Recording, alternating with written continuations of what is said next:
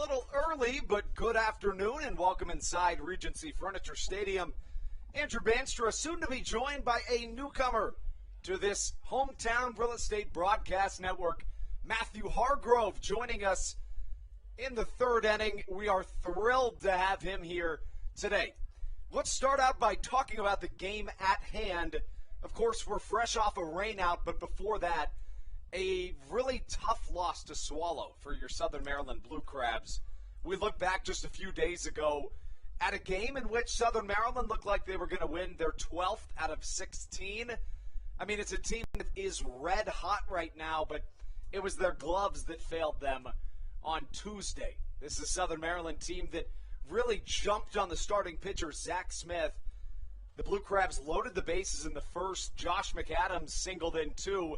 And in the second, a Barnstormers error allowed Ruby Silva to smack his 14th home run of the season. Next thing you know, a Southern Maryland team that has the best team batting average and record, oh, and by the way, ERA, since June 15th, found themselves in a little bit of an offensive rut from innings 3 through 9. In the meanwhile, the Gloves struggled.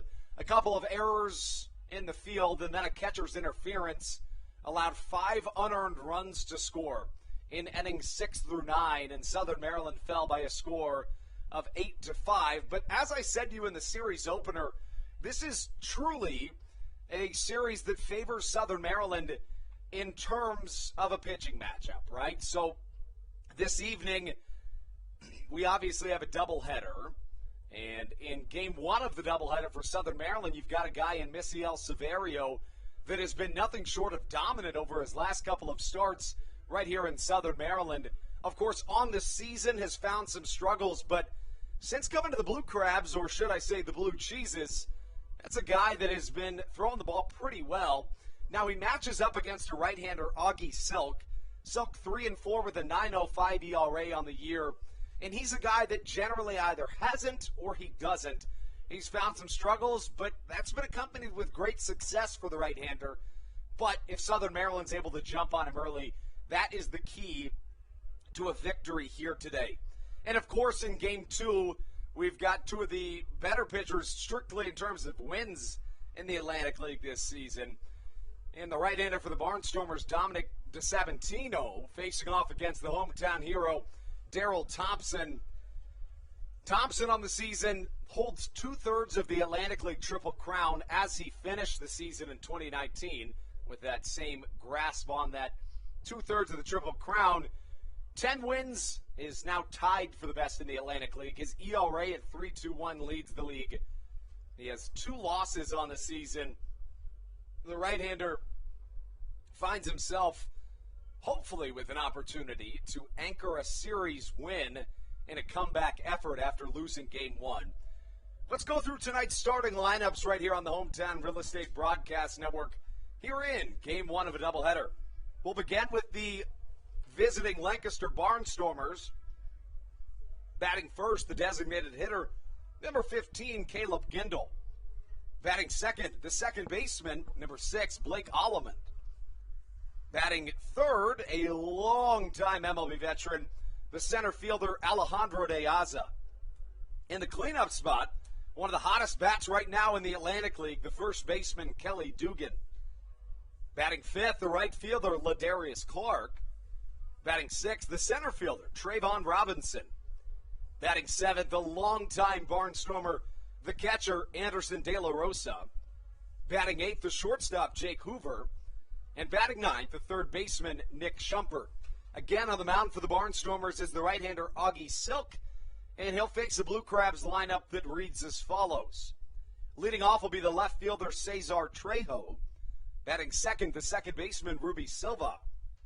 Batting third, the designated hitter, Jovan Rosa.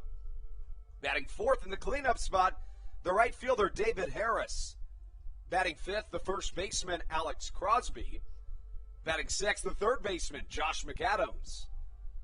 Batting seventh, and in my opinion, it's not even close, the best player in the Atlantic League to have batted in the seventh spot in 5 or more games this season, it's Zach Collier. The guy is an absolute wizard at the dish and pretty darn good in the field, too. He bats seventh. Batting eighth after Zach Collier is the catcher, Joe DeLuca. And batting ninth, the shortstop, Michael Baca.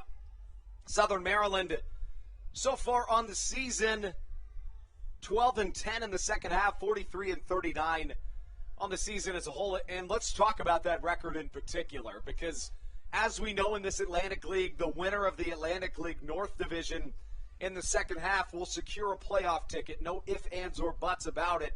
And if this trend holds, it's going to either be Southern Maryland or Lancaster. So obviously, not only are these games in and of themselves important, but what if it comes down to head-to-head? You have to win all of the games that you can. Misael Severio is going to take the mound and try to lead the Blue Crabs to just that.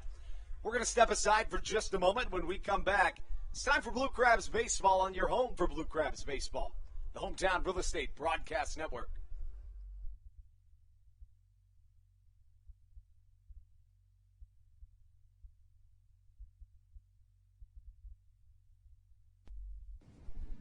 This is Andrew Luceno, and you are listening to the Hometown Real Estate Broadcast Network. American Radiology is the clear choice for all of your medical imaging needs. With locations in Charles and Calvert counties, they offer a full range of imaging services. Some of their latest innovations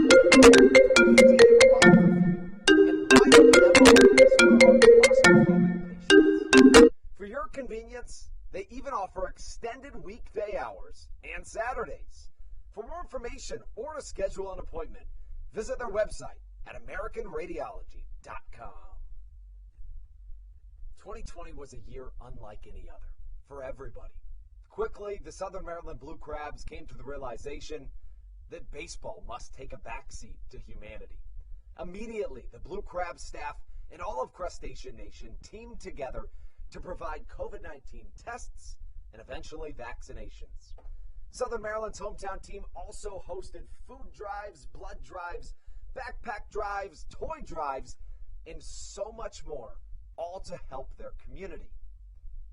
The Blue Crabs couldn't be more thankful to the healthcare heroes that have gotten us to this point and helped our community so much throughout the COVID-19 pandemic. That's why this season is dedicated to our healthcare heroes. Each Saturday night, we will have a healthcare hero, a local healthcare professional, throw out the first pitch of the game and be honored. That's why in 2021, all season long, healthcare professionals get $5 tickets to every single Blue Crabs game. Thank you so much, healthcare heroes, for all that you have, are, and will continue to do for our community.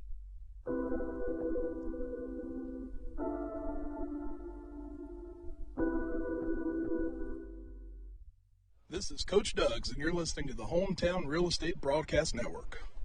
None other than Coach Doug's welcomes us in to the first game of a doubleheader. Now, of course, anytime you have a non-scheduled doubleheader, the fans are going to take some time to roll in, considering most of these people have had their tickets for quite some time now. They weren't expecting a 6:35 start. So Misael Severio is going to have to pump some energy into his team right here, a team that is chasing a second-half title. That would be the first time since 2017 that Southern Maryland achieved that particular feat. They'll do so behind Misael Severio today. Severio on the season has been a little bit rocky, but why don't we start a little bit more specifically? When we talk about a guy in Misael Severio that has been absolutely dominant since joining the Southern Maryland Blue Crabs. With Southern Maryland, he is 1-1 in 3 starts with a 3.94 ERA, and you may be thinking to yourself, 3.94 ERA, that's not dominant. Well, in the Atlantic League this year, it kind of is, to be honest with you. I mean, you're looking at a top 10 in the ERA leaders among qualifiers that are dipping into the high 6s almost, or really the high 5s. 5.7, 5.8 ERAs are top 10 in the Atlantic League. So 3.94 is going to get it done with the way that the bats have looked in this Atlantic League of Professional Baseball this year. On the season, Severio 1-4 with a 7.36 ERA. Began the season with the West Virginia Power before joining the Milwaukee Milkmen of the American Association. Now here in Southern Maryland, and he takes off against a fellow left-hander in Caleb Gindel. First pitch to Gindel, hit to the right side. Straight on a roll to Ruby Silva, who fires across the infield into the outstretched glove of Alex Crosby. One pitch, one out for Severio. And, that's kind of a good synopsis of what Severio does for you on the mound.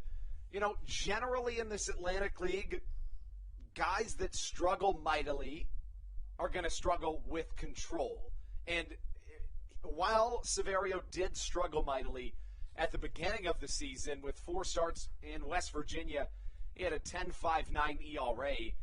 This is a guy that does not walk a lot of batters at all. This season in 33 innings, he's walked just 7 guys. So he's going to pound the zone, and he's going to test this Lancaster team as Blake Alleman steps into the dish. A big swing and a miss against the second baseman, Alleman, who's had a really good year here for the Lancaster Barnstormers. A guy that began the season not starting every single game and then was generally towards the bottom of the lineup, but his bat has proven to be really, really good, especially of late. And Alleman's worked his way into that 2 spot in the Barnstormers lineup. Fastball misses off the outer edge as Severio finds a 3-ball, 1-strike count. Now, of course, anytime a broadcaster talks about a pitcher's control, that might kind of skew the baseball gods, as it were, but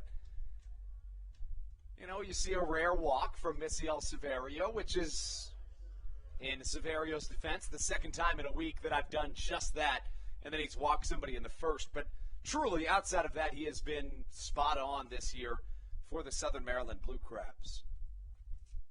Batting third, coming up to the dish, is a longtime MLB veteran in the form of Alejandro De Aza. Played in the majors from 2007 through 2017, most recently with the Washington Nationals in 2017. De Aza, a .260 hitter in 10 years at the major league level. A slider away, gets away from Joe DeLuca as Alleman finds himself in scoring position here early. Now that's a rare sight that you're going to see right there. And the DeLuca, generally a brick wall back behind the dish.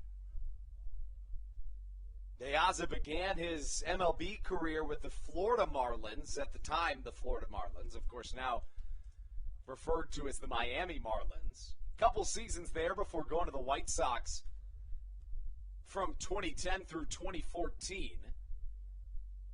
Severio will look back to second.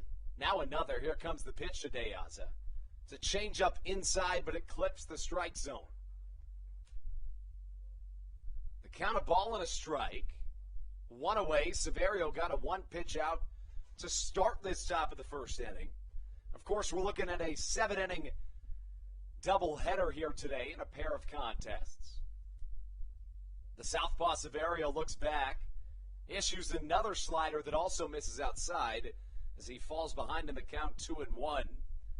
Now, when we talk about De Aza and his MLB career, you really look in particular at those 2012 through 2015 seasons, really. Those are the years in which he played basically full seasons. In every other year, he played right around that 90 mark if you average it out, but really full seasons in the other years as a hot shot goes straight in the air. Josh McAdams battles the afternoon sun and catches for out number 2. 2 away for Severio as he tries to dodge the danger that comes with a first-inning walk. 2 away as Kelly Dugan comes to the plate.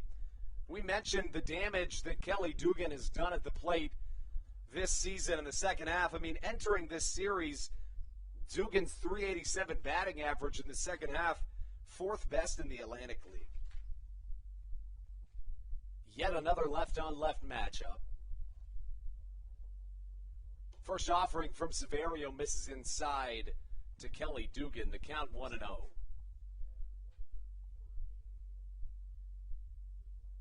Dugan's now .390 batting average to finish that point has slid him all the way up to second best in the Atlantic League in the second half as he hits one well to the left side. Shouldn't be a problem out and left for Cesar Trejo, and it isn't. The Barnstormers strand one after a walk. He gets into scoring position, but no further damage as Misiel Severio dodges danger here in the top half of the first. We take you into the bottom half with Cesar Trejo, Ruby Silva, and Jovan Rosa set to come up to the plate for your Southern Maryland Blue Crabs when we return on the Hometown Real Estate Broadcast Network.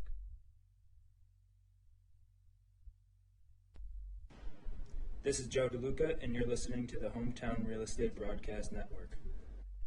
Dyson Building Center is one of the oldest family-owned and operated hardware, lumber, and building supply stores in Southern Maryland. They're located in St. Mary's County on Route 5 in Great Mills. Dyson's has an expansive and diverse inventory to help you with all of your home improvement and project needs. Whether you're new to the world of DIY, a tried and true DIY professional, or somewhere in between, the friendly and experienced staff at Dyson Building Center is ready and willing to help you today.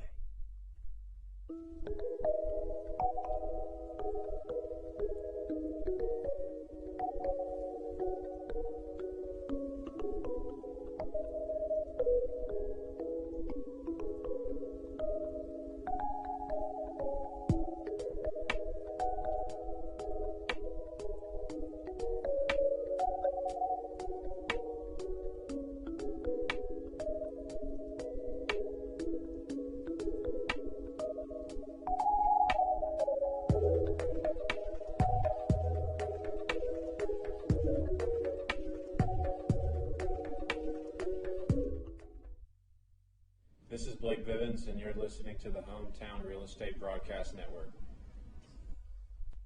Into the bottom half of the first we go. A big southpaw on the mound for the Lancaster Barnstormers. Coming in the form of Augie Silk. Stepping onto the mound, 6'4", 210, originally out of California, and he finds himself here with the Lancaster Barnstormers in this 2021 campaign. Now, we mentioned Silk has been a little bit up and down this season as Cesar Trejo comes up to the plate. Trejo with a brand new walk-up song, Suit and Tie by Justin Timberlake. Give you the numbers on the southpaw, Augie Silk, in just a moment. As for Trejo, a .291 hitter on the season, a guy that gives a rare skill set combining power and speed as the first pitch is taken down low. Now Silk on the season, 3-4 with a .905 ERA. He has walked 73 batters in 64 and 2/3 innings pitched, certainly higher than you'd like, and the whip is about as reflective of the ERA as it could be. It's a whip that sits all the way up at 2.35, certainly higher than you'd like. In the month of August, however, he performed a little bit better, a 6.75 ERA on the month for the Southpaws. Cesar Trejo lasers one up the middle, finding some grass out in center, and a leadoff single for Trejo. Now, this is the first time that Cesar Trejo has led off this entire season. I'm of the opinion that he is a really, really good guy to have in that leadoff spot. That brings up Ruby Silva. Silva, arguably, actually statistically as well, the best bat in the Atlantic League in the second half of the season. A .398 batting average for Ruby Silva, a guy that gets it done in a variety of ways. He's an outfielder by trade, but he's moved into the middle infield here for Southern Maryland as the former Chicago Cubs prospect takes off against Augie Silk. First pitch shows bunt, but pulls it back, and it's a called strike from Silk. Now, you wouldn't be surprised at any point if Cesar Trejo took off for second.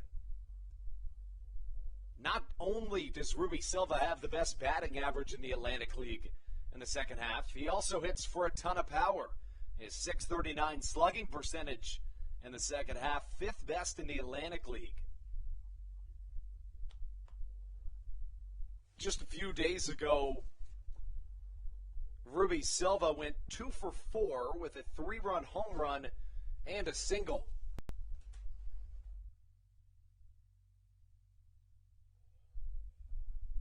Silva taps one foul as the Cuba native finds himself in a no-ball, 2-strike count.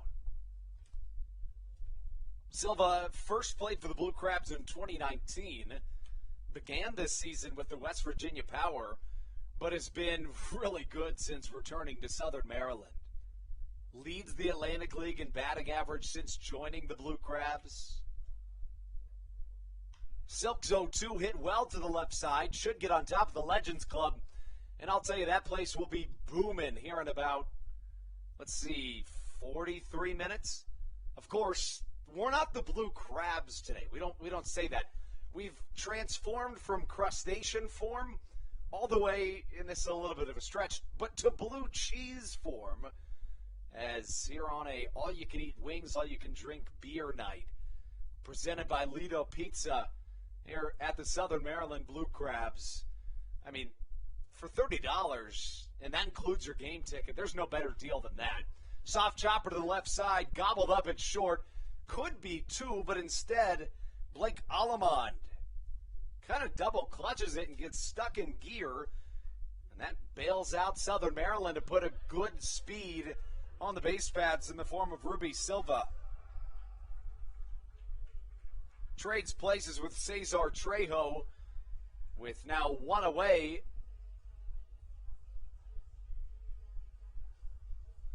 Jovan Rosa will come to the plate. Rosa hasn't played in all that many games this year, just 3 for Southern Maryland. He was picked up out of the Mexican Baseball League just a couple of days ago. The right-handed Rosa hits one well to the right side. Sky high, but shouldn't get too far. Ranging back is the right fielder, Ladarius Clark. And now Silva's going to try for second. That was a dangerous move. Now, Ruby Silva is well known to be one of the more aggressive players in the Atlantic League. That was certainly a good depiction of just that as Silva's doubled up at second. Southern Maryland technically goes down in order despite a trio of unique plays. We're through an inning of baseball here in Southern Maryland. When we return, Misiel Severio back on the mound on the Hometown Real Estate Broadcast Network.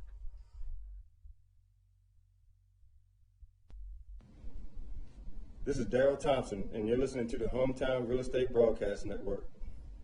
Whether it's Chris Paul, Cliff Paul, Aaron Rodgers, or even the son of a former Blue Crab, Patrick Mahomes, you've seen many athletes endorsing State Farm.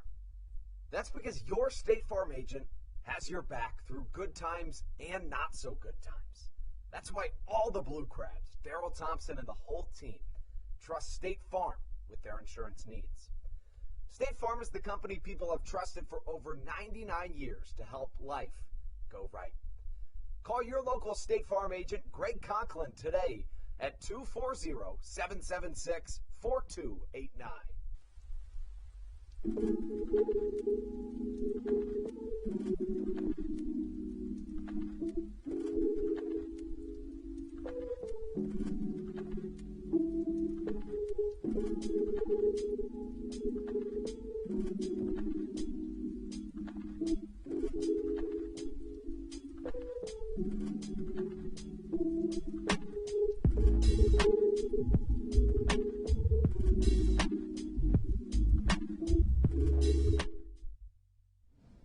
This is Kent Blackstone, and you're listening to the Hometown Real Estate Broadcast Network. Taking you into the top of the second here in Southern Maryland. Regency Furniture Stadium, the site of today's contest, right here in Charles County, Maryland, as Misiel Severio retakes the mound. He faced 4 in his first inning of work, walking 1 inducing a pair of pop-outs to go with the ground out. Now he faces off against Ladarius Clark.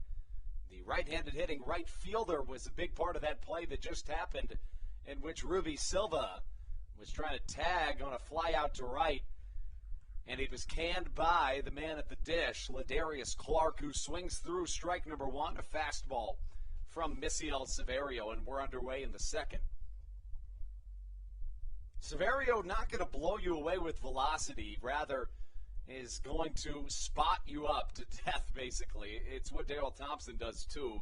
He's going to hit his spots over and over and over and over again, and almost like a heavyweight boxer, he's not going to let up. I mean, he's just going to keep going, not going to try to make you chase. He's going to force you to put it into play and not going to give you a ton to work with.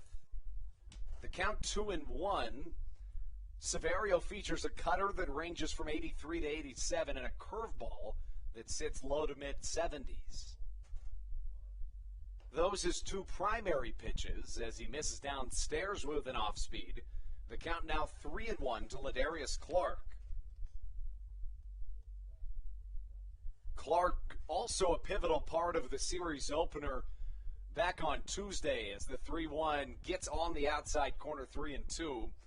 After the Barnstormers plated a pair of unearned runs in the sixth inning, in the seventh, they plated 4, 2 of which were on just a bloop shot single to right field off the bat of Ladarius Clark. Now, Clark went 1 for 4 the other day, but entering this series, he was among the leaders in the Atlantic League with a .350 batting average in the second half of the season. Clark fares well against Southern Maryland, hitting right around that 300 mark in a dozen games against the Blue Crabs.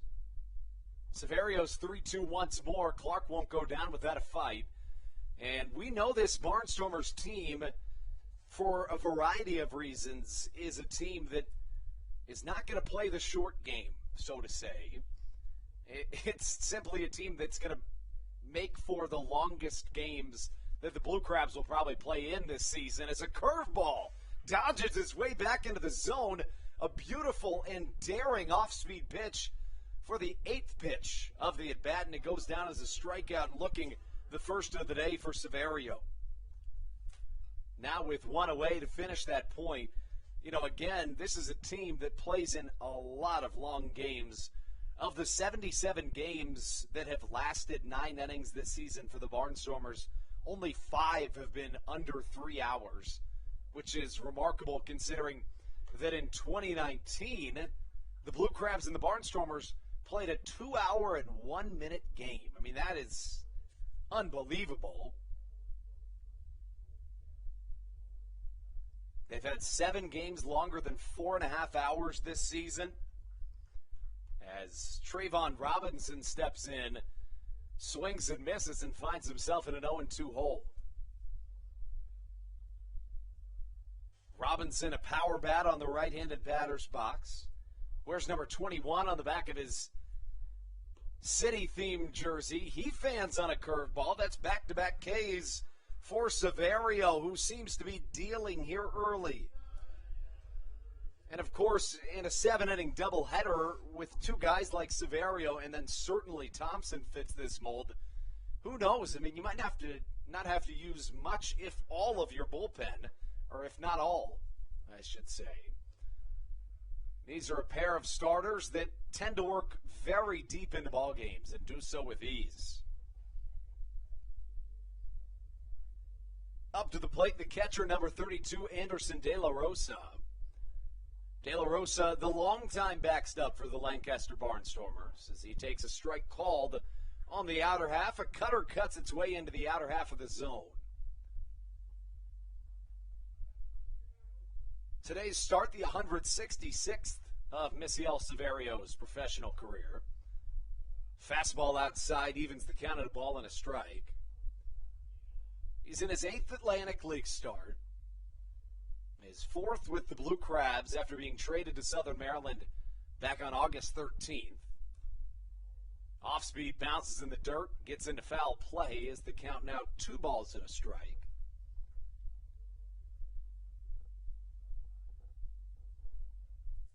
began his professional career at the age of 18 in 2007 in the Cuba National Series. Of course, that's the professional baseball league in Cuba.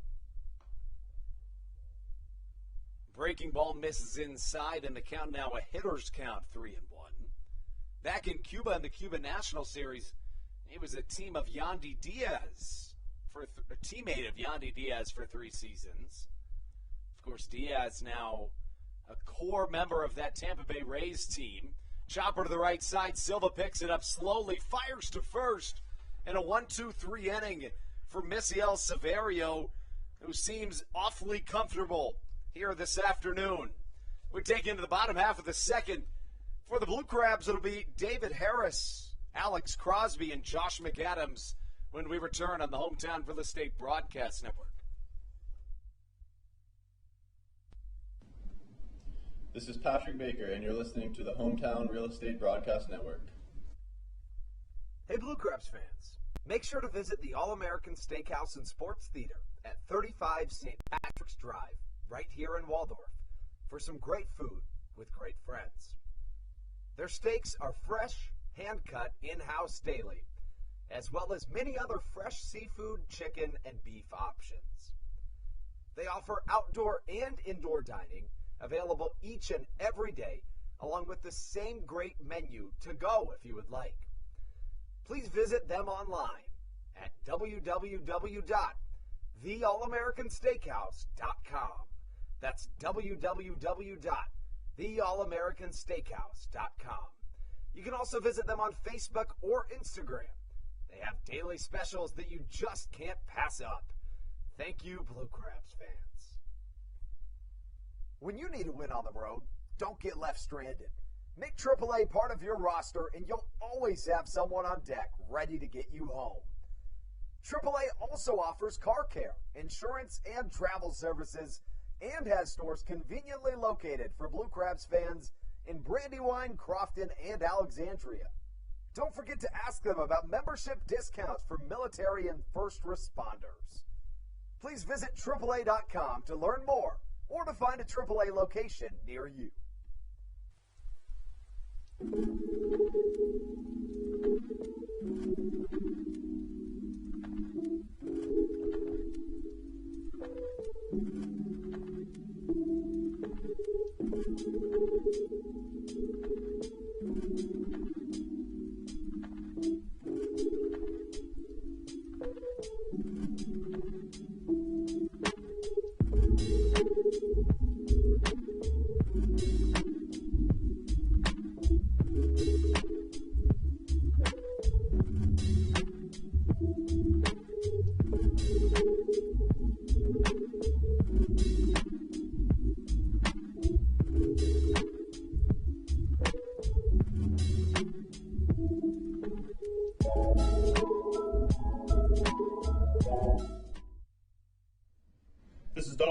And you're listening to Hometown Real Estate Broadcast Network. A quick one to this point. We take into the bottom half of the second inning with David Harris coming up to the plate. Harris, pretty good the other night. The right-handed hitting center fielder had a pair of hits in the contest. A double and a single started out the game for the former Toronto Blue Jays draft pick. Harris had a historic day a couple of weeks ago, tied a Blue Crabs franchise record in both home runs and RBIs. 3 home runs, 7 RBIs on the day for Harris. Fastball from Augie Silk misses down low.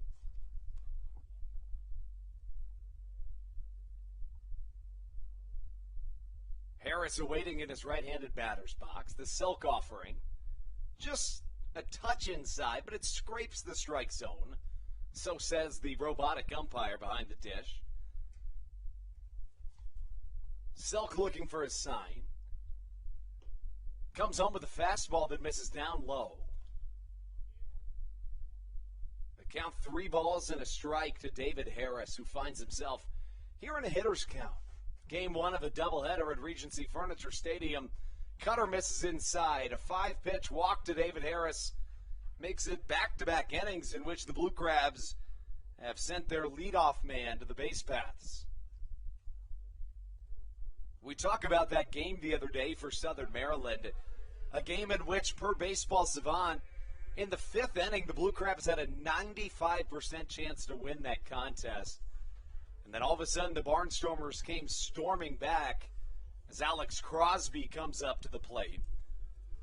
The other night in the series opener, Crosby had a rare hitless game. I mean, this is a guy that is absolutely scorching hot at the plate. Sees a fastball away for a cold strike number one. Crosby wears number 15 on the back of his jersey.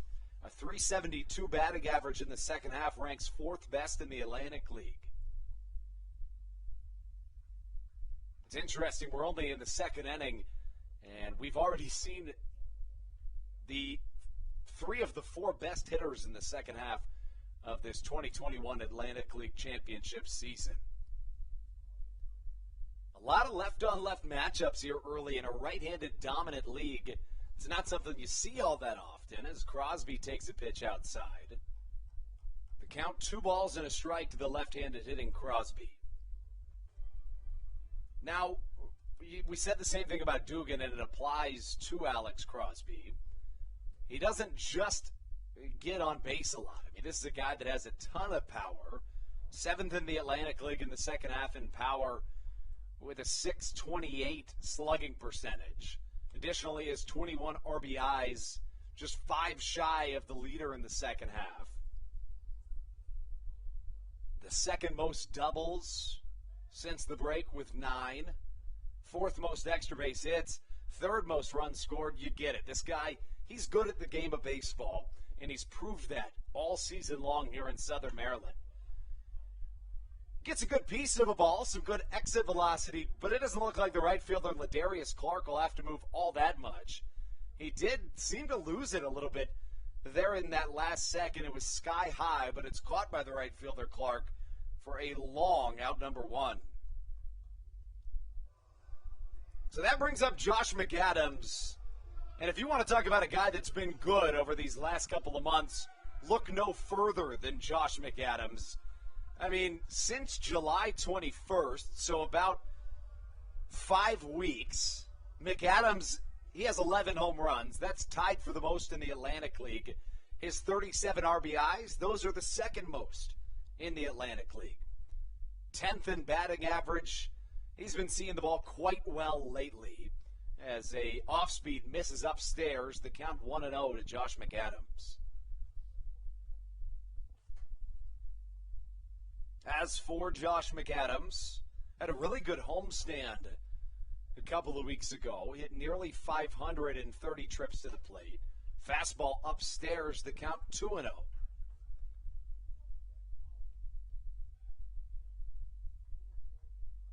3 home runs, 10 RBIs against the Barnstormers this year for Josh McAdams. Make that 12 RBIs, I should say. The 2-0 swung on and missed. And you see these Blue Cheeses jerseys that Southern Maryland is wearing this evening. If you look really close, you may be able to tell the numbers. Those are made out of celery. We'll put those up on the screen in just a moment. The 2-1 about to come in from Augie Silk. Fastball upstairs, the count 3-1. Now take a look at these jerseys that you see on your screen. Of course, the Blue Cheeses logo underneath and the Wing Wars up top. But those are absolutely magnificent. It looks like blue cheese. The numbers are celery. Of course, it celebrates our all-you-can-eat wings, all-you-can-drink beer competition to find the best wings in all of Southern Maryland. Line drive down the right field line, lands foul. From this vantage point, it looked like it was going to be close. We appreciate you spending your evening here with us, and after a really difficult day yesterday, especially up here in this northeast quadrant of the United States of America, we hope that all of you, no matter where you are safe and healthy, and we're happy that you're spending your evening here with us. As just read a report that now the death toll in the Northeast all the way up to 40. 23 deaths in the state of New Jersey. We also want to send our thoughts and sympathies to a former member of the Atlantic League, the Somerset Patriots, now the AA affiliate for the New York Yankees. Snap throw down to first. Harris is going to dodge the tag. Josh McAdams did indeed strike out, but a brilliant slide, almost Javier Baez-esque, from David Harris down there at first to keep this inning intact. But, you know, we talk about the Somerset Patriots. They were one of the original teams in this Atlantic League. From the late 1990s all the way through 2019, they were in the Atlantic League. And then, of course, Major League Baseball tapped them to be the AA affiliate for the New York Yankees starting this season. They had their whole stadium flooded yesterday, and we absolutely are devastated, as is the entire Atlantic League family, upon hearing that. First pitch to Zach Collier, gets past the backstop. Anderson De La Rosa, now a runner in scoring position for Zach Collier, who sees a 1-0 count.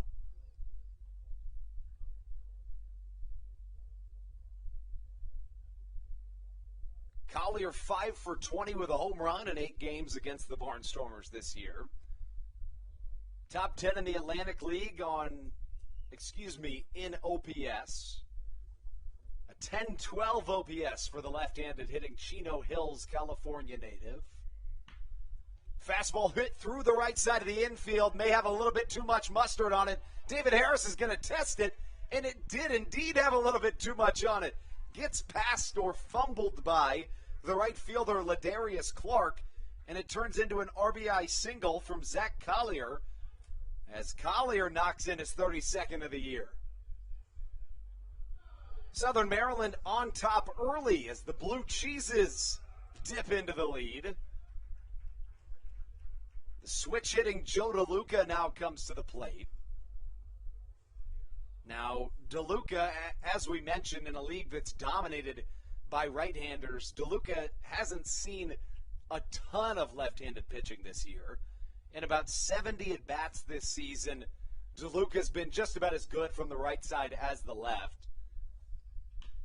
He lines one through the left side as Silk finds himself in a potential jam here. Running you back through this inning on the Hometown Real Estate Broadcast Network. It began with a walk to David Harris. Alex Crosby then flew out to right. It was a deep one. Upon a Josh McAdams strikeout, Anderson De La Rosa snapped the throw down to first. It beat David Harris by a few steps, but he dodged the tag in beautiful fashion, which extended the inning, allowing Zach Collier to single him home, and then Joe DeLuca singles, bringing up the 9-hole hitter Michael Baca. Baca, not your average 9-hole hitter, a guy that has really turned up the volume in the second half of this season. And, you know, we harp on that a lot throughout the beginning of this broadcast, but the reason being that it's just true. It's simply true. This is a Southern Maryland team that has been absolutely knocking the cover off the baseball in the second half of this season. Fastball catches the zone down low. Baca, the 6th best batting average in the Atlantic League since the turn of the half. A .355 mark for the shortstop. Left on right matchup. Handcuffs him a little bit, but it gets into the outfield. In comes Ladarius Clark, and the ball gets past him again. Zach Collier coming home to score. Joe DeLuca looked like he was going to be waved around third, but he stays at third. And that's a pair of blunders in the outfield. You know, as Southern Maryland takes a 2-0 lead, we point to the fact that this is not normal to see in this Atlantic League. The plethora of defensive blunders now we've seen from both sides across this series. And that will bring Ross Peoples out of his dugout. Call that a single plus an error. Tag an RBI along to it. You find a 2-0 Blue Crabs lead. And we mentioned that high walks plus hits per inning pitched for Augie Silk on the season. To this point, he's allowed 4 hits, also walked a batter. Now, when we turn into the top of the third, we're thrilled to be joined by the newest addition to the Hometown Real Estate Broadcast Network. It's Matthew Hargrove joining us for the rest of the season.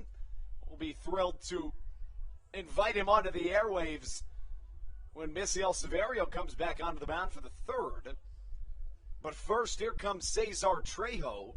Trejo singled and then was forced out at second on a Ruby Silva ground out.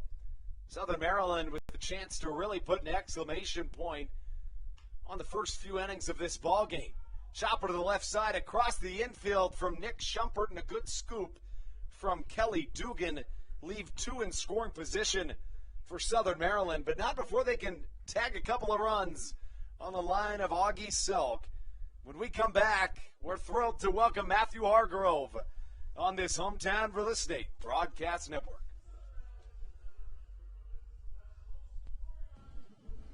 This is Patrick Baker, and you're listening to the Hometown Real Estate Broadcast Network. American Radiology is the clear choice for all of your medical imaging needs. With locations in Charles and Calvert counties, they offer a full range of imaging services. Some of their latest innovations included 3D mammography and wide-open MRIs for our claustrophobic patients. For your convenience, they even offer extended weekday hours and Saturdays. For more information or to schedule an appointment, visit their website at AmericanRadiology.com. The Charles County Department of Health encourages you to get the COVID-19 vaccination today. You can get it all over Southern Maryland or no matter where you are across the United States. Vaccinations are offered right here at Regency Furniture Stadium with no appointment needed. Charles County Department of Health and the Southern Maryland Blue Crabs urge you to take one for the team and get the vaccine.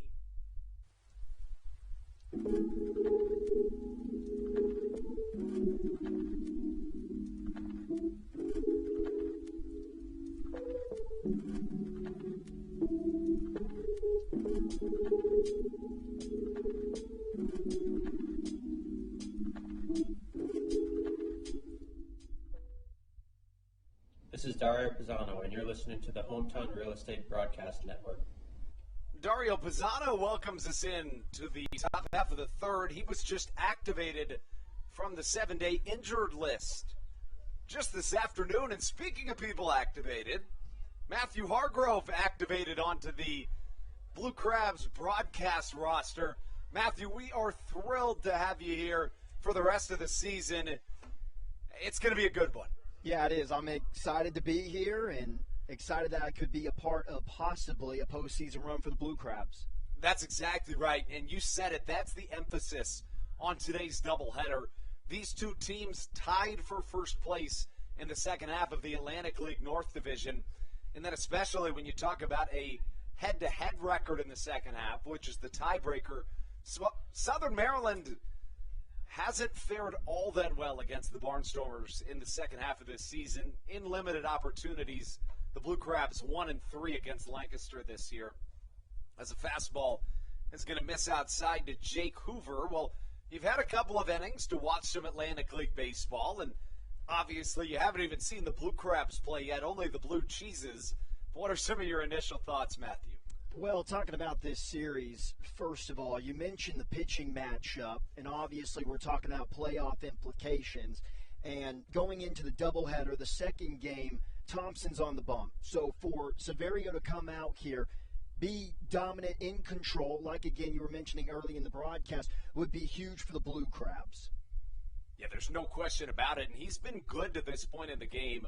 A left-hander that found some struggles early in the season with both the West Virginia Power and then in the American Association with the Milwaukee Milkmen, which, Matthew, I was by myself for these first few innings, so I couldn't really laugh that loud, but that's a great name, the Milwaukee Milkmen, am I right? Well, I first actually heard of the Milwaukee Milkmen over this summer, and when someone told me about the name, I thought they were joking. I thought it was a made-up name. You would think so. But I mean, that's the beauty of minor league baseball. You know what I mean? 4-pitch walk drawn from Jake Hoover brings up the 9-hole hitter Nick Shumpert. There is another team that I was informed about. Yeah. I forget the area, but their team name is the Trash Pandas. Oh, of course. And that's another one that I did not Rocket believe City. it was a real name. Rocket City Trash Pandas. That's what they're called. Now, they had to name the team contest, and, I love that idea. There's a couple of, or at least one, name the team contest going on right now in the Atlantic League. As Severio picks off to first, not in time.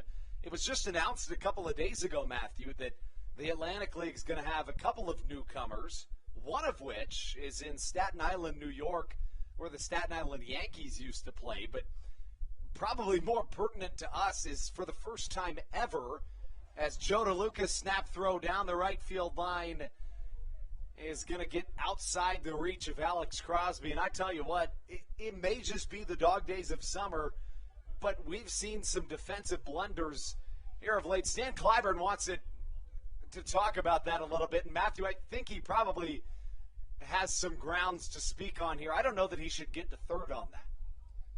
Yeah, that's a tough situation going over there, getting hit by the tarp. But you mentioned it, you got DeLuca with the overthrow, and then we saw the reason why the Blue Crabs were able to add on to their lead, the blunder in right field by Ladarius Clark, and maybe that has something to do with it being a doubleheader. These guys still trying to get warmed up out here after laying around all day with the postponement of yesterday's ball game. I think it's a really good point that you bring up. There has to be a little bit of that. They are going to allow him to stay at third. Andrew, I think that's the right call. I know he's upset about the tarp. I know he's upset about the baseball finding its way in there, but it's going out of play. I would tend to agree. It was untouchable, and he was already past the halfway point to second base. So Clyburn not happy about this one, but and Stan Clyburn, a guy that generally doesn't come out to argue all that often. So very well, Matthew could just be trying to make a point to his team right now. I mean, he hasn't been ejected all year. He's been ejected 2 times in the last 2 years. He's a guy that generally stays in the dugout. And it's definitely something that works, and we've seen that at every level of baseball. The manager, every game really, every sport, manager going out there trying to get his team fired up by being ejected. Line drive to the left field side. That's going to drop for extra bases. A run will come around to score as Cesar Trejo snags it out of the warning track dirt by that Meridian Fitness Club sign. An RBI double driven in here from Nick Shumpert. No outs here in this third inning of action. And the Barnstormers have sliced this lead in half. And now Clyburn's going to come and talk about this one once more.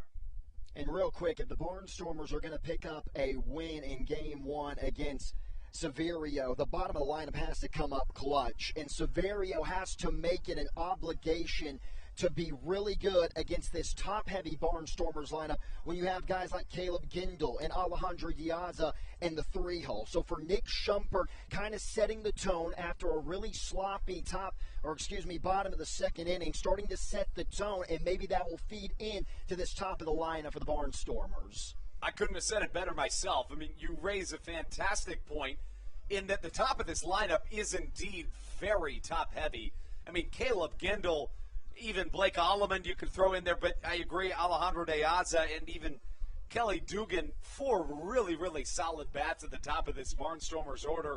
And then when you get towards the bottom, it's not quite as solid, at least statistically. So I would tend to agree, having the bottom of the order set the tone could just be what the Barnstormers need.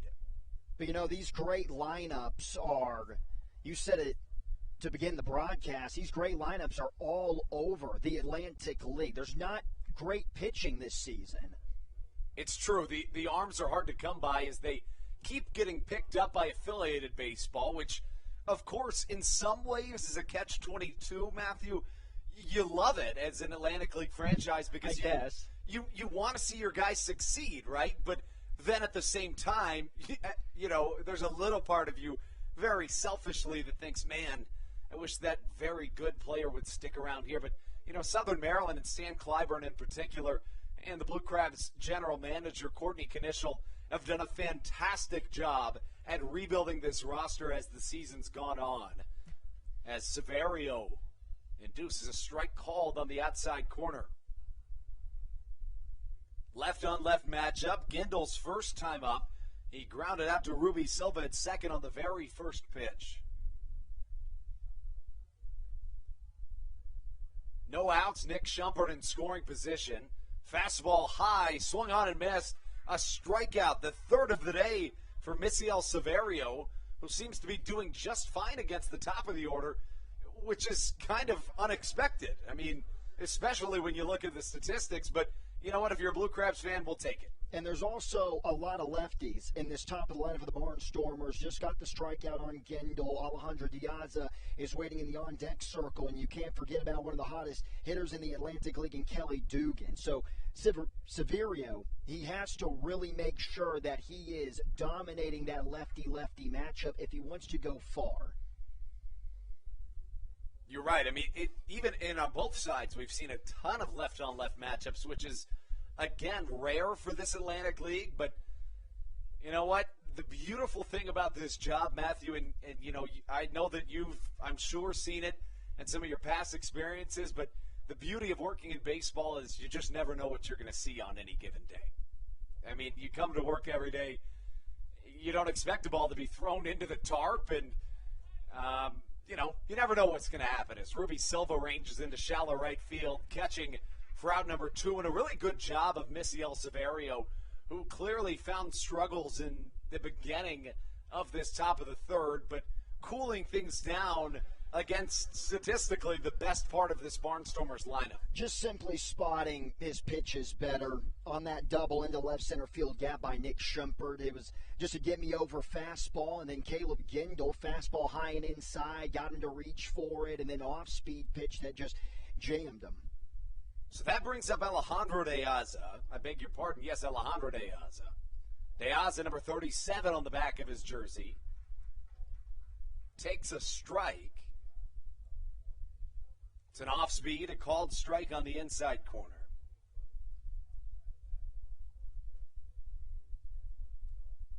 Severio will look back to second. Schumpert takes his lead.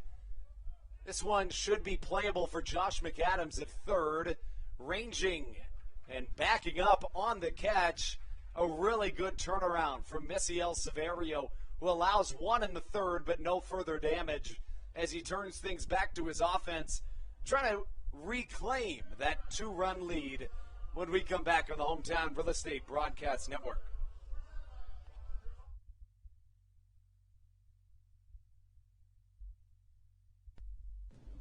This is Matt Latos, and you're listening to the Hometown Real Estate Broadcast Network. Dyson Building Center is one of the oldest family-owned and operated hardware, lumber, and building supply stores in Southern Maryland. They are located in St. Mary's County on Route 5 in Great Mills. Dyson's has an expansive and diverse inventory to help you with all of your home improvement and project needs. Whether you're new to the world of DIY, a tried and true DIY professional, or somewhere in between, the friendly and experienced staff at Dyson Building Center is ready and willing to help you today. In February of 2020, Regency Furniture Stadium and the Southern Maryland Blue Crabs were given what we view as an honor, being named the 4th mass vaccination site in the state of Maryland. Here's a message from Regency Furniture about the honor that it has been and still is to be one of Maryland's mass vaccination sites, getting our community back to safety.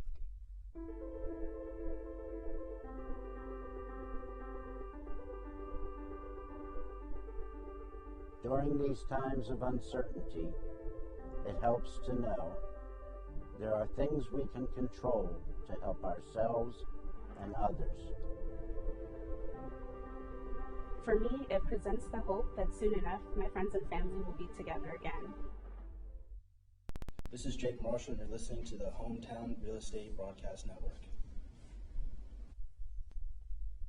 Andrew Bandstra alongside Matthew Hargrove as we take you into the bottom half of the third. here on the Hometown Real Estate Broadcast Network. Ruby Silva's going to start things off, and he is simply, with no exaggeration needed, one of the most electric hitters in all of the Atlantic League. First pitch to Silva inside, and the count of ball and no strikes. Left-on-left matchup, Augie Silk into his third inning of work. He allowed 2 runs in the second. And look for Augie Silk to be really aggressive here in the bottom of the third. Just could not find the strike zone, particularly with that fastball in the second.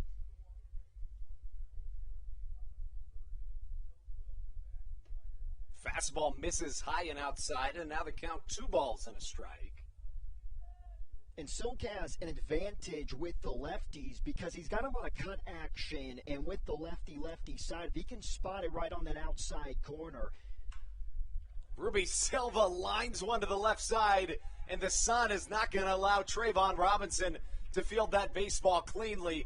Silva thinks about rounding second, but stays at second with a line drive double, and that thing had to have been triple digits in exit velocity. And this is why Ruby Silva has been the best hitter in the Atlantic League for the second half. He might arguably be the best hitter in the Atlantic League. I just get done saying that for Silk to have a pretty good outing in Game 1, maybe he can spot that fastball on the outside, a little cut action, maybe throw it just outside of the K zone. He does that on that last pitch to Silva, but doing a really nice job of staying the opposite way, and that's why you saw a rocket off the left field wall.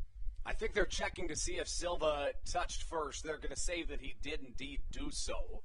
And, you know, it's interesting with these 5 o'clock games, Matthew, because as you can see, the hitters are in the shade, and the pitchers, well, they're in the sun, but right now kind of in the sun, right, especially for a lefty. They're having that shadow cast upon them from the outfield lights, so it's kind of a weird conundrum there, where the pitcher releases it in the sunlight, but then once the hitter sees it get to the zone, well, it's kind of changed a little bit. That's going to throw you off a little bit. Jovan Rosa up to the plate. Silk's pitch. Checking to see if he go. No, he did not, as the count goes to 2 balls, no strikes. You know, I think with the shade and hitting-wise, I think it messes up the batter most of the time when we see a harder thrower. A soft-throwing guy like Silk, I think you're going to have more success.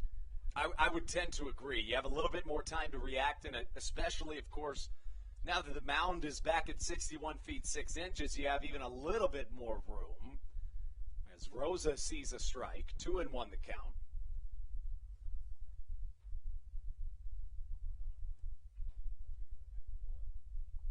Here's an interesting note on Augie Silk. At one point, his paternal grandfather owned the Philadelphia Eagles. You don't hear that so often. No, you do not. You got to wonder if he's an Eagles fan. You would think he is, but you never know. Has to be. Yeah, I mean, I would be if I had that connection. The 3-1, a fastball low and away, and it catches the strike zone. And I really love that we have this pitching duel today between Silk and Severio. You got two kind of the same game plans. Fastball, not overpowering, and the way they're going to make that fastball seem a little quicker is how well they're going to throw their off speed. Silk hasn't been able to do that as much, but Severio has. This one could be trouble into shallow right. Catching is the second baseman, Blake Alleman, but you raise a really good point.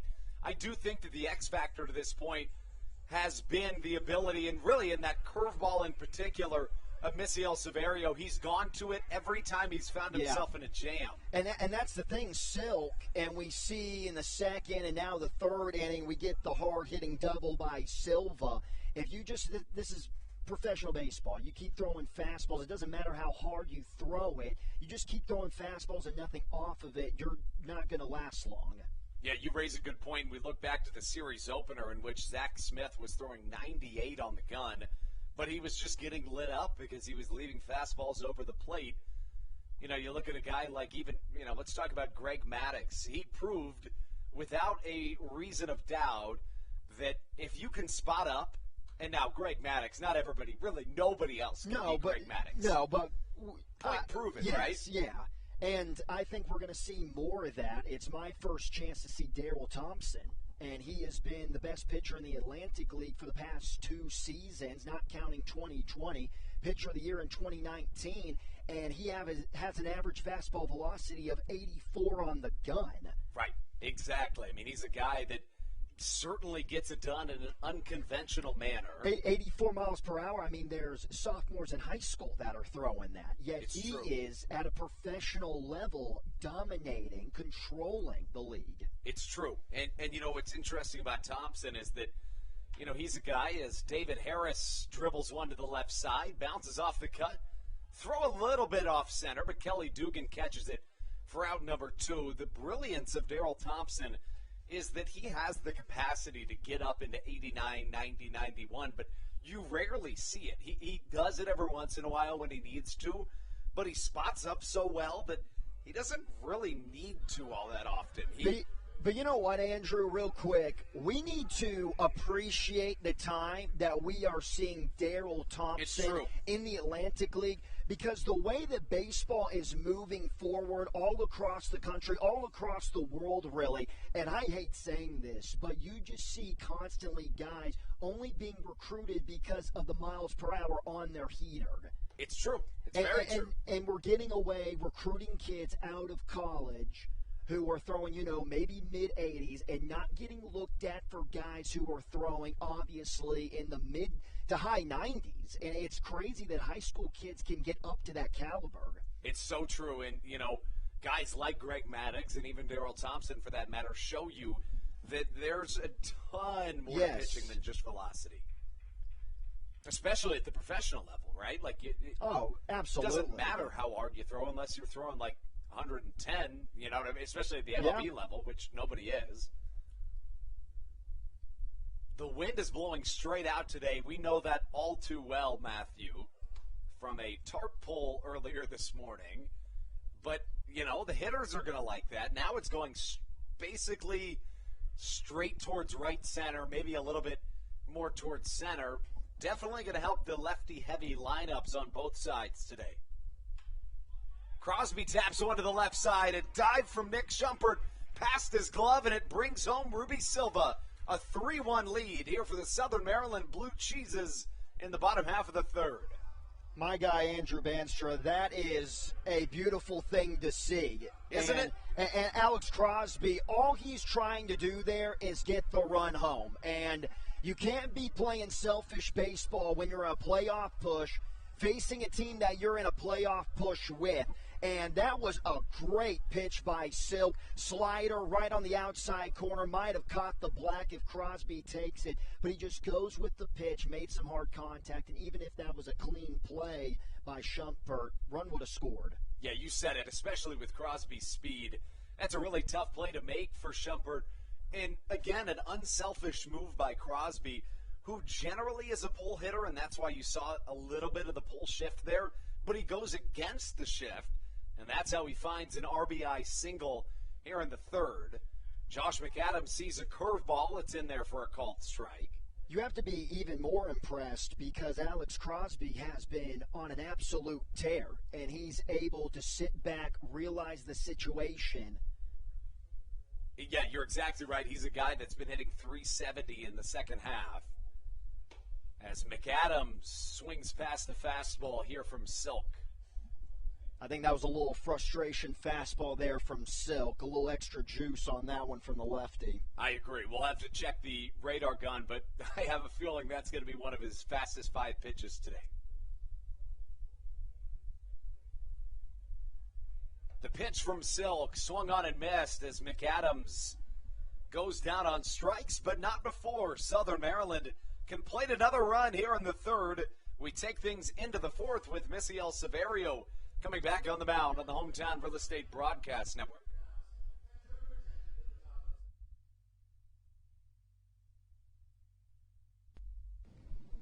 This is Josh McAdams, and you're listening to the Hometown Real Estate Broadcast Network.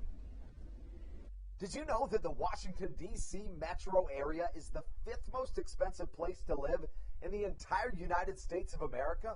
Sometimes finding affordable housing in this area can feel impossible. If you're struggling to find affordable housing, look no further than the Villages of St. Charles by Ross Properties. You can visit them online at villagesatstcharles.com for more information today. Villages of St. Charles, they'll have you safe at home. There's nothing quite like when the Blue Crabs retire the side. At Wealth Management Partners, they're on your side for your retirement planning needs. It's never too early to start planning your retirement.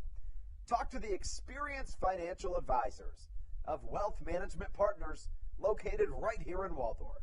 Call them today at 301-885-0955. Again, Wealth Management Partners. Call them today at 301-885-0955.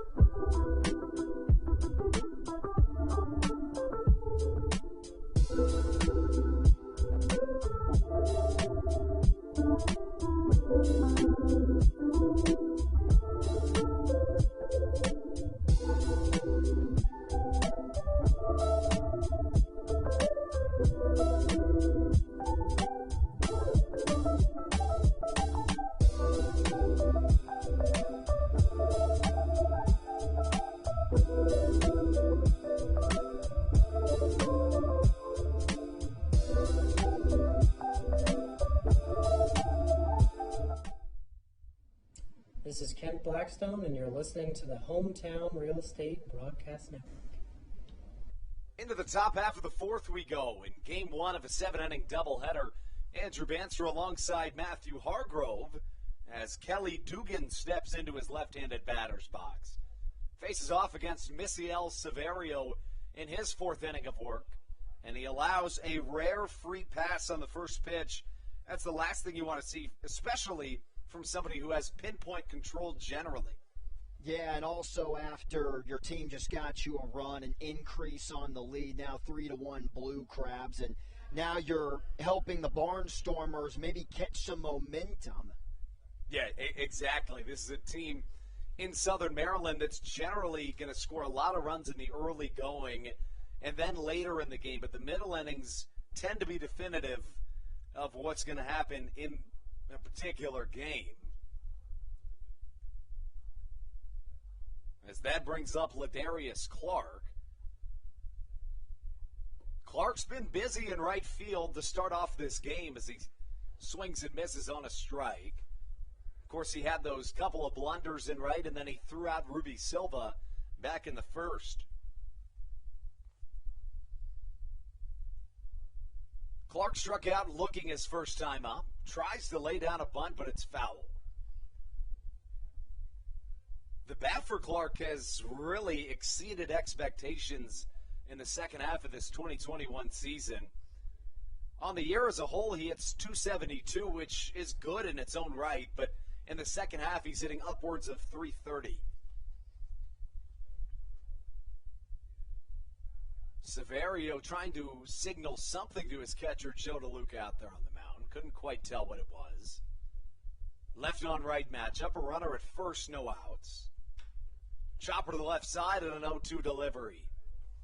You know, I wasn't surprised to see the bunt by Clark, and these 7-inning doubleheaders, they can be a curse or they can be a blessing sometimes, depending on how you are looking towards the end of the ball game. With it being the fourth inning, it's basically the sixth inning of a regular game.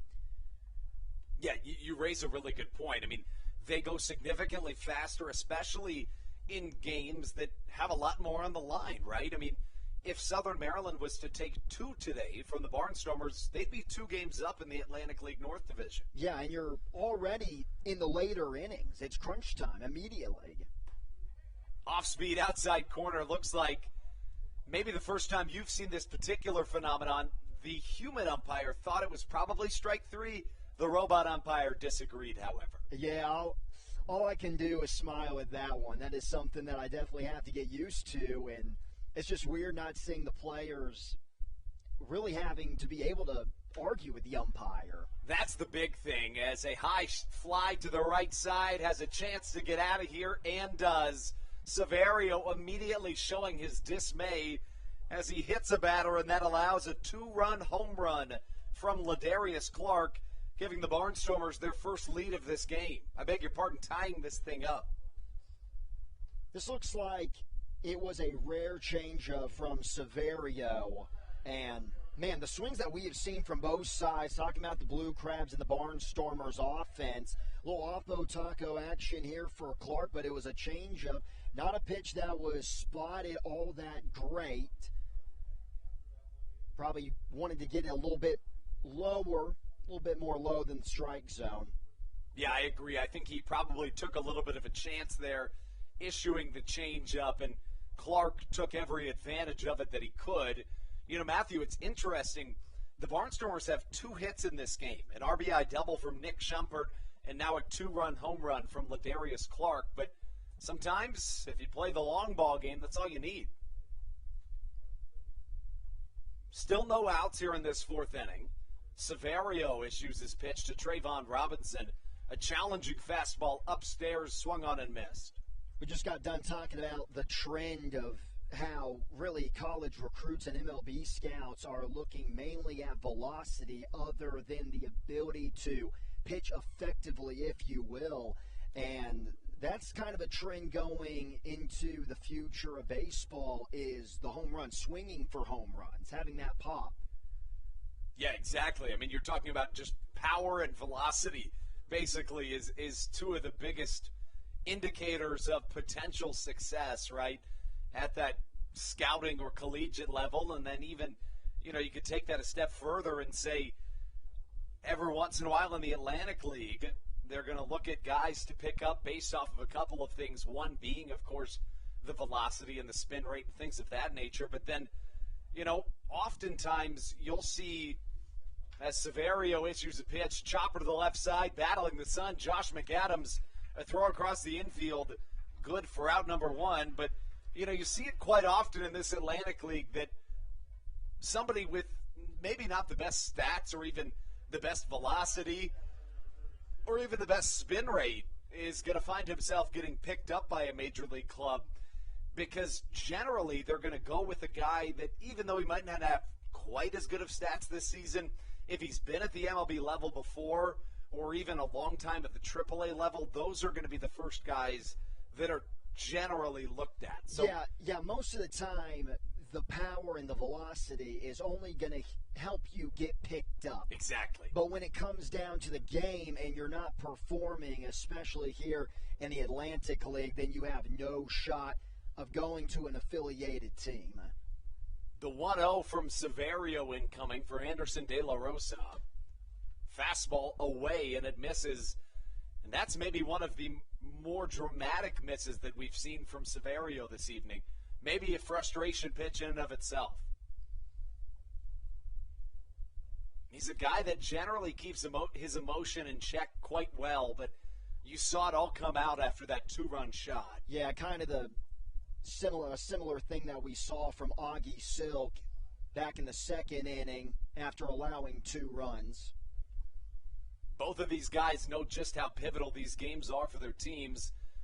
And for Severio in particular, he's a guy that's really turned his season around. So allowing that big 2-run home run kind of ends a streak of immense success that he's had over these last couple of starts.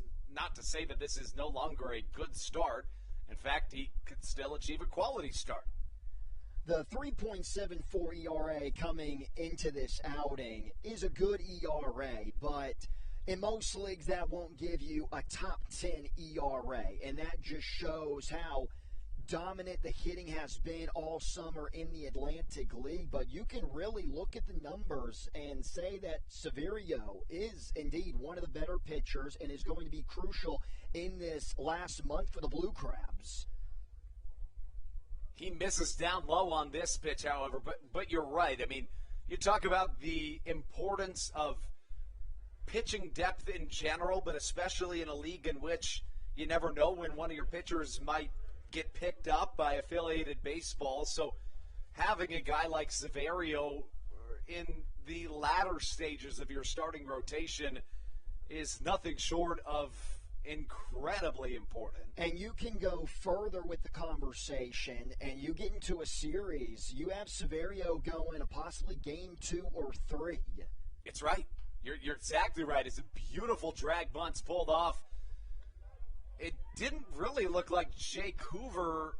It was either Hoover or Crosby that didn't touch the base. I think now that I kind of try to replay that in my head, Crosby may have pulled his foot off at first. Nonetheless, a difficult play unable to be made by McAdams and Crosby. I think the runner was still going to be safe. McAdams fielded it cleanly, just too much speed. And I want to go back to talking about that possible playoff scenario and talking about Severio. Yeah, he can be a number 2 or 3, but there is a downfall to the velocity. Yeah, you're exactly right. I mean, as a curveball misses down low to Nick Shumpert. And I know I've been talking about this a lot for the past 2 innings, but the downfall is that if you have an outing or a day, maybe in the past, this 4th inning for Severio, where you haven't been finding the strike zone, it's going to be easier to get big hits off of you. Yeah, you raise a really good point as the curveball now catches. For these guys that aren't going to blow you away with velocity, if you have one of those days where you're not quite spotting up, well, then everything can crumble. Yeah, you have to focus on your command that much more. And then you see a guy like Augie Selk that every once in a while just rears back and lets one go. When you don't have that ace of spades in your back pocket where you know at any time maybe you can put an extra 3, 4, even 5 miles an hour on a fastball, it makes things a little bit more difficult when you're backed against a wall. Severio's 2-1, hit over our heads right here in the Bayonet press box, drawing the count even at 2 balls and 2 strikes. But you know what, Severio, I think he's been throwing the fastball a little bit too much. He got 2 strikeouts back in the 2nd inning off of that nasty slider, one swinging and one looking. I think if he can start to get more comfortable, he's going to get out of this jam with it. He went with some sort of off-speed there. It was strike number 3, I thought at least. Maybe he didn't go around on that one. Yeah, first base umpire and Nick Mole said that he held up. Got it. I couldn't quite see that from this angle. In my mind, I was thinking, why is Joe DeLuca not tagging him or throwing it down and doing something? Exactly.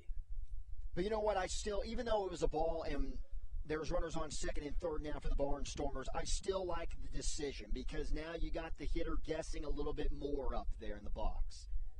And it's going to be important to have any sort of advantage right here. If you're Misiel Severio, you came into this inning with a 3-1 lead. Suddenly, the tides have changed. Runners at 2nd and 3rd with 1 down in a tie ball game. There's that off speed. It's in there for a called strike 3, and you can't find a much bigger place to issue that off speed. And you know what's interesting about Severio is that he's shown time and time again, not only today but all season, that even in untraditional off-speed counts, he's comfortable with his location and his command. And that's another thing that you have to be so good at if you're not going to have the blow-by fastball sitting in the high 80s. And this is a guy that can hurt him, but now he's got the 2 outs infield playing back. He'll have to go through Caleb Gindel as a fastball overpowers today's Barnstormers designated hitter in Caleb Gindel.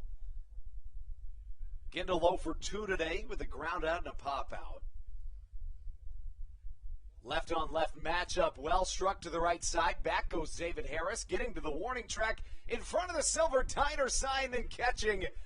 You know, with the wind and the way in which David Harris was running, I was thinking that ball had a chance of getting out of here. You can breathe now. Yeah, exactly, and I will do just that.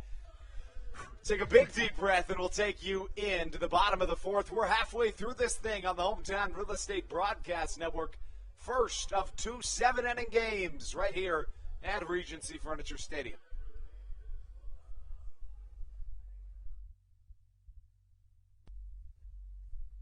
Hey, Blue Crabs fans, make sure to visit the All-American Steakhouse and Sports Theater at 35 St. Patrick's Drive, right here in Waldorf, for some great food with great friends.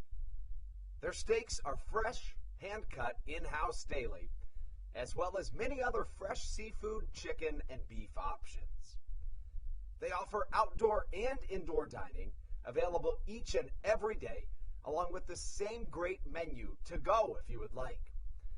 Please visit them online at www.theallamericansteakhouse.com. That's www.theallamericansteakhouse.com. You can also visit them on Facebook or Instagram. They have daily specials that you just can't pass up. Thank you, Blue Crabs fans. All Pawn is Southern Maryland's premier pawn shop and is the official pawn shop of the Southern Maryland Blue Crabs. Stop by and say hello today. They've been a part of the Southern Maryland community for 18 years. If you need some cash to hold you over, or if you're just doing some spring cleaning and want to clear some stuff out, please bring it by All Pawn and let them make you an offer. If you have broken jewelry or some that you just don't want anymore, please bring it by and they'll pay you more than anyone in the Tri-County area. They're located on 301 in White Plains, just south of DeMar Road. Go Blue Crabs!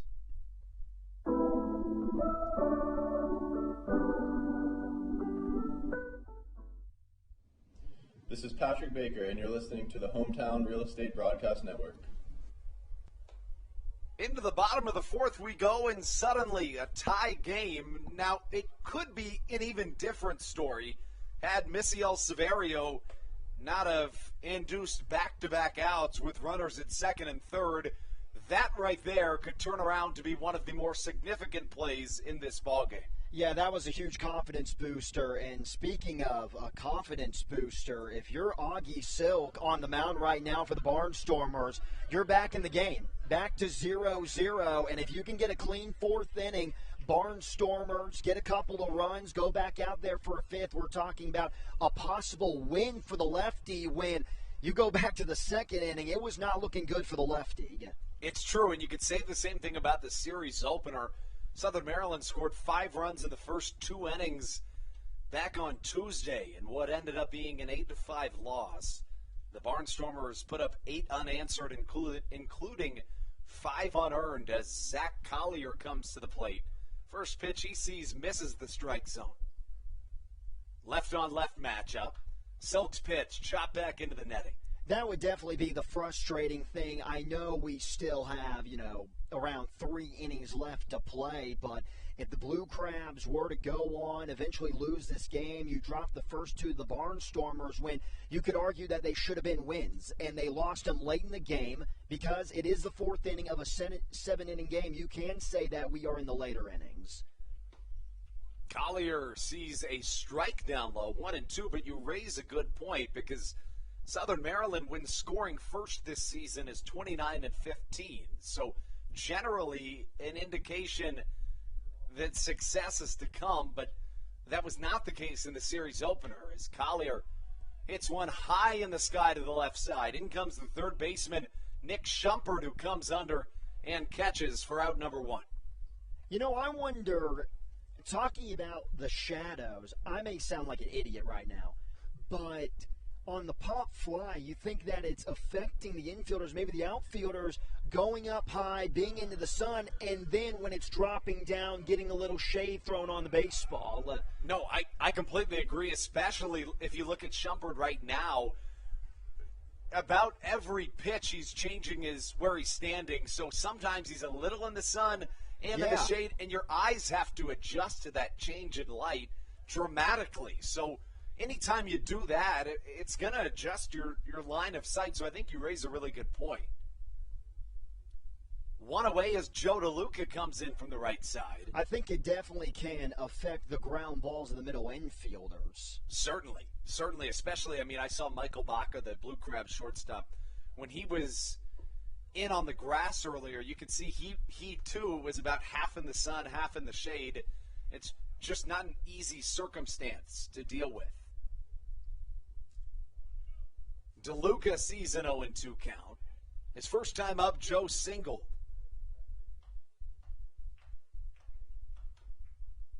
Just staying alive is number 17. You know, we talk about Augie Silk through his first 3 innings. He allowed 6 hits, 3 runs. Although the stats wouldn't really show it, he's only retired 2 in a row. He seems to have settled down at least a little here in the 4th. Yeah, he has, and I think it's going back to what I said to begin the inning. Tie game now, opposed to pitching down on the scoreboard. But I'm going to compare his outing again to the Blue Crab starter in Severio. You saw in the 2nd inning, there was a lot of fastballs, and yes, it was because he was losing command. But you would like to see him throw the off-speed a little bit more. He has done that here. There's a slider. That thing is beautiful. Yeah, when he has that going, it's really tough to hit. It strikes out Joe DeLuca for out number 2 of the 4th, and that'll bring up Michael Baca. And you couldn't have put it in a better spot to a righty. When you have that lefty-righty matchup or the righty-lefty on that slider, you want it going all the way down to the back foot. And where you get into trouble, you're missing. You'll spot it on the corner, but because the pitch doesn't have that great movement as opposed to being on the back foot, that's where you get the hard contact. Augie Silk against the Blue Crabs this year has fared pretty well to this point as he gets a ground out from Michael Baca. A 1-2-3 inning, just the 2nd time he's done that in this game. It's the first 1-2-3 inning that he hasn't needed a double play to get out of, however. And suddenly, we're through 4 here in Southern Maryland. A tie, 3-3 ball game. The 2-3-4 of the Barnstormers order due up when we return on the Hometown Real Estate Broadcast Network.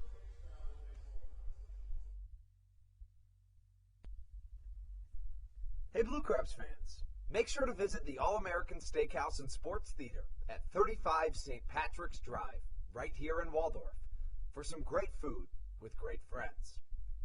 Their steaks are fresh, hand-cut, in-house daily, as well as many other fresh seafood, chicken, and beef options. They offer outdoor and indoor dining, available each and every day, along with the same great menu to go if you would like.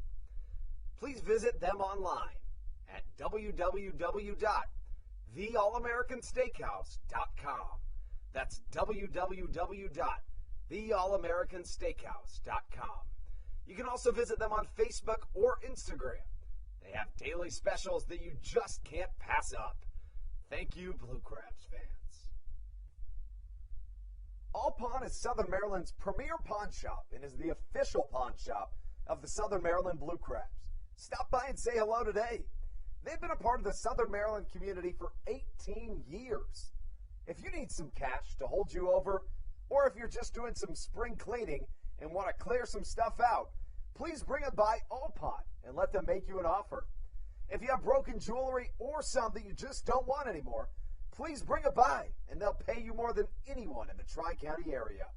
They're located on 301 in White Plains, just south of DeMar Road. Go Blue Crabs!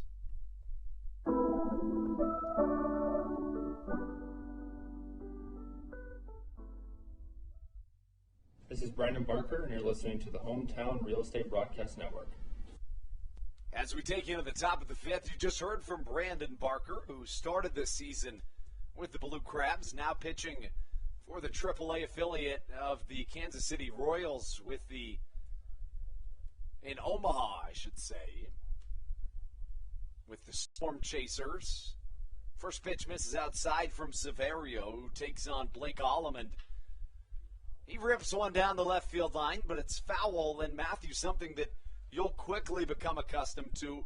For some reason, and I don't know why, I've never known why, but in the Atlantic League, for one reason or another, every time a foul ball goes towards a bullpen, they just don't move. They unless it's going to hit them maybe from the neck up or it's really hard.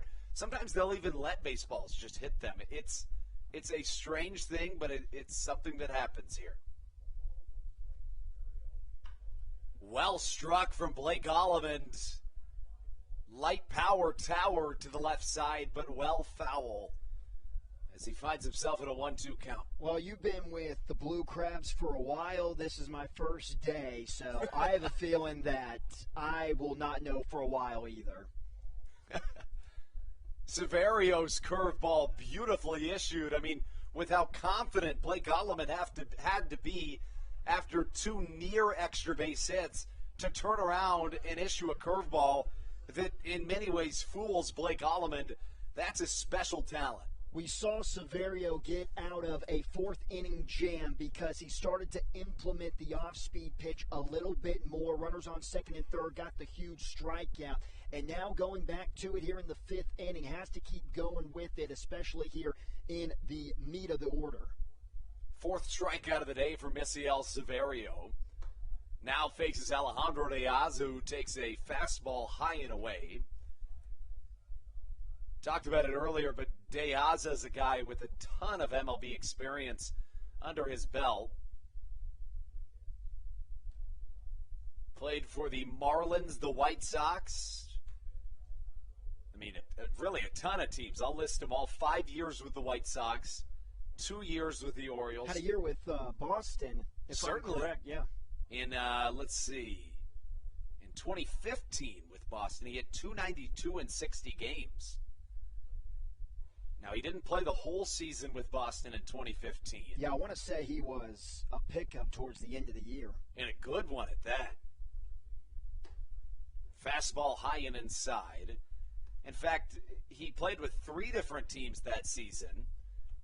Played 30 games with the Orioles. Played 24 games with the Giants, and then another 60 games with the Red Sox.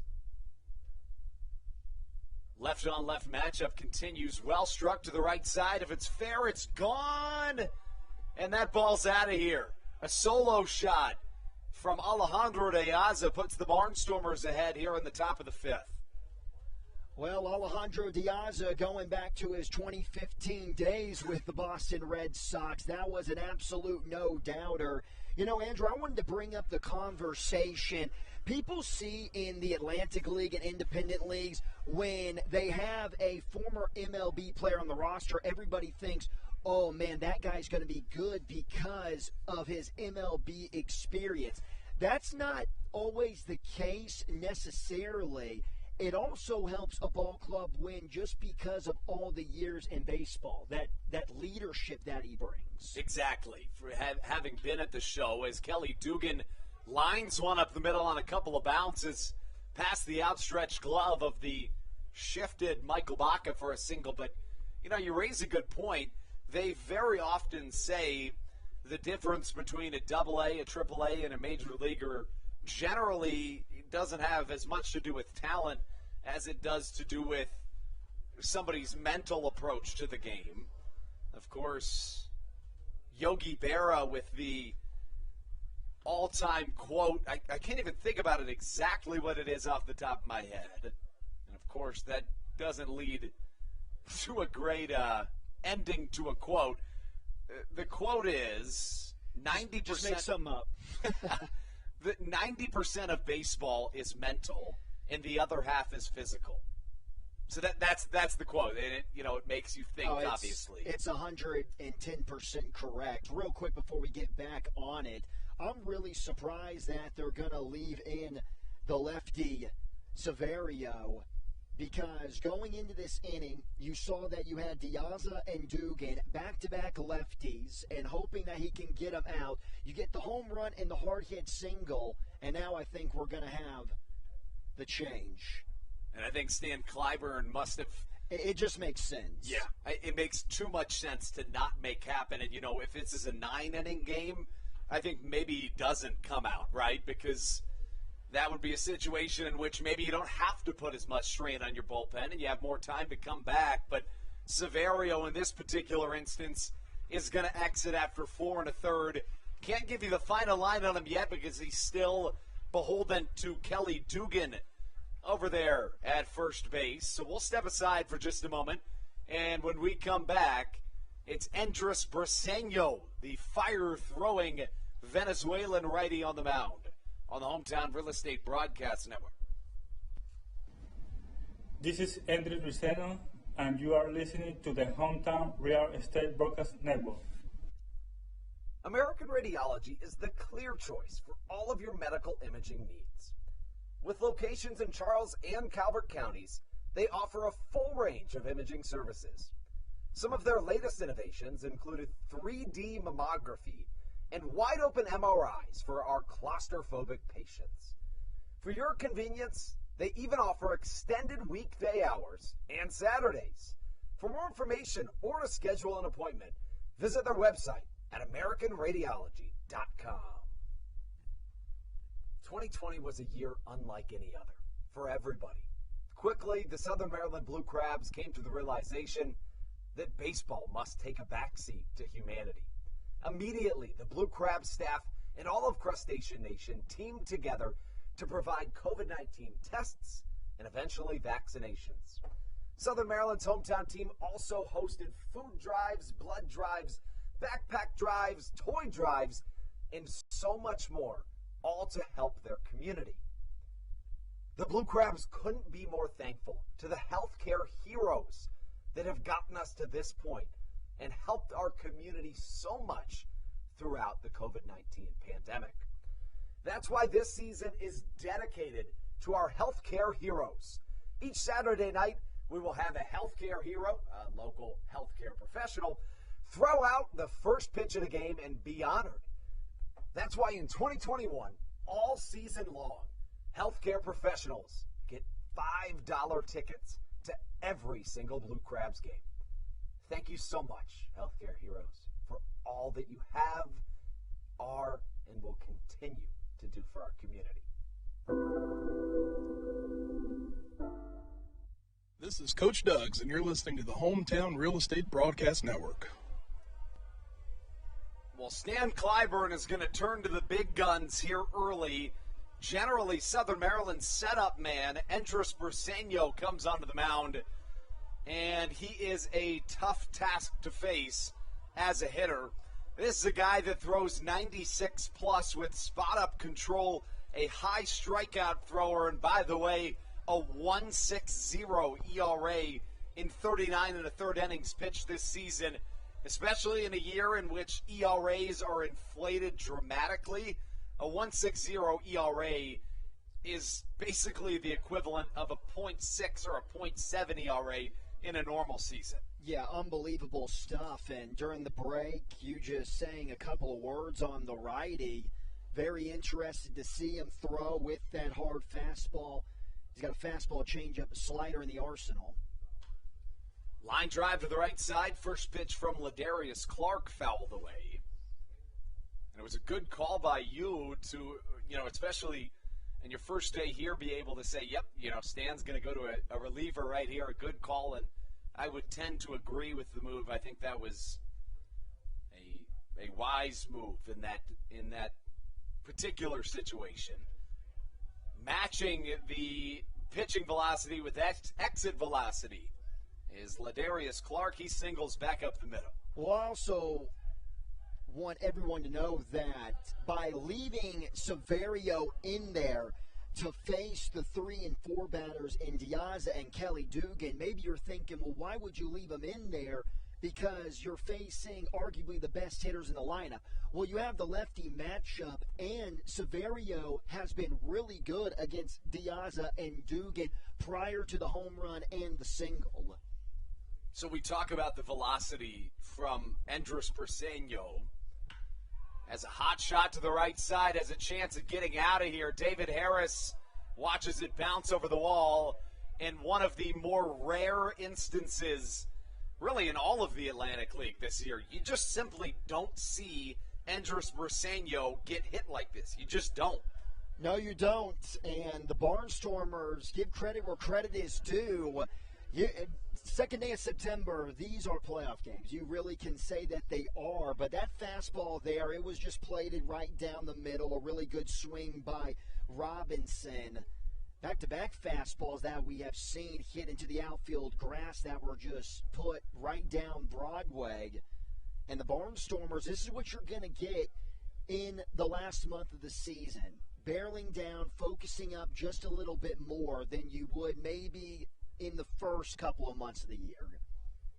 So now Southern Maryland in back-to-back games has staged early leads before surrendering them in the second half of the contest. Lancaster has been good against Southern Maryland this year. Off-speed pitch, misses down low.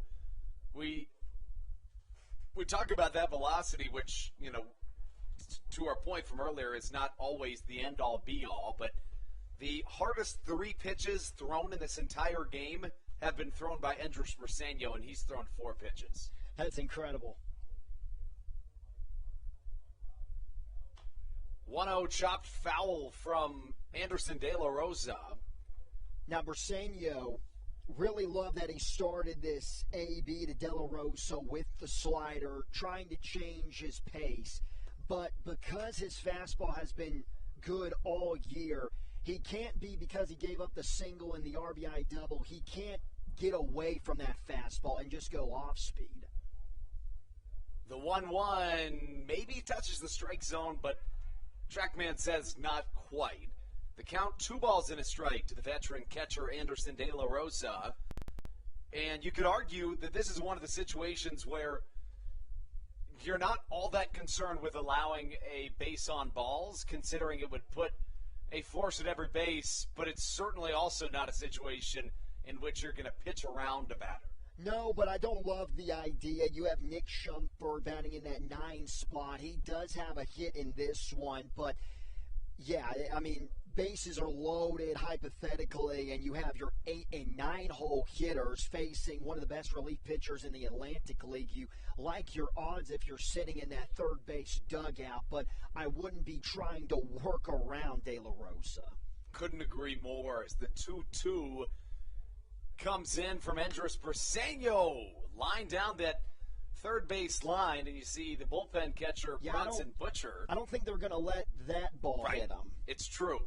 It's very true, especially because Butcher's not a part of the bullpen, but, of course, being down there, no matter who you are, generally that's the rule of thumb. And, for a guy like Briseño, who now has thrown the 5 fastest pitches in this game, topping out at 95 miles an hour, in fact, a little bit faster than that, he's going to have to rely on some of those off speeds here. He will, and we've been having this conversation for the entire broadcast. Just being able to throw a hard fastball is just not good enough in this league, especially when you're facing one of the hottest teams in the Atlantic League in the Barnstormers. Barnstormers riding a 3-game win streak.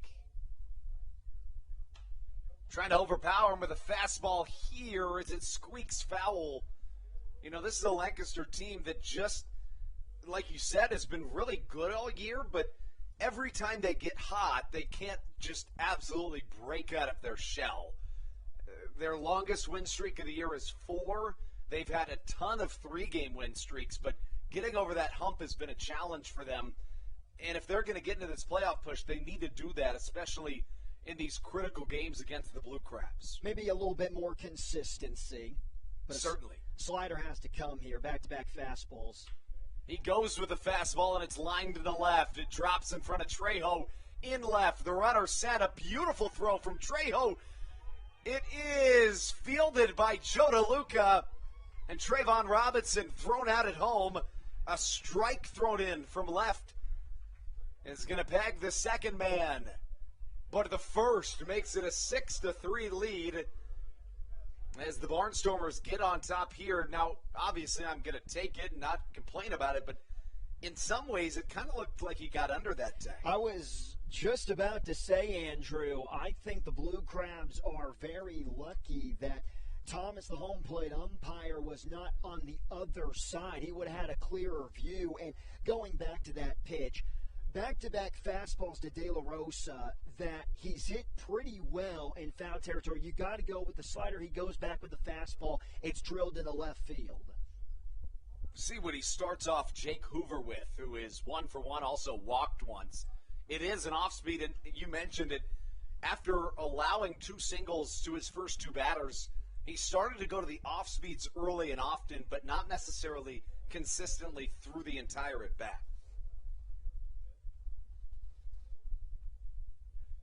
Runner at second, De La Rosa. Another off speed. This one misses as well. We still got a lot of innings left, but the way that this game has been moving towards the end, back-to-back innings, a couple of runs in each of those innings for the Barnstormers, that just puts a lot more pressure on Thompson going into Game 2 tonight. Chopper to the right side. This should get through. David Harris is going to have a chance to throw out Anderson De La Rosa. The throw in time. I beg your pardon, not quite in time, as the 7th Barnstormers run comes around to score. So, Alex Crosby on this play, his initial movement was to go towards first base because he thought that it was going to go right to Ruby Silva. And then when he realized that he should have moved to his right, it was too late and going into right field. So Crosby, maybe you would like to see a little bit better reflexes on that. You know, it's interesting. In this series, we've seen a unique phenomenon in that in innings 1 and 2 of this series, the Blue Crabs have outscored the Barnstormers 8-1. But in innings 3 through 9, the Barnstormers have outscored the Blue Crabs 14-1. I would consider that clutch hitting, Andrew. I would too. Now, this is a Southern Maryland team that has showed time and time again the capacity to stage a comeback over and over and over again, but they really haven't done that against this Barnstormers crew this year. 4 runs in the inning for Lancaster as a pickoff move over to first, not in time. I think one thing to notice out on the field is that wind has really died down. That American flag still moving out beyond right field, but not at the pace that we saw to begin the evening. Now, not all of these have come off of Briseño, but how about 6 straight hits for the Lancaster Barnstormers? A home run from Deaza, then a couple of singles, a double to be capped off with back-to-back RBI singles. The 1-2 misses outside, 2-2 the count. That slider right now just doesn't have great break on it, but even though it doesn't, you still have to keep throwing it because it just looks different out of the hitter's hand than that fastball. For the first time since June, Briseño's ERA above 2. I think the umpire was waiting for the call from the robot umpire. It is a called strike 3, but not before the Barnstormers can plate 4. Southern Maryland finds themselves at a 7-3 hold. We will take you into the bottom half of the 5th when we return on the Hometown Real Estate Broadcast Network.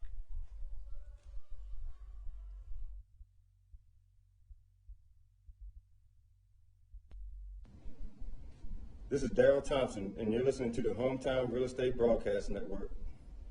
When you're in the market to buy or sell a home, call Tony McClure of Century 21 New Millennium and his Grand Slam team. The realtor of the Southern Maryland Blue Crabs since our first season in 2008.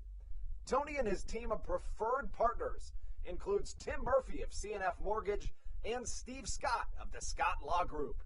Together, they will ensure that your real estate needs are nothing short of a grand slam.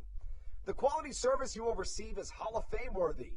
Put Tony's 41-plus years of experience to work for you. Call or text Tony today at 301-928-1280 for your personal Grand Slam experience. Go Blue Crabs. Did you know that the Washington, D.C. metro area is the 5th most expensive place to live in the entire United States of America? Sometimes finding affordable housing in this area can feel impossible. If you're struggling to find affordable housing, look no further than the Villages of St. Charles by Ross Properties. You can visit them online at villagesatstcharles.com for more information today. Villages of St. Charles. They'll have you safe at home.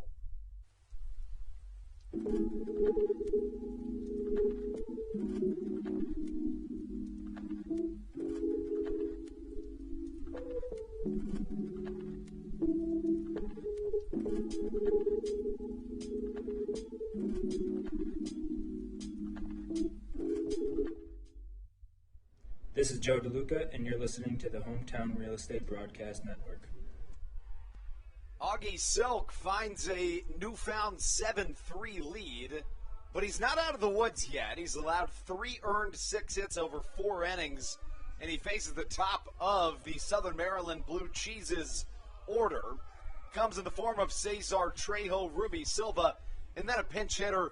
One of the MLB Atlantic League rule changes this year, Matthew, is the double hook designated hitter rule, which we know means that once the starter's pulled, he goes into the designated hitter spot. So rather than having the relief pitcher bat, Stan Clyburn looks like he's going to opt for Matt Hibbert in that pinch hitting role. Hibbert, generally the leadoff man for Southern Maryland, so a really strong 1-2-3, but now's the time to start working back into this game if you're Cesar Trejo.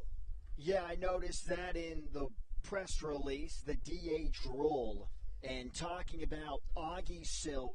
In that 4th inning, that was no doubtably his best inning of the night. The slider was automatic, and now facing the top of the lineup, maybe the most dangerous part of this Blue Crabs lineup. This is going to be a big test, whether or not he comes out with a win, because you have to remember, even though we're playing 7 innings, a doubleheader, the starter still has to get through 5 innings to qualify for a win. Trejo awaiting the pitch, a swing and a miss, and a strikeout for Augie Silk, who has a newfound confidence out there on the mound. I'm telling you, the reason why we see that newfound confidence from Augie Silk is because the Barnstormers were able to tie the ball game up in the 4th. Pitching down 3-1 feels a lot different than a tie ball game. You can kind of reset yourself, and he's done that masterfully here tonight. He certainly has, as Ruby Silva comes up to the plate. Silva 1 for 2 today with a double.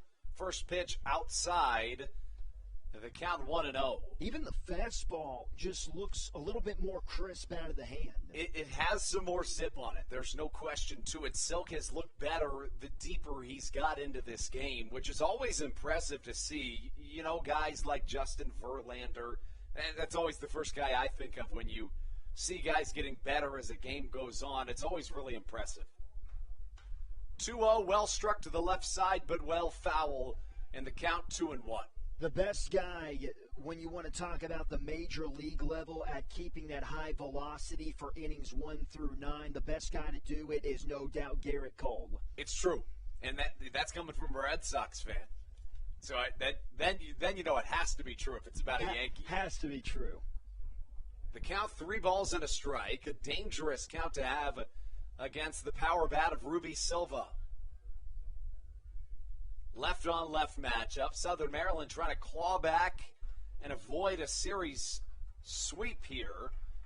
I beg your pardon, a series loss potentially with this game 2 in question. But Ruby Silva draws a 5-pitch walk, and now a runner on as the pinch hitter Matt Hibbert comes to the plate. And now it looks like Garrett Granitz is going to start warming up in the Barnstormers bullpen, and that's a really good decision. You got the first out on the strikeout, but now the walk, the pitch count's getting up, and because, again, I know I'm repeating myself a lot, but again, we do have the 7 innings, so you have to start to go to your bullpen earlier than a normal 9-inning game. No, you're right. If you're Ross Peoples, you're treating this like it's the 7th right now. It just makes sense. Matt Hibbert sees the ball miss outside, and based off a small sample size in these last 2 batters, that newfound confidence that we talked about seems to have shrunk, and Augie Silk trying to find his spots right now. Hibbert steps up, a .299 hitter on the year. Fouls one over our heads in the Bayonet press box. 3 for 10 against the Barnstormers this season. Came out of the gates really hot in the second half. At the plate, however, he's 2 for his last 14.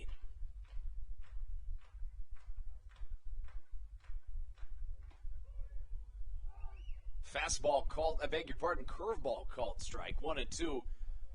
Before that 2 for 14 span, he was the top 6 hitter in the second half in the Atlantic League. Through about the first 18 games. Silva on first. Hibbert awaiting the 1-2. Inside, and, you see it time and time again, but Matt Hibbert has some of the best plate discipline in this entire Atlantic League. And that's why you see the average over 300, but this just is another test of how deep this offense is for the Blue Crabs. The ability to pull a guy off the bench that has a 306 average. That is incredible. It's true. I mean, you just don't see that. He squibs one to the right side. A nice play from Blake Ollemond to retire Matt Hibbert. And that puts the Blue Crabs down to their final out of this 5th inning. But that is a really nice job by Ruby Silva over there at first. I thought off the bat that this was going to trickle out into right field. Maybe the angle from up here in the press box. I just read it wrong. He could have easily maybe taken off for second, and an inning-ending double play could have happened. And especially after we saw that interesting base running move from Silva earlier, I would tend to agree with a rebound decision to avoid the 3rd out of this 5th. David Harris up to the plate. First pitch slider misses inside. But I'll say again about the Blue Crabs offense, you can take a look at the starting lineup today. Michael Bacchus, your 9-hole hitter, you're going to be pretty successful with the sticks. It's true. It's an offense that's really been clicking. The best batting average in the league since June 15th. But for a Southern Maryland team that at one point had won 8 of 10, they're trying to dodge falling into a little bit of a rut here. David Harris has the ability to change the trajectory of a game on one swing of the bat, but that's not going to happen when Jake Hoover is making SportsCenter top 10 play catches. What a play that was. Wow. Hoover lays out and robs David Harris of a base hit to end 5 here in Southern Maryland. Carlos Diaz will come to the mound when we return on the Hometown Real Estate Broadcast Network.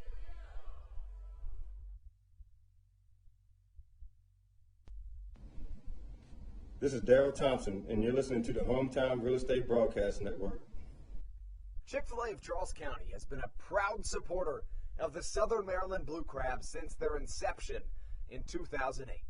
For years, they have sponsored the Southern Maryland Blue Crabs, America's prisoners of war and missing in action. In between the 2nd inning of each game, there is a moment of silence brought to you by Chick-fil-A.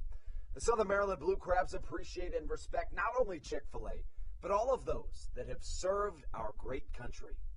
The seat that they sponsor was made possible by Chick-fil-A of Charles County. Thank you so much, and visit any of your Charles County Chick-fil-A locations today.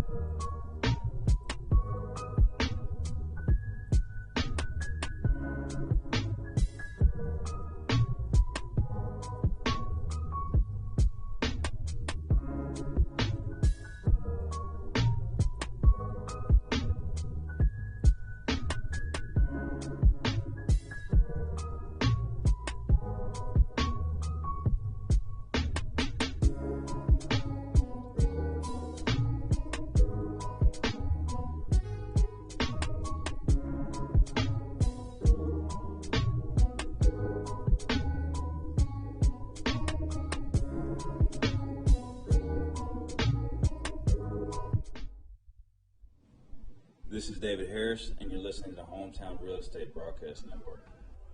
Into the top of the 6th we go here at Regency Furniture Stadium. A newcomer onto the mound for the Blue Crabs comes in the form of a southpaw, Carlos Diaz, to take the hill. 2-0 with a 6.23 ERA on the season. Appeared in the series opener. A guy that doesn't come into games all that often anymore. At the start of the season, probably a top 3 option out of the bullpen to accompany Andres Bersenio and Matt Latos, but has slid down a little bit more into a recovery role at this point in the season. A 1-0 count to the leadoff man, Caleb Gindel. As another pitch misses, the count 2-0.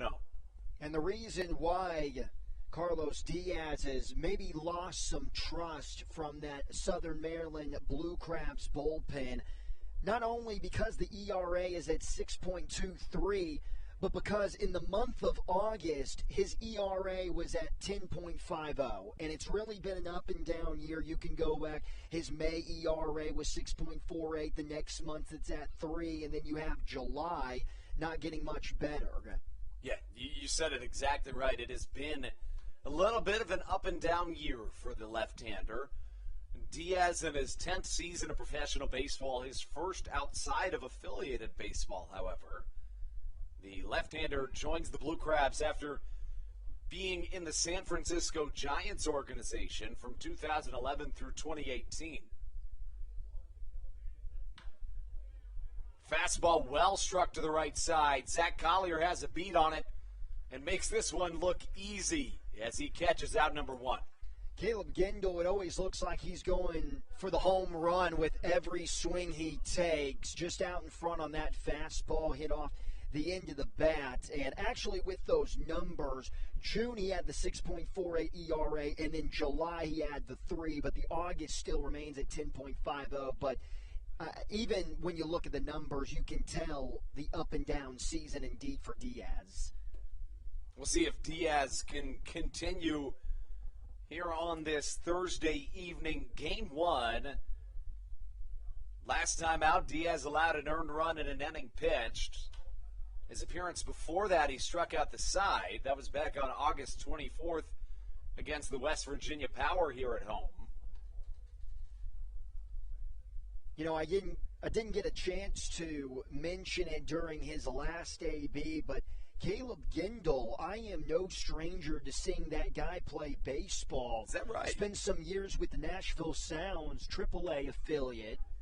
Well struck to the left side. This ball's got a chance. Trejo back to the wall, and it's gone. Another home run for the Lancaster Barnstormers. A solo shot from Blake Alleman makes this 8-3. Another home run for the Barnstormers. That was just as impressive as the Alejandro Diaz home run that we saw just inside the right field foul pole. So you saw him at the AAA level. That's interesting. Yeah, so obviously he was a lot younger when he was with the Nashville Sounds, and then eventually made it to the major league level with the Milwaukee Brewers. But Caleb Gendel, yeah, I saw him before tonight. It's so interesting because I grew up going to AAA games as well with the Iowa Cubs, and I saw Ruby Silva growing up playing, and that's awesome. How would you ever anticipate to see them? You can't. It's quite remarkable. As right on cue, Silva has the ball hitting his direction, but it's outside of his extended reach. Alejandro Diaz picks up his second hit in as many innings.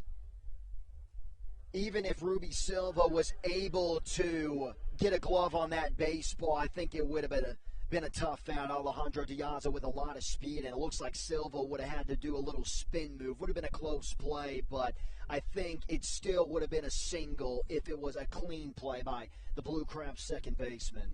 You know what's interesting is the Barnstormers had 3 hits through the first 4 innings, but at the plate in their last 10 at-bats, they're 8 for 10 with 2 home runs and a double.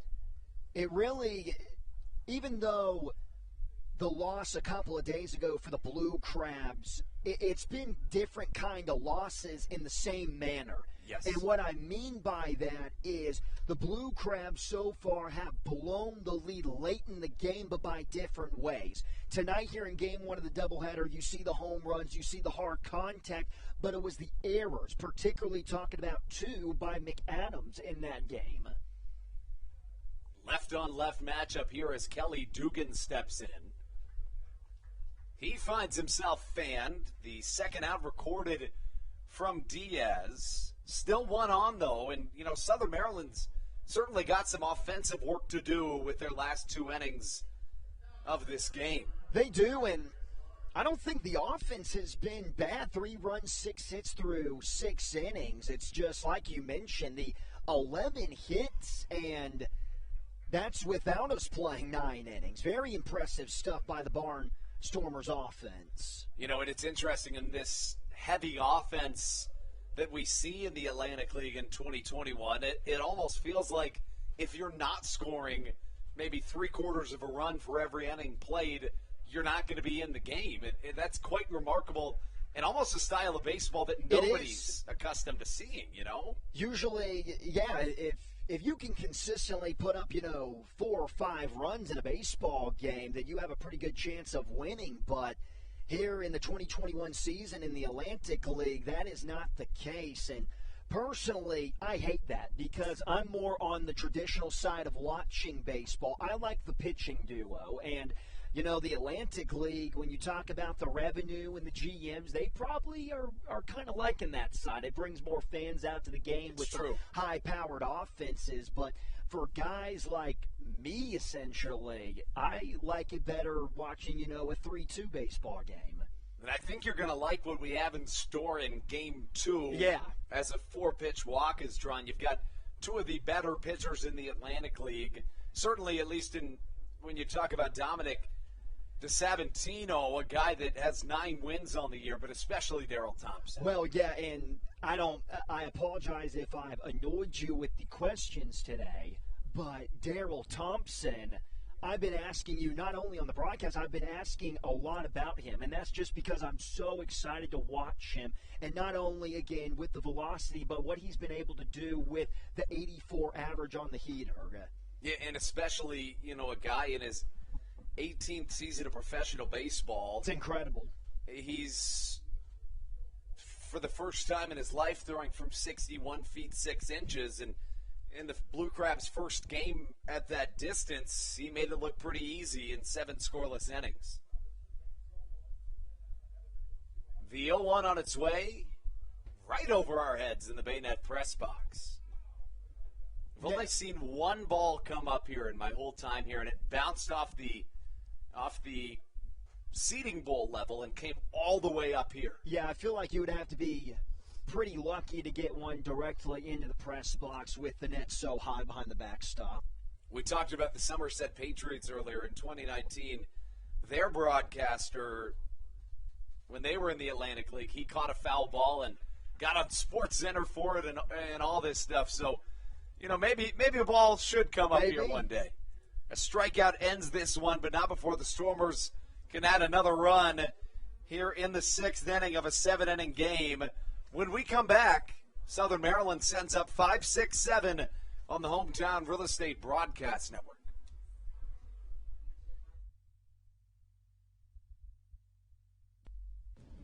This is Matt Latos, and you're listening to the Hometown Real Estate Broadcast Network. Dyson Building Center is one of the oldest family-owned and operated hardware, lumber, and building supply stores in Southern Maryland. They are located in St. Mary's County on Route 5 in Great Mills. Dyson's has an expansive and diverse inventory to help you with all of your home improvement and project needs. Whether you're new to the world of DIY, a tried and true DIY professional, or somewhere in between, the friendly and experienced staff at Dyson Building Center is ready and willing to help you today. In February of 2020, Regency Furniture Stadium and the Southern Maryland Blue Crabs were given what we view as an honor, being named the 4th mass vaccination site in the state of Maryland. Here's a message from Regency Furniture about the honor that it has been and still is to be one of Maryland's mass vaccination sites, getting our community back to safety.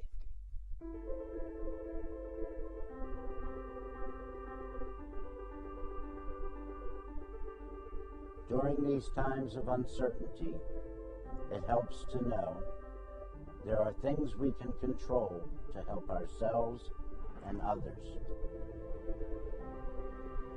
For me, it presents the hope that soon enough my friends and family will be together again.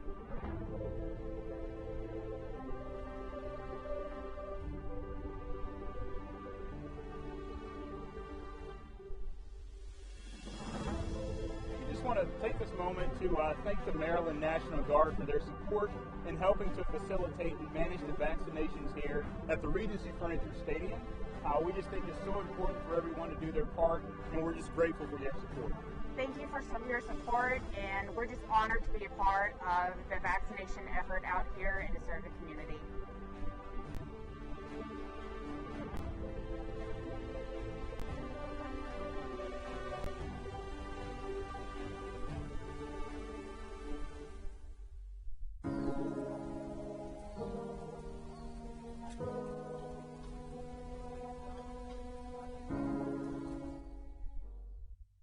This is Jake Marshall, and you're listening to the Hometown Real Estate Broadcast Network. We take you into the bottom half of the sixth here on the Hometown Real Estate Broadcast Network. And, you know, we talk about this Lancaster offense a ton, which is deserving. But one of the things that's really changed about this team in the second half, maybe even dating back towards mid-August, has been the bullpen. Because at the start of the season, the bullpen was a really, really weak point for this Barnstormers team. And that was because their starters, they weren't going deep enough. So they were overusing their better relievers, and guys like Gabriel Moya weren't getting a chance to show just how good they were. But now that their starters are working a little deeper into games, the guy that takes the mound right now, Gabriel Moya, he'll show you what he's made of. He's been especially good against Southern Maryland this year. The Blue Crabs have really struggled against the big lefty, going just 2 for 22. First pitch for Moya for a called strike to Alex Crosby. He definitely needs more credit if he's not getting any of it. In the month of August, 14 1/3 innings pitched, 14 games. That's almost half your games in the month of August. Only allowed 2 runs.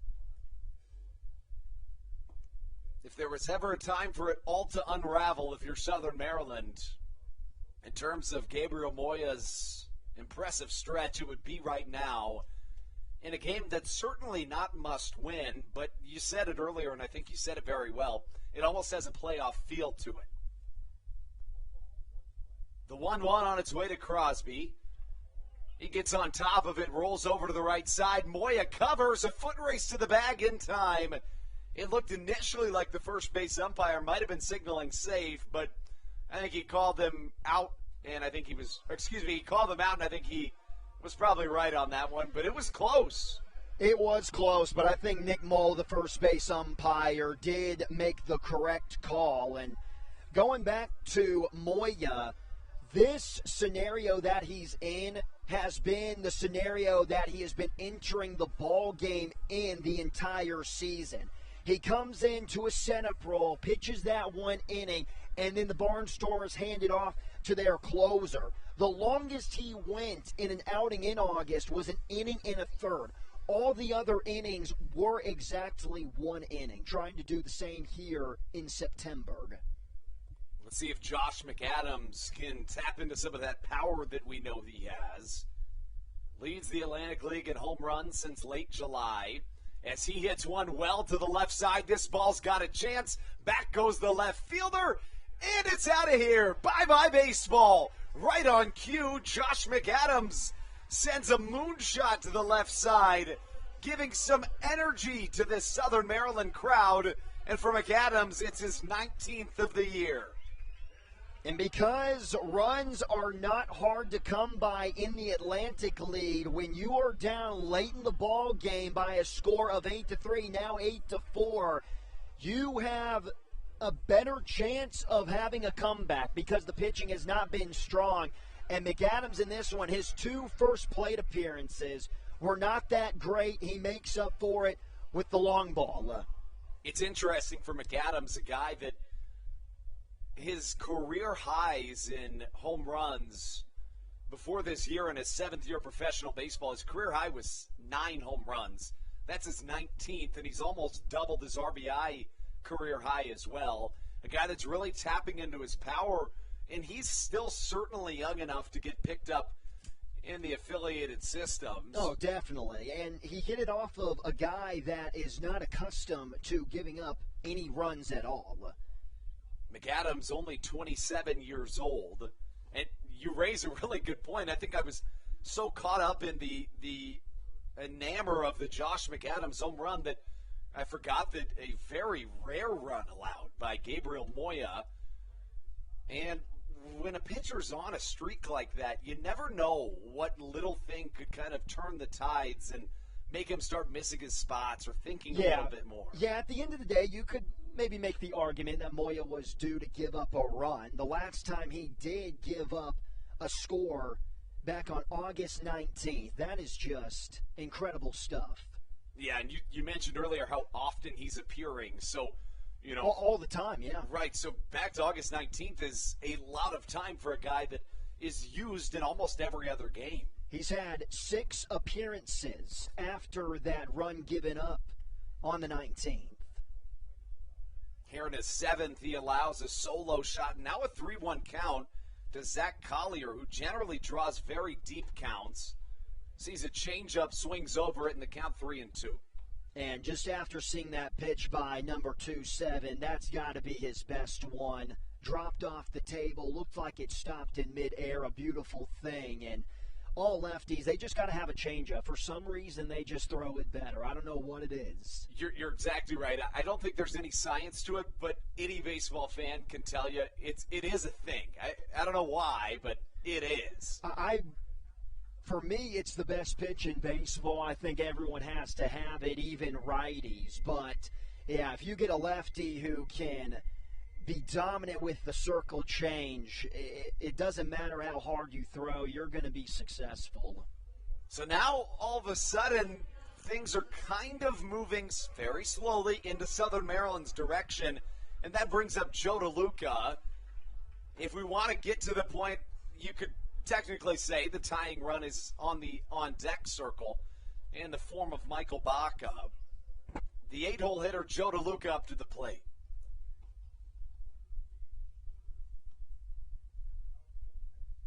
Moya's going to step off.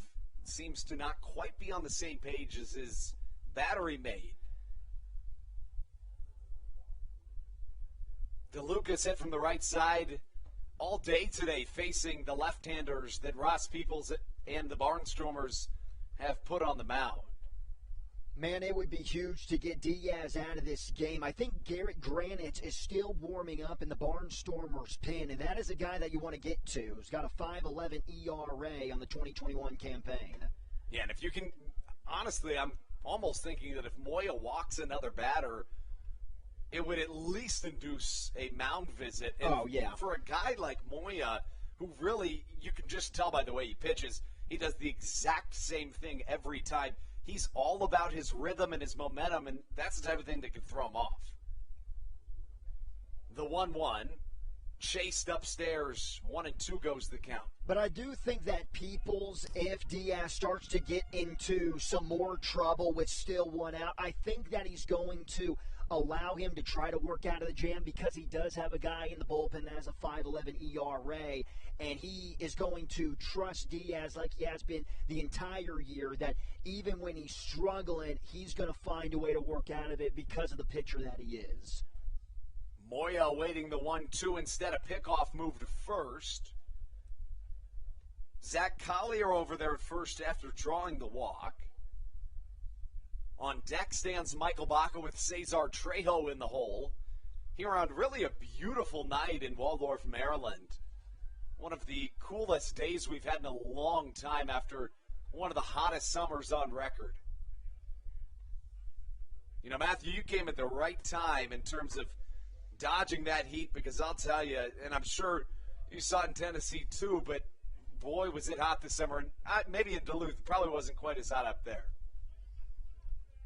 No, actually, in Duluth, Minnesota, they had their hottest summer on record. Oh, is that right? But, you know, in Minnesota, you don't have the humidity, especially compared to that Tennessee weather. But at night, it was still getting down into about the 60s. God, and Duluth's way up there. My grandmother was born in Duluth, so I know Duluth quite well. Yeah. A long look to first. Now the 1-2 hit over our heads, and you got to think, is Collier in Moya's head, or is he just trying to keep him safe over there at first? You have to take him out of the picture. It's an 8-4 ball game. You have to focus on the batter. I couldn't agree more, and Moya seems to be at least somewhat occupied with Collier over there at first, who has good speed. DeLuca awaiting the 1-2 once more. Off-speed pitch inside, and that's one of those pitches where it could have gone either way, but that's almost the beauty. Actually, it is the beauty of the electronic strike zone. There's no emotion when it comes to whether it's a strike or a ball. It just is or is not, and it's a well-defined strike zone that's the same every single day. And honestly, if anybody is in Diaz's head, it's DeLuca with this long A speed. A look over to first, and again a pickoff move from Moya, who has drawn a relatively long at-bat here at the switch hitting Joe DeLuca. People immediately think, yeah, it's because of the speed. He's worried about the speed, but he hasn't been able to put DeLuca away. So maybe he's stalling to give himself some more time to think about what pitch he wants to come with. It's true, or even to throw off DeLuca's rhythm. Finally, the 2-2. Well struck to the left side. No doubt about it. Bye-bye baseball. An absolute moonshot from Joe DeLuca as he crushes this fastball. What a shot. That was one of the best battles that you will see the entire year. A guy in Diaz who has been, no doubt about it, one of the best relief pitchers in the Atlantic League. You're down by 5, but because the pitching has struggled this season, you have a chance at a comeback. And DeLuca, I'm telling you, Diaz, all the pickoff moves, I do not believe it was because of the speed by Collier over there at first base. I think he was having trouble deciding what he wanted to come with, had no idea, so he plates a fastball trying to burn it right by him because he has some good velocity on the heater. And DeLuca, because of all the pitches that he saw, was able to catch up with it. Joe DeLuca, this is my first day in the broadcast booth. He is already my favorite player on the Southern Maryland Blue Crabs. He's a guy that can really do some special things. As for DeLuca, his 7th home run of the second half, that's good for 5th best in the Atlantic League. Ross Peoples came out to the mound, and in some ways I'm a little surprised to see him head back to the dugout after 3 straight runs. Yeah, but still, you still have a lead, and Diaz, it's just that trust thing. You have to trust the guy who has an ERA that's low, one of your better guys, to get out of the jam. So now Gabriel Moya back out onto the mound, the left-hander. A sliding fastball just misses inside. He still looks relatively confident out there on the mound. Moving a little bit faster, though. When he comes set, he's coming home pretty quickly. Generally, he takes 2 or 3 seconds. Baca swings at a pitch on the inner half, and the count draws even at 1-1. I think both managers today have done a pretty good job handling the pitching situation. The way the Blue Crabs pitching staff handled Severio. No, I completely agree. As you see the helicopter going overhead here, seen a couple of those today, and a scary time here in the Northeast with a lot of weather complicating things with Hurricane Ida coming through the Northeast. 2 balls and a strike the count. Baca dips an E and swings at an off-speed on the outer half, 2-2. And this is where having a guy like Michael Baca at the bottom of the lineup pays off, because most lineups in baseball, you get to the 9-hole hitter and, you know, if you're on the mound like Diaz, just giving up a home run, you're thinking, okay, I get a little bit of a break, but not with this dude. This is not the first time that Joe DeLuca and Josh McAdams have teamed up to do some incredible things as Michael Baca fans on strike 3. But you look back to a couple of weeks ago where those two combined for 4 home runs and 10 RBIs in an 18-2 Blue Crabs win. You automatically have the best lineup in baseball if you have your bottom of the lineup performing like that. It's true. I mean, you're talking about the 6 and 8 hitter It really is. And then you add Collier into the mix at the bottom of the lineup, top 7 in the league in OPS. And you've been mentioning the stats on him the entire night, how he's been on a tear. He really has. One of the better hitters in the Atlantic League all year. Cesar Trejo comes up to the dish. First pitch swinging over our heads in the Bayonet press box. It landed right on top of us. Is that what it sounded like? Yeah, it landed right. There it comes. Came right over our heads. You got to catch that next time. Yeah, I thought I had a chance, but now that I think about it, there's an overhead right above me, so I'd have to throw off the headset and make a diving play. It's true, and potentially risk your life. I guess I'd advise against it.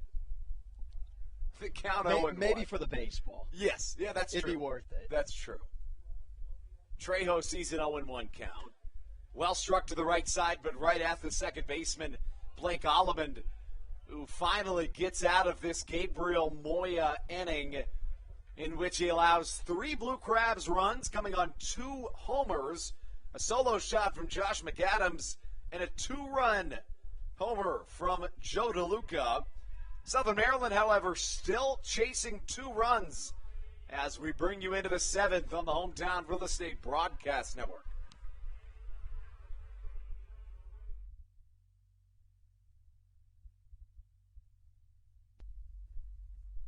Hey, Blue Crabs fans, make sure to visit the All-American Steakhouse and Sports Theater at 35 St. Patrick's Drive, right here in Waldorf, for some great food with great friends. Their steaks are fresh, hand-cut, in-house daily, as well as many other fresh seafood, chicken, and beef options. They offer outdoor and indoor dining, available each and every day, along with the same great menu to go if you would like. Please visit them online at www.theallamericansteakhouse.com. That's www.theallamericansteakhouse.com. You can also visit them on Facebook or Instagram. They have daily specials that you just can't pass up. Thank you, Blue Crabs fans. All Pawn is Southern Maryland's premier pawn shop and is the official pawn shop of the Southern Maryland Blue Crabs. Stop by and say hello today. They've been a part of the Southern Maryland community for 18 years. If you need some cash to hold you over, or if you're just doing some spring cleaning and want to clear some stuff out, please bring it by All Pawn and let them make you an offer. If you have broken jewelry or some that you just don't want anymore, please bring it by and they'll pay you more than anyone in the Tri-County area. They're located on 301 in White Plains, just south of DeMar Road. Go Blue Crabs!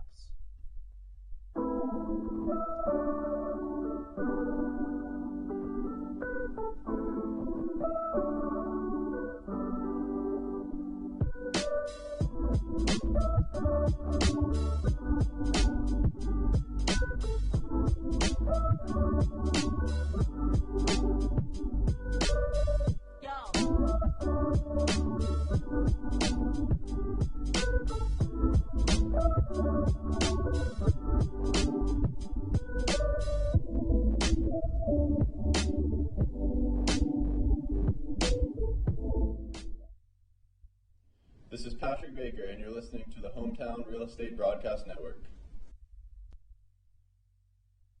Cody Strayer onto the mound for the Blue Crabs as we take you into the top of the 7th in a 7-inning game, the first of 2 here this evening at Regency Furniture Stadium. Strayer will take on the 7, 8, 9 of this Barnstormers order. He's a guy that has good numbers on the season outside of really just 2 appearances.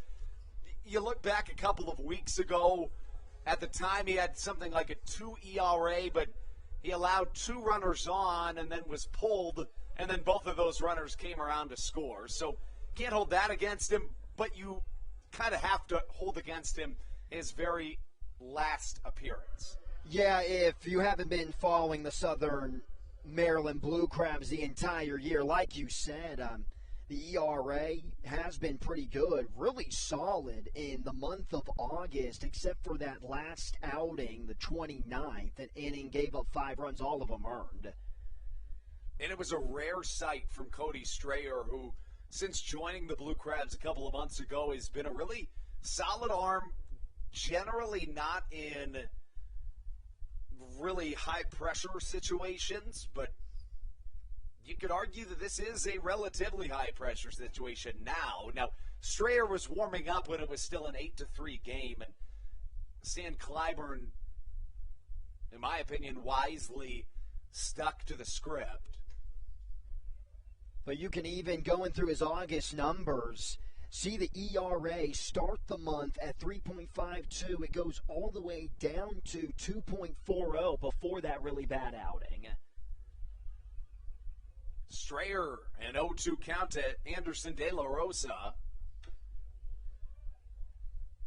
Right into his cleat, and he finds himself hobbling away. Man, I love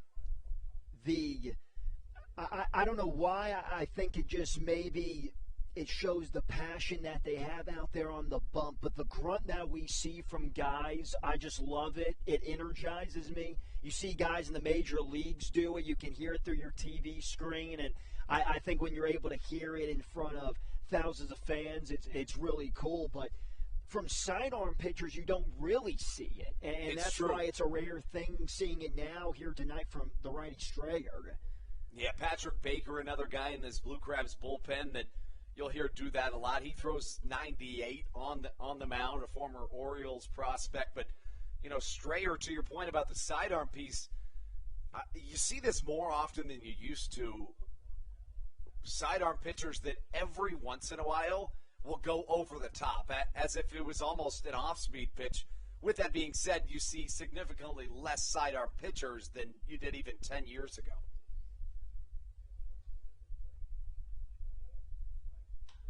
The 0-2 from Strayer lofted into right field. David Harris comes in, stands firm, and catches for out number one. You don't see sidearmers, but you also don't see a lot of guys trying to throw knuckleballs anymore. And it's true. And I really hate that. Oh, you hate that there's not as many anymore? Yeah, I would love to see the next Tim Wakefield or R.A. Dickey. It's true. Now, there is a former Blue Crab that was a knuckleballer that just made it back to the MLB a couple of weeks ago with the Orioles. Mickey Janis was his name. Although I've never seen a knuckleballer here in my time. One away brings up Jake Hoover. First pitch misses outside.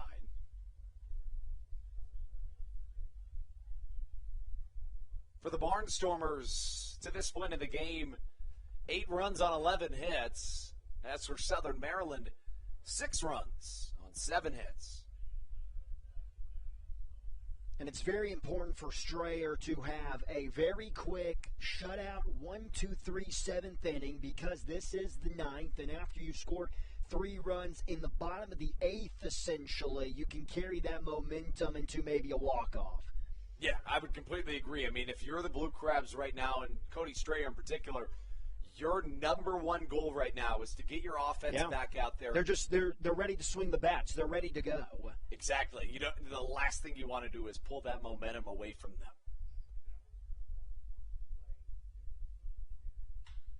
Line drive to right field. David Harris coming in on it, reaching up and catching. That ball just kept carrying and carrying. Almost overplayed it, but showing off the athleticism. And now that's back-to-back outs. And Strayer, this is what he's supposed to do. You're facing 7, 8, and 9. You got the pop out in De La Rosa. You get Hoover. Now you cannot go to Caleb Gindel, because Caleb Gindel, like I said earlier, it's always looking like he is trying to go for the long ball. And the way the ball has been carrying here tonight, you have to make sure that you shut down Shumpert. Fastball high and outside. Starts off Nick Shumpert, who to this point in the game is 1 for 3. He had that RBI double back in the 3rd inning, which gave the Barnstormers their first of the game. Ground ball, hard hit through the left side, and that will, in fact, flip the lineup back to the top for Caleb Gindel. Actually going to get a pinch hitter. Of course, because of the double hook rule, you're exactly right. We are indeed going to get a pinch hitter. So that comes back to help Southern Maryland as a pinch hitter comes to the plate. And I even hear the Barnstormers broadcaster saying what I was thinking. There is no number 25 on the roster. It should be Devon Torrance. Looks like he's just wearing a different number here this evening. Torrance has a really interesting story, Matthew. He was a two-sport athlete who pursued his NFL dream, made a practice squad, and decided to come back to the game of baseball and did so here with the Barnstormers a few years ago. Well, I'm not surprised seeing that he is from Canton, Ohio. That's true. I mean, it all makes sense. Everything comes full circle at the Pro Football Hall of Fame. Ball and no strikes the count. Torrance from the left side. Strayer trying to get out of this thing quickly. A strange bouncer out in front of the plate. Initially, I thought that it just hit off his heel, and I think it did do that. But for some reason, both DeLuca, Strayer, and even Torrance himself started breaking for the ball or towards first. Yeah, hard play to see off the bat. I mentioned that I'm a traditionalist when it comes to the baseball rules, so this double hook rule, obviously, it's new for me, but for the Blue Crabs, it's working out in their favor. That Gindle is not in the box. It's true. And, it's an interesting rule that it's taken me some time to come around on, but if you are a fan of not having the universal designated hitter rule, in my opinion, it's the best happy medium that I've seen. It's basically a compromise between the AL and the NL, right? You get a little bit of both. You still have a designated hitter, but essentially once the starter comes out, you don't. And the whole point of that is to try to make starters go deeper into games, which is something the MLB wants. 2-2 misses outside. The count runs full at 3-2, and the runner at first, Nick Shumpert, will have an advantage.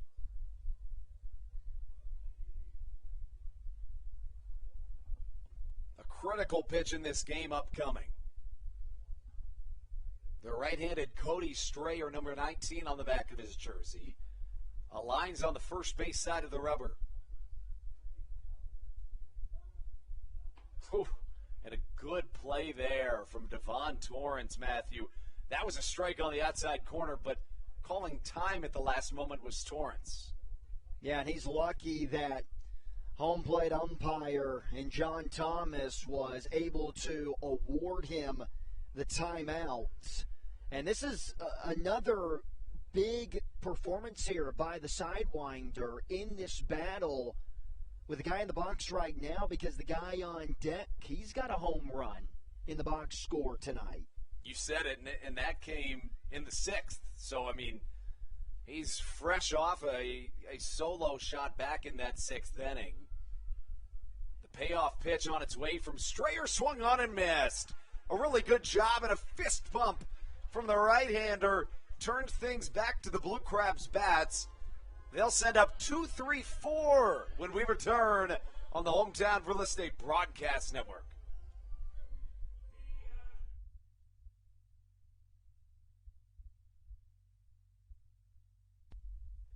Chick-fil-A of Charles County has been a proud supporter of the Southern Maryland Blue Crabs since their inception in 2008.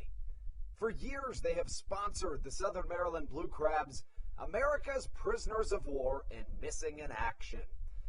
In between the second inning of each game, there is a moment of silence brought to you by Chick-fil-A. The Southern Maryland Blue Crabs appreciate and respect not only Chick-fil-A, but all of those that have served our great country. The seat that they sponsor was made possible by Chick-fil-A of Charles County. Thank you so much, and visit any of your Charles County Chick-fil-A locations today. The Charles County Department of Health encourages you to get the COVID-19 vaccination today. You can get it all over Southern Maryland or no matter where you are across the United States. Vaccinations are offered right here at Regency Furniture Stadium with no appointment needed. Charles County Department of Health and the Southern Maryland Blue Crabs urge you to take one for the team and get the vaccine.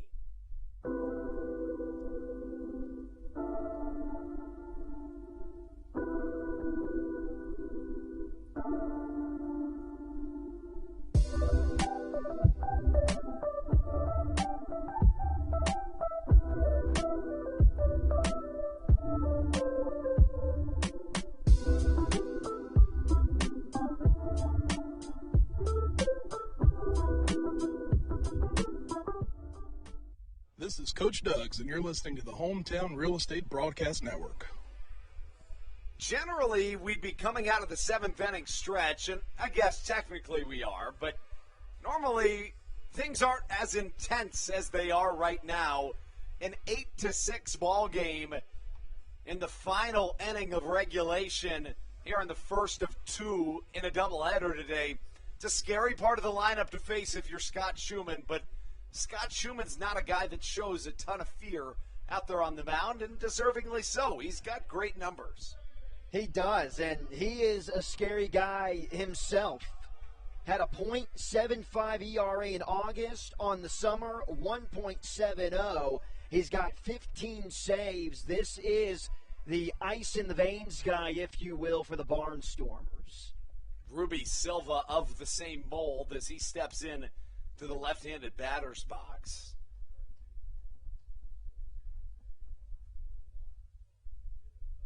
He swings and hits one high to the left side. In comes Trayvon Robinson.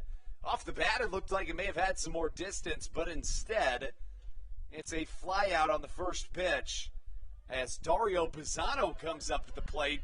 As for Pisano, it's his first time playing in quite some time here for the Blue Crabs. He has found himself on the injured list for a good chunk of time.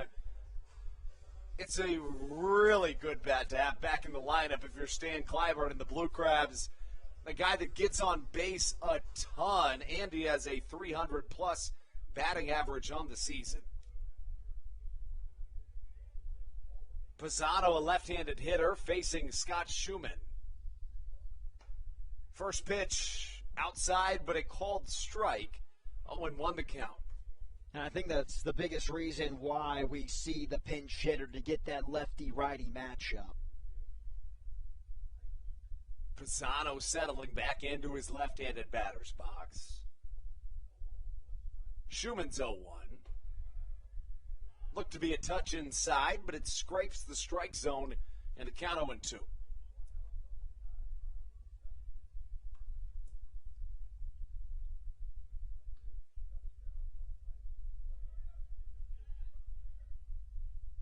We've seen a pair of relievers already today that have really struggled despite incredible seasons to this point in Andres Briseño and Gabriel Moya. Scott Schumann certainly not trying to make it a trio, but Dario Pisano and the Blue Crabs would like to see just that.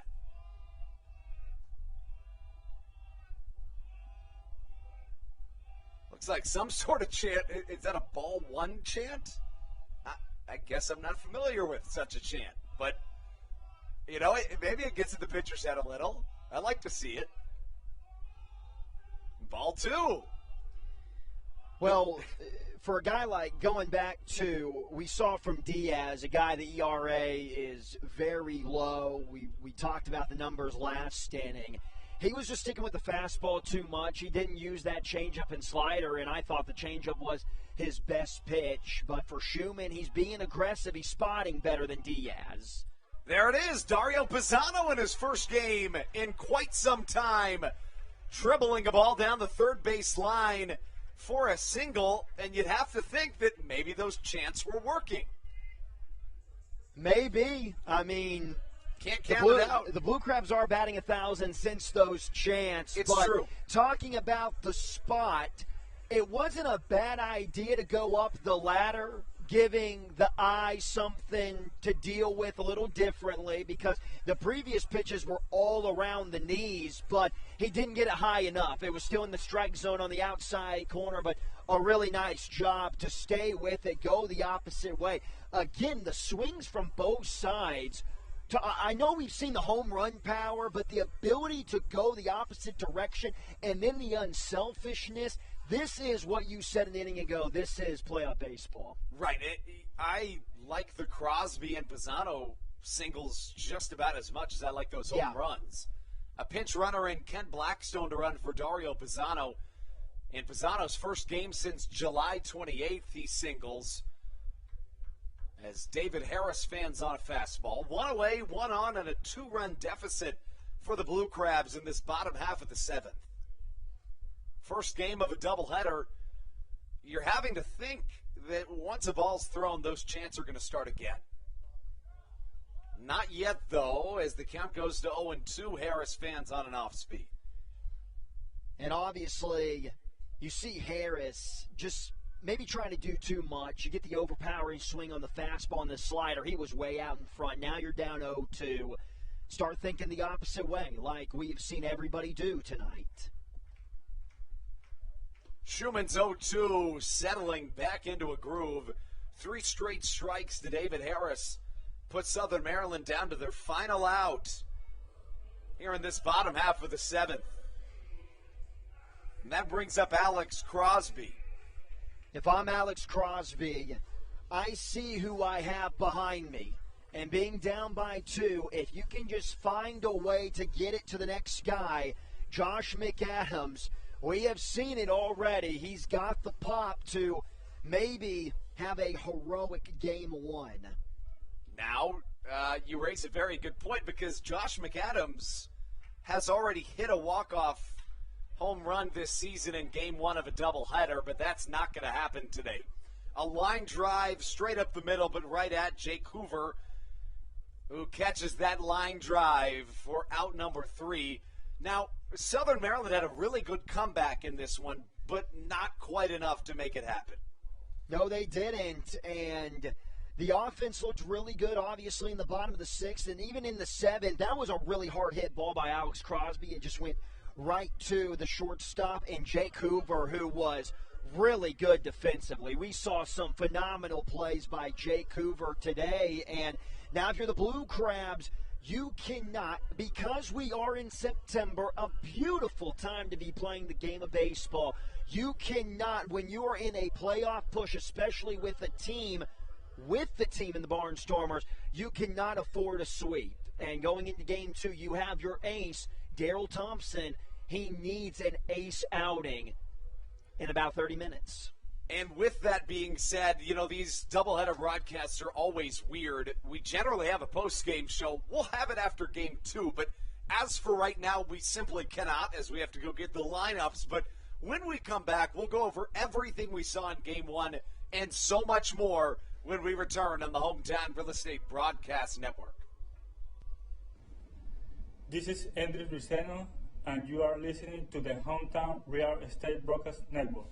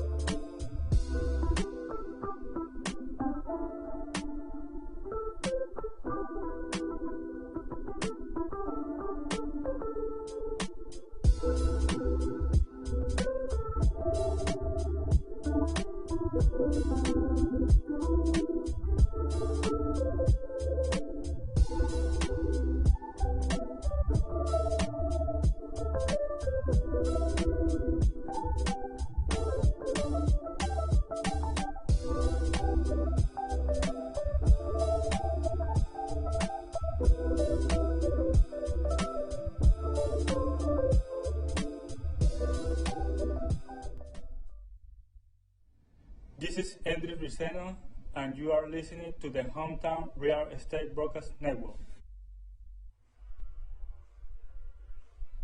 After a triumphant comeback effort in Game 1 that fell short, Southern Maryland is going to try to salvage this series here in Game 3, trying to dodge the series sweep, and you're not going to find any better candidate to do so than that of Daryl Thompson. Truly the best pitcher in the Atlantic League since 2019, if not longer. Called by many not only the greatest blue crab of all time, but people are really starting to call him the greatest Atlantic League pitcher to ever grace the mound. And Matthew, there is really good reason that people are saying that. He's a guy that holds 2/3 of the Atlantic League Triple Crown, finished last season doing the same. His 162 strikeouts in 2019 were just a few shy of a record in a single season in the Atlantic League. This year he's been just as good. Thompson 10-2 on this 2021 campaign, and he's a guy that is scary to pitch against, not because of the velocity. Let's talk about that. And another argument that you could make going back to that best pitcher in Southern Maryland Blue Crab history. He was pitcher of the year in the Atlantic League, went 15-8 with a 3.13 ERA, and you could argue that his numbers are better in the 2021 campaign than they were in 2019 when he was no doubtably the best pitcher in the Atlantic League. Like you mentioned, he's 10-2 with a 3.21 ERA. The strikeout numbers will not wow you. He's got 72 and 109 in a third innings pitch, but he's not going to walk a ton. And we were talking about it in the last game, the broadcast of the last game. I am excited to see Daryl Thompson because of how dominant he is with that average 84-mile-per-hour fastball. Let's give you the starting lineups here on the Hometown Real Estate Broadcast Network as Thompson takes the mound. He faces Caleb Gindel, who swings and misses to get us started here in Game 2 of a doubleheader as we reset the scoreboard and get ready to go back after it. Fastball, swing and a miss. Thompson looking as advertised early. Batting second will be the second baseman, Blake Allemond. Batting third, the designated hitter, Alejandro De Aza. In the cleanup spot, the first baseman, Kelly Dugan, has 3 straight pitches and a strikeout for Daryl Thompson. What's new to get us started? Batting fifth will be the center fielder, Ladarius Clark. In the sixth spot, the catcher, Anthony Perrone. Batting seventh, the left fielder, Devon Torrance. Batting eighth, the third baseman, Jake Hoover. And batting ninth, the shortstop, Cleo Luis Rondon. On the mound for the Lancaster Barnstormers, it's the right-hander, Dominic DiSaventino. As Allemond steps in, sees a first pitch ball. The starting lineup for the Blue Crabs will read as follows. Leading off, the left fielder, Matt Hibbert. Batting second, the second baseman, Ruby Silva. Batting third, the first baseman, Jovan Rosa. In the cleanup spot, the right fielder, David Harris. Batting fifth, the designated hitter, Alex Crosby. Batting sixth, the third baseman, Josh McAdams. 2-0 misses outside. The count 3 balls, no strikes, a rare sight with Daryl Thompson on the mound. 7, 8, 9 read as follows. Center fielder Zach Collier to be followed by the catcher Joe DeLuca and the shortstop Michael Baca as Thompson gets one by Allemond. The count 3-1. The right-handed La Plata, Maryland native sees a fastball on the outside corner, and Blake Allemond lines it into right field for a base hit single. Now, because we've seen success, particularly in the past 2 seasons from Daryl Thompson, it's because he stays ahead in the count. And when you're down 3-1, especially with that non-overpowering fastball, it's going to be tough, especially facing a really good Barnstormers lineup. So he has to make sure that he stays ahead in these ABs. Thompson now faces the three-hole hitter, a fellow MLB veteran, Alejandro De Aza. First pitch in there, a called strike, and he does just that in getting ahead of De Aza. Does a good job of doing so. Looking at the numbers for Thompson against the Barnstormers this year. After this next pitch, the right-hander on his way. The 0-1 swung on and missed. A changeup gets under the swinging bat of Alejandro De Aza. Thompson has only started one game against the Stormers, 7 innings, 2 earned runs, fanning 4 over that frame. His turn in the rotation just hasn't come up all that many times against the Barnstormers. Now, these two teams face each other a total of 25 times this year, but many of those still yet to come, interestingly. You'd think at this point in the season that might not necessarily be the case, but for whatever reason, the way that the schedule worked this year, that's exactly the case. The Blue Crabs right now 5-9 versus the Barnstormers, as De Aza awaits the 0-2. Just getting a piece of it, and, that's kind of the name of the game when you're facing Thompson. He's only going to give you so much in so many spots, right? So if you can't take advantage of the very rare miscue, you just have to do with what you can with the very difficult to hit pitches that Thompson gives. He paints the black, he changes speeds, he goes up and down, he basically does it all. The 0-2. Staying alive once again is Alejandro De Aza. Well, I love how choked up on the bat De Aza is, and you can even go, he doesn't just do this when there's 2 strikes in the AB. He does this every single plate appearance, and that's something in the game of baseball that you do not see anymore. It's not really preached by coaches anymore, Little League and up, but De Aza, you can go back and look at his MLB highlights. He's always choked up. Gets a piece of this one and sends it to the left side and foul. It's an interesting point because generally when you think about somebody that choked up on the bat, it's to the average fan maybe considered to be a bad thing, right? It might mean that you're trying to catch up on a pitch. Not necessarily always the case at all. And De Aza is a great example of that. Hit 260 in 10 MLB seasons. And that's a classic Darryl Thompson result. He's going to force a ton of infield pop-ups because guys just get way too aggressive. Thompson, despite the incredible strikeout numbers in 2019, in which he finished a couple short of the single-season record, and he's the Atlantic League strikeout king as of earlier this season, he'll tell you he doesn't try to get guys to strike out. He tries to get them to put it into play for outs, but sometimes, an unintended consequence can be a good thing. Kelly Dugan comes up to the dish. First pitch swinging, a lot of first pitch fastballs from Thompson here this evening that certainly have been working. And in his last outing, the first 12 pitches that Darryl Thompson threw was a fastball, and even going forth with that outing, 72% with the heater. Dugan went 1 for 3 with 2 runs scored in Game 1, also struck out once. He waves on a fastball outside, I beg your pardon, an off-speed, and that's the beauty of Darryl Thompson. A really good hitter like Kelly Dugan just doesn't know what to expect, and Thompson is performing his wizardry here this evening. The 0-2. Swung on and missed. A couple of strikeouts in his first inning of work. Darryl Thompson doing Darryl Thompson things in the top of the first. When we come back, the Blue Crabs send up Matt Hibbert, Ruby Silva, Jovan Rosa, and hopefully a ton more right here on the Hometown Real Estate Broadcast Network.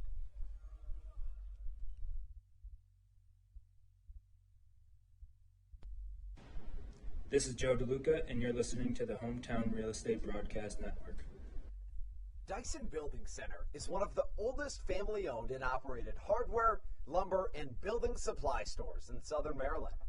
They are located in St. Mary's County on Route 5 in Great Mills. Dyson's has an expansive and diverse inventory to help you with all of your home improvement and project needs. Whether you're new to the world of DIY, a tried and true DIY professional, or somewhere in between, the friendly and experienced staff at Dyson Building Center is ready and willing to help you today.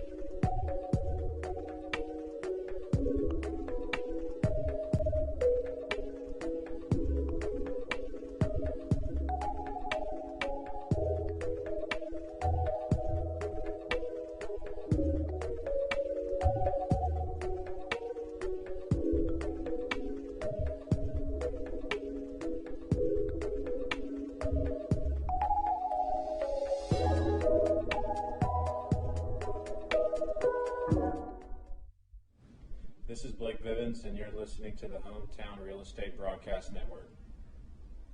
To the bottom of the first we go here on the Hometown Real Estate Broadcast Network.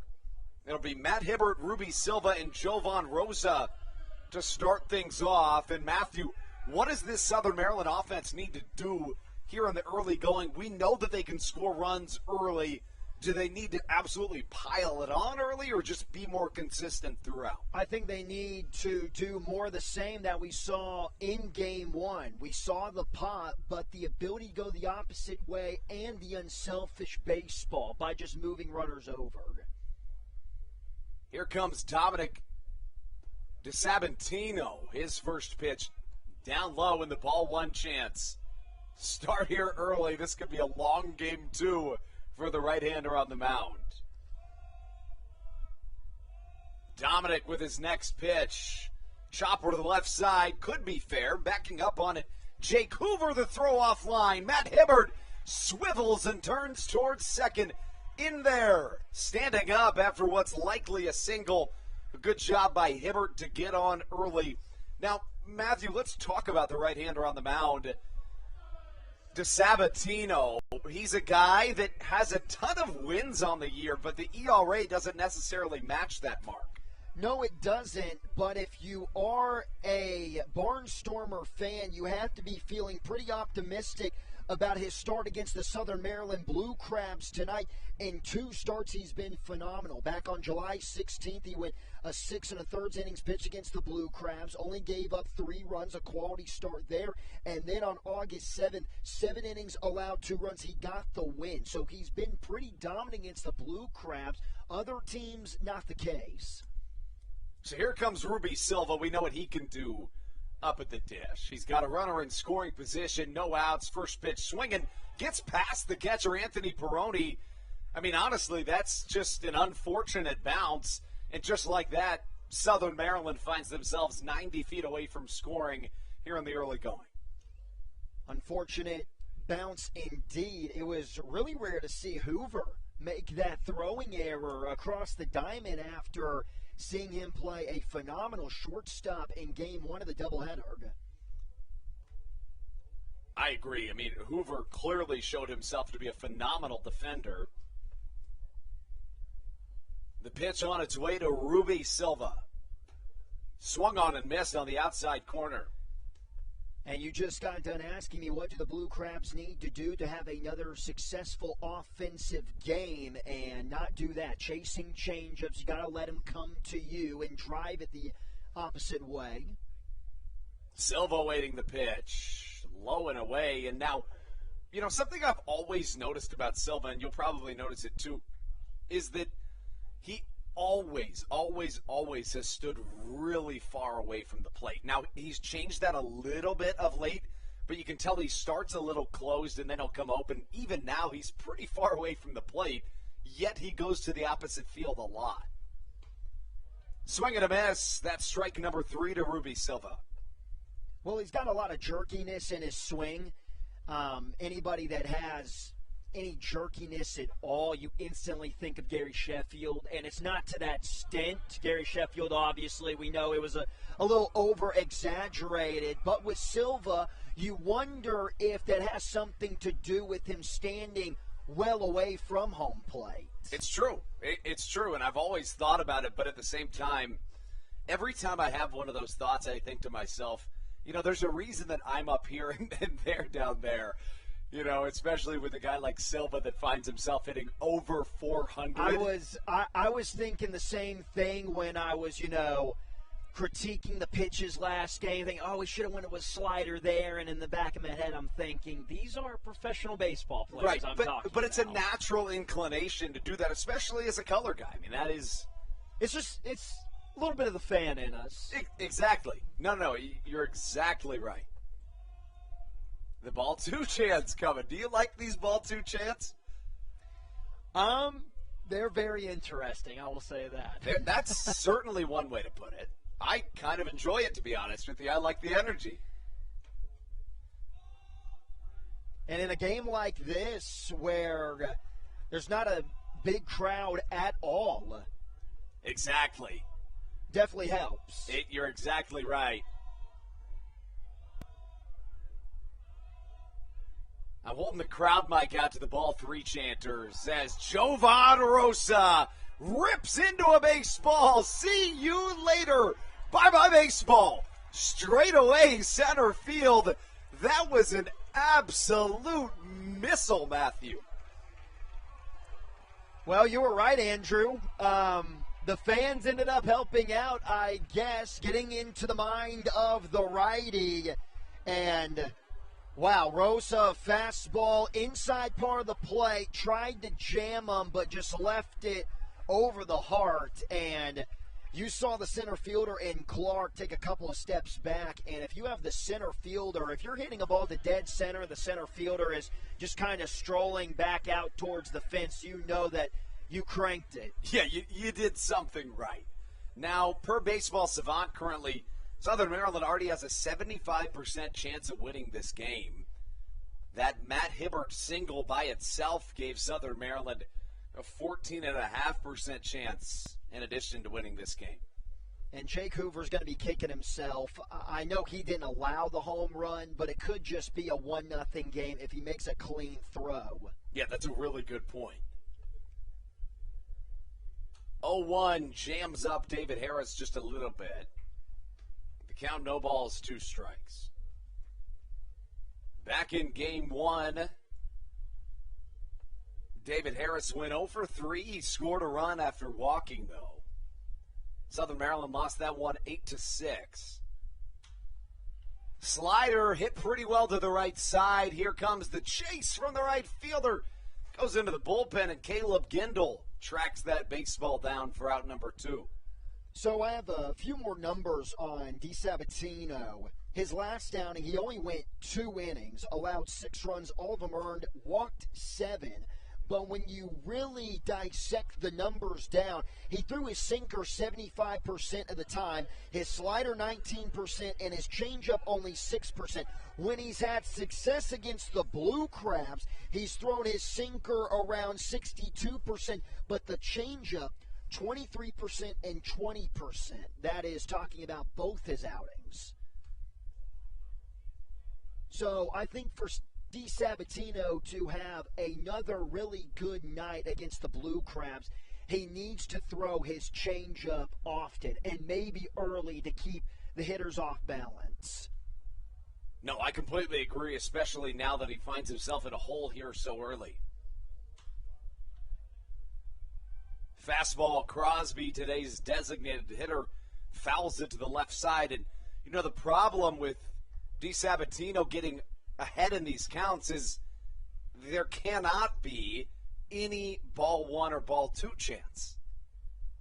there's no balls, you can't have those chances. Those have helped. No, that is the sad part about him staying ahead is we don't get to hear the rowdy fans over down the left field line. You said to begin the game that it was going to be rowdy over there. Yeah, it's true. I mean, with an all-you-can-drink special, that's a dangerous combination. Not to mention all-you-can-eat wings. Are you a big wing guy? No, I am. I'm a big wing guy. I hope it doesn't change your... It doesn't. Not at all. Not at all. I promise. I'm a big wing guy, though. A ball and 2 strikes to count. Crosby hits it twice. That was bizarre. You don't see that every day. But talking about this game, too, the Barnstormers are trying to pick up a sweep. This is, I'm going to say, I know it's only the second day of September, but this really is a must-win game for the Blue Crabs. You cannot go on that long, week-long road trip after being swept.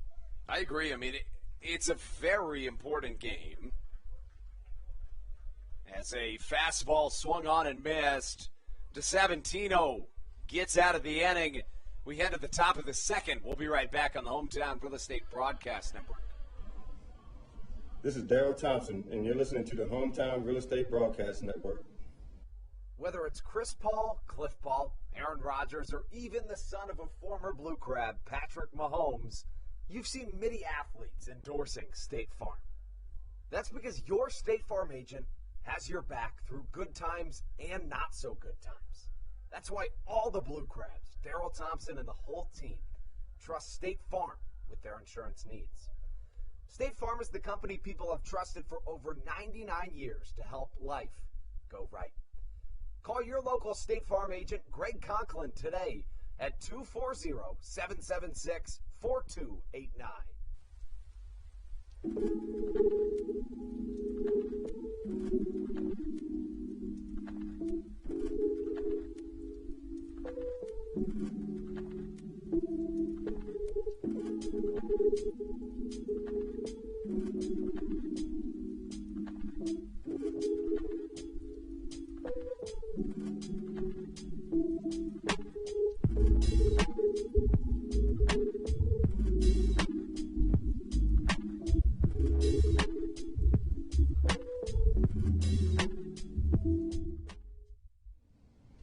This is Daryl Thompson, and you're listening to the Hometown Real Estate Broadcast Network.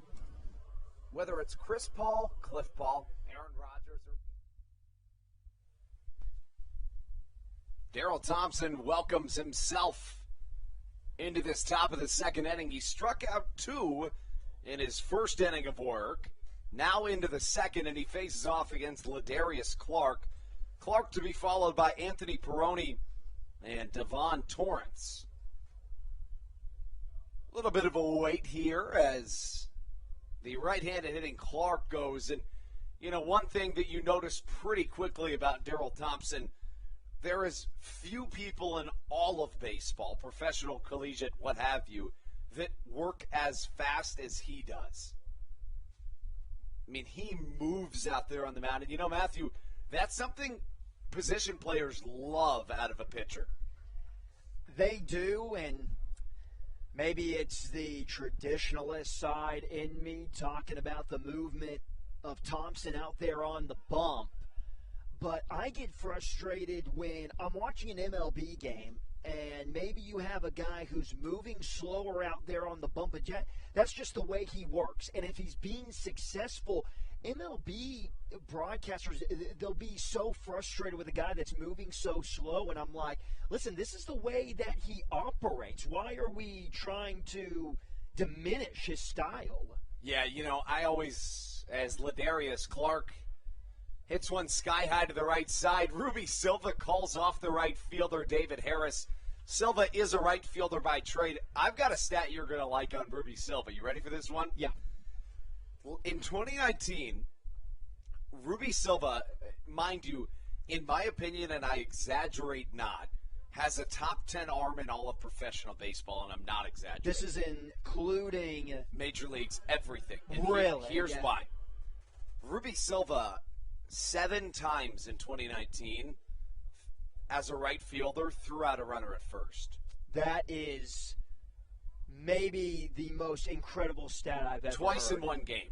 That is unbelievable. It's crazy. I mean, he'll throw from the warning track on a line. I mean, it makes me very disappointed to not see him out in right field. I hope by the time the season ends that happens so I can see it. You know, it's true. The issue is that Southern Maryland has an embarrassment of riches when it comes to outfielders. As Silva comes in on a ball, catches on 2 hops, throws to first. But I've said it time and time again, and I mean it. Southern Maryland has a legitimate 6 all-star outfielders. All 6 of them hit over 300. So when that's the case, and Silva is as good of a second baseman as he is, you kind of are forced. Your hand is forced to do just that. But, you know, there's few things in this world I enjoy more than watching Ruby Silva play right field. I mean, he has a cannon. 7 times. I mean, that's crazy. Swung on and missed. And the embarrassment of riches, there was a little teaser of that in the first game when you have Hibbert and just all the guys that we saw with the great averages coming off the bench. The pitch to Devon Torrance, swung on and missed, and Thompson doing Daryl Thompson things here this evening. That's why this double hook rule that was just implemented by the Atlantic League, out of all the teams, it's probably going to hurt the Blue Crabs the least. I would agree. They're so deep. Swung on and missed. Daryl Thompson's 3rd strikeout here through his 2nd inning of work. Take you into the bottom of the 2nd. We'll be right back on the Hometown Real Estate Broadcast Network.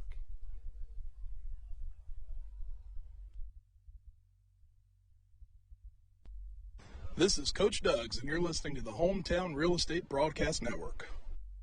All Pawn is Southern Maryland's premier pawn shop and is the official pawn shop of the Southern Maryland Blue Crabs. Stop by and say hello today. They've been a part of the Southern Maryland community for 18 years. If you need some cash to hold you over, or if you're just doing some spring cleaning and want to clear some stuff out, please bring it by All Pawn and let them make you an offer. If you have broken jewelry or some that you just don't want anymore, please bring it by, and they'll pay you more than anyone in the Tri-County area. They're located on 301 in White Plains, just south of DeMar Road. Go Blue Crabs! Hey Blue Crabs fans, make sure to visit the All-American Steakhouse and Sports Theater at 35 St. Patrick's Drive, right here in Waldorf, for some great food with great friends. Their steaks are fresh, hand-cut, in-house daily, as well as many other fresh seafood, chicken, and beef options. They offer outdoor and indoor dining, available each and every day, along with the same great menu to go if you would like. Please visit them online at www. This is Matt Latos, and you're listening to the Hometown Real Estate Broadcast Network. Josh McAdams leads us off as Southern Maryland looks to protect an early lead. You know, Matthew, we talked about it earlier. It's interesting in that, and this isn't just a Blue Crabs thing, this is everybody in all of baseball everywhere, but generally the first team to score is going to be the team to win. Southern Maryland way above a 750 winning percentage, win scoring first, but in the first 2 games of this series that hasn't been the case, so you got to keep the pedal to the metal as McAdams takes the ball 1 inside and the chance start. That's why it's been so shocking to see Southern Maryland on the brink of getting swept with a loss here in Game 2. Big chopper of the middle. No problem for Allemond at second, who throws off to first. 2 pitches, 1 out for Dominic DeSabatino, who is looking to rebound after allowing 2 on a home run back in the first. We've seen a ton of home runs today, Matthew.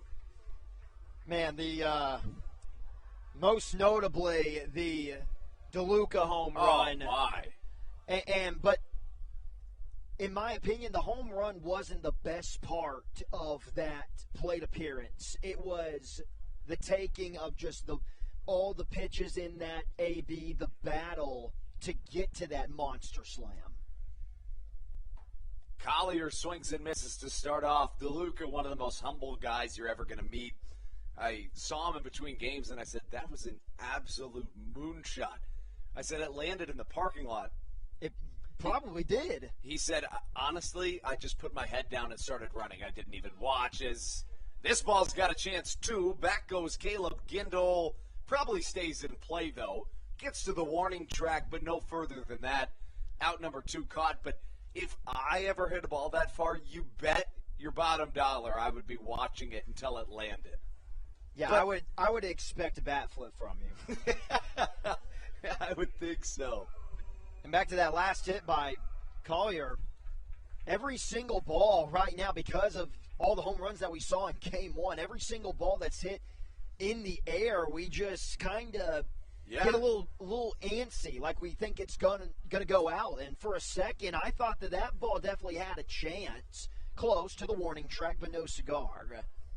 We are in the 9th inning of baseball today, Matthew, and we've seen 6 home runs so far today. That's a good day. It's unbelievable. Like, that's a lot of home runs as Joe DeLuca comes to the plate. Just talked about him. Had that big 2-run shot back in the first. He shows button. It's a beauty. Dominic DeSabatino fields, throws. It's off the line. And that's the unbelievable thing about Joe DeLuca, Matthew. You're probably thinking to yourself, wait, I'm confused here as it looks like DeLuca might be limping a little bit. You may be thinking to yourself, I'm confused. He just hit a home run. Why is he bunting? Well, almost every time after he hits a home run, he bunts for a single. He is one of the best bunters I've ever seen, and for a catcher has incredible speed.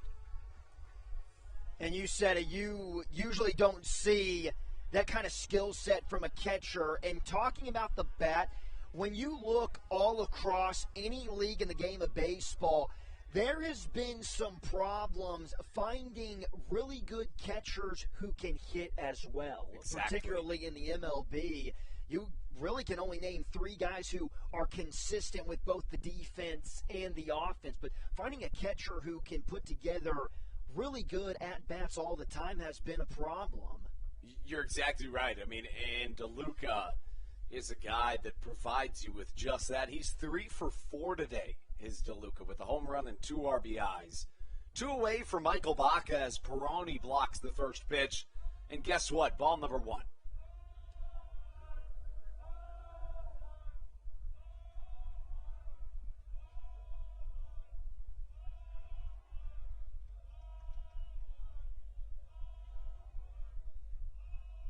The ball 1 chance, rain out here at Regency Furniture Stadium. I, for one, love this.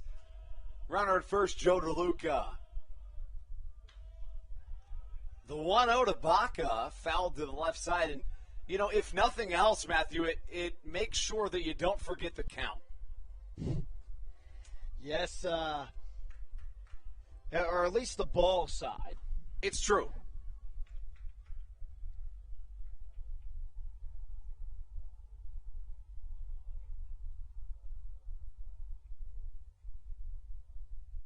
Ball and a strike the count to Michael Baca. Fastball outside. And, you know, a brilliant play by Joe DeLuca, because if you're DeSabatino, after allowing 2 in the first, you really want a quick rebound inning, and it's going to be really frustrating to allow a bunt single to a catcher after getting 2 quick outs.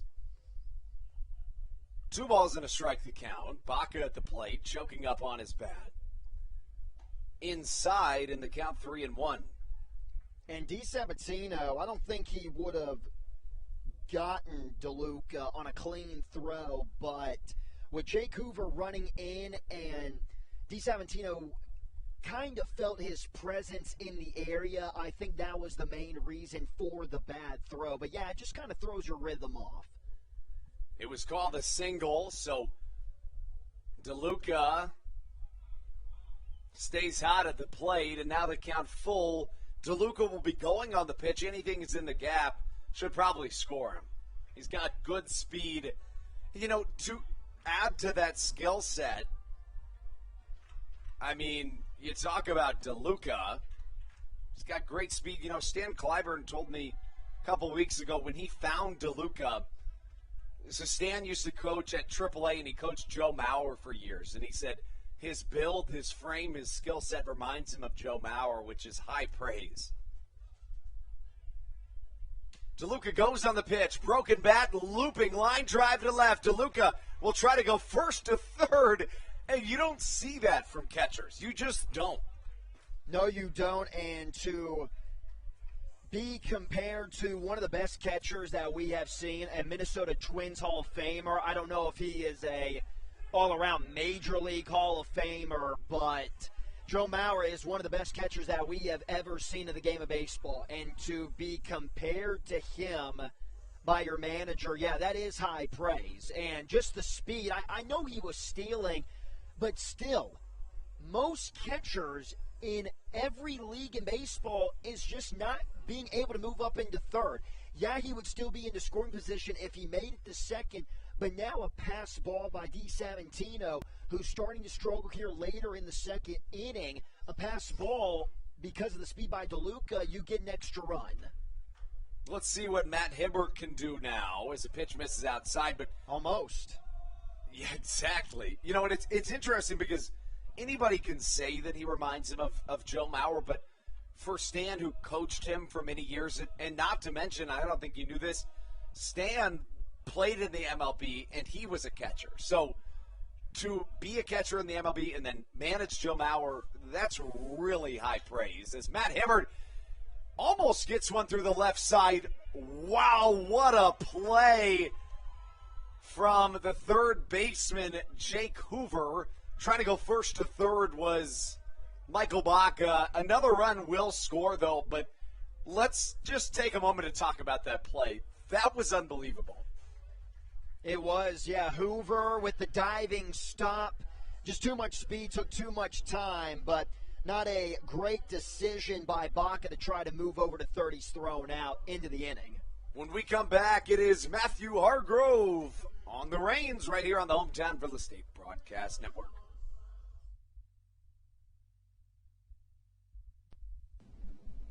This is Patrick Baker, and you're listening to the Hometown Real Estate Broadcast Network.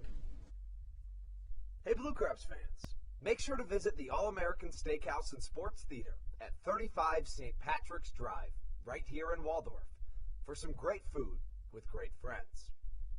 Their steaks are fresh, hand-cut, in-house daily, as well as many other fresh seafood, chicken, and beef options. They offer outdoor and indoor dining, available each and every day, along with the same great menu to go if you would like. Please visit them online at www.theallamericansteakhouse.com. That's www.theallamericansteakhouse.com. You can also visit them on Facebook or Instagram. They have daily specials that you just can't pass up. Thank you, Blue Crabs fans. When you need a win on the road, don't get left stranded. Make AAA part of your roster, and you'll always have someone on deck ready to get you home. AAA also offers car care, insurance, and travel services, and has stores conveniently located for Blue Crabs fans in Brandywine, Crofton, and Alexandria. Don't forget to ask them about membership discounts for military and first responders. Please visit AAA.com to learn more or to find a AAA location near you.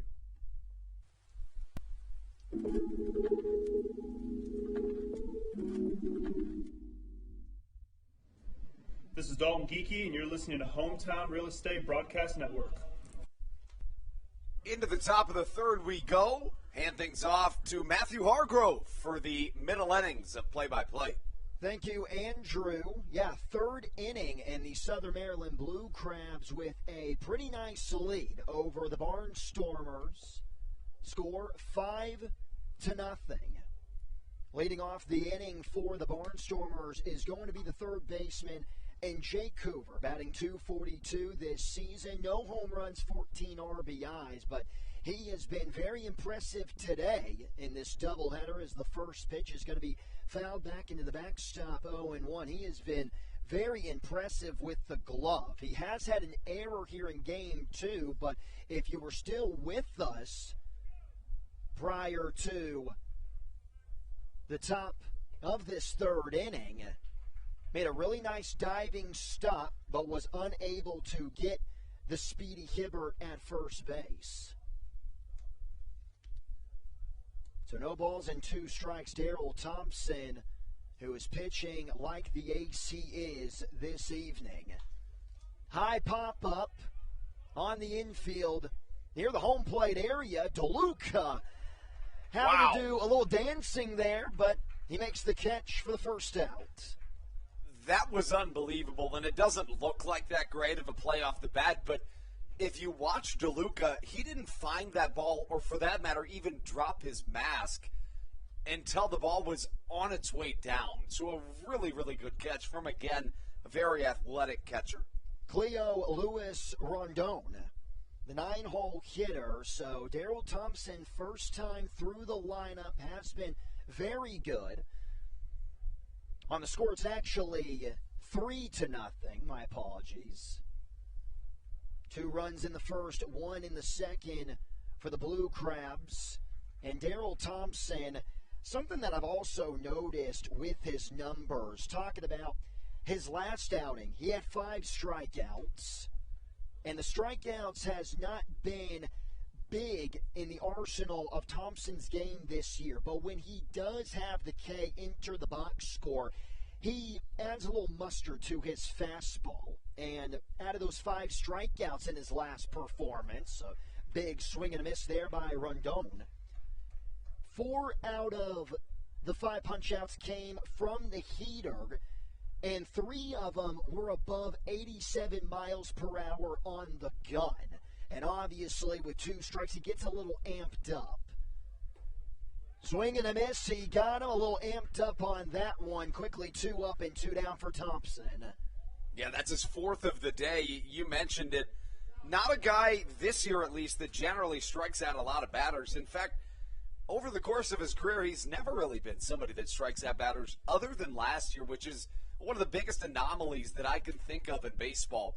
He came within a couple strikeouts of setting an Atlantic League record, but he also strikes out, while not a ton of batters, a good amount on average.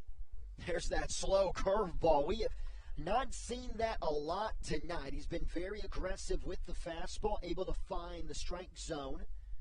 Back to the leadoff man and Grindle. Caleb Grindle, the right fielder. Grindle, in his first plate appearance to lead off the game, struck out swinging on one of those Daryl Thompson fastballs. Grindle did play in game 1 of the doubleheader. And in that game, went 0 for 4. Coming into this one, batting .287. And Andrew, we were talking after the game 1 a lot about Grindle's swing. It looks kind of choppy, but at the end of the day, it works for him. Yeah, Caleb Grindle, a guy, I talk about it quite often, and, you said you were a basketball fan, so you'll relate to this. Oftentimes, I compare things to Sean Marion. So, Sean Marion with one of the weirdest, to put it nicely, shots ever, but he's an NBA champion and one of the best 3 shooters of all time. So I always say, you know what, however you can get it done, just do your thing. Lazy fly ball, shallow center field. Back goes the shortstop to make the play by Michael Baca. So 3 up and 3 down for Thompson. He is in complete control as we head to the bottom half. The Blue Crabs looking to add on. They lead 3-0 over the Barnstormers. This is Josh McAdams, and you're listening to the Hometown Real Estate Broadcast Network. Did you know that the Washington, D.C. metro area is the 5th most expensive place to live in the entire United States of America? Sometimes finding affordable housing in this area can feel impossible. If you're struggling to find affordable housing, look no further than the Villages of St. Charles by Ross Properties. You can visit them online at villagesatstcharles.com for more information today. Villages of St. Charles. They'll have you safe at home. There's nothing quite like when the Blue Crabs retire the side. At Wealth Management Partners, they're on your side for your retirement planning needs. It's never too early to start planning your retirement. Talk to the experienced financial advisors of Wealth Management Partners located right here in Waldorf. Call them today at 301-885-0955. Again, Wealth Management Partners. Call them today at 301-885-0955.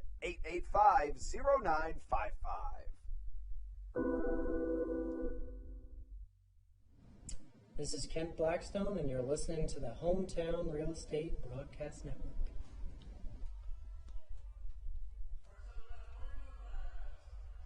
We're in the bottom of the third. Southern Maryland Blue Crabs with a 3-0 lead over the Lancaster Barnstormers. Due of this inning for the Southern Maryland Blue Crabs, you have 2, 3, and 4, starting with the second baseman in Silva. Matthew Hargrove here alongside my broadcasting partner and Andrew Bandstra. Swing and a miss by Silva on a changeup low and outside for strike one. Silva's been chasing. He struck out in his first plate appearance back in the first inning. He's been chasing that changeup a lot here in game two of the doubleheader. On the ground to short. Rondon, throw across the diamond. There's out number one. Yeah, and again, DeSabatino, a guy that struggled in the first, rebounded well in the second, but then, of course, Joe DeLuca's bunt single kind of unraveled things. Daryl Thompson has a saying, Matthew, saying that anytime you get 2 quick outs, don't be so quick to judge, because oftentimes 2 quick outs can lead to a weird ending to an inning. Javon Rosa looking to do more of the same like he did in the first inning. Hit an absolute rocket over the center field wall. DeSabatino placed a fastball on the inside part of the plate that landed just over the batter's eye. Nasty slider there from DeSabatino. I mentioned in the first couple of innings for DeSabatino to have 3 really good outings against the Southern Maryland Blue Crabs. He's going to have to implement that changeup a lot like he did in the first 2. And good morning, good afternoon, and good night. This third inning is rolling by pretty fast. You get the quick 1-2-3 by Thompson, and now one more out. We're already heading to the fourth. Here's my prediction for this at bat. David Harris, Matthew, is due for a home run. He hasn't hit one since he had a... Are you calling your shot? I'm calling his shot. He hit 3 home runs a couple of weeks ago, hasn't hit one since. He's going to hit one right here. It's a bold statement. It is indeed. He tried it, fouled it back to the backstop. Harris, he flew out into right field. His first time in the box after that Rosa 2-run home run. Blue Crabs with a 3-0 lead, and we will keep stating it as the night goes further along. This is a must-win game for Southern Maryland. Cannot be swept by the Barnstormers, who you are battling in that playoff race. Go ahead. None other than the Ball 1 champ. Why not? It's been the success rate on it has been very good tonight. Now down 1-2. Yeah, you can't doubt the success or the passion from the fans. You really love to see it. Waiting in the on-deck circle is Alex Crosby. Out of the windup. Now 2-2. And I just heard one of the fans tell Jovan Rosa that they owe him a beer. I don't know that that's necessarily true, although I don't know all the details to that comment. Yeah, I'm not sure why that would be the case either. He hit the 2-run home run. Yeah, what else does he need to do? DeSabatino, now, if you were with us in the second inning, he had an inning that started similar to this. 2 quick outs, and then after that, you got some trouble. Ended up giving up 1 run. Swing and a miss, but he's going to have a 1-2-3 bottom of the third. A couple of strikeouts, and that was a really nasty changeup. That has worked in the past against the Blue Crabs. Going into the fourth, Southern Maryland still with a pretty comfy lead at 3-0. We'll be right back. Hey, Blue Crabs fans, make sure to visit the All-American Steakhouse and Sports Theater at 35 St. Patrick's Drive, right here in Waldorf, for some great food with great friends. Their steaks are fresh, hand-cut, in-house daily, as well as many other fresh seafood, chicken, and beef options.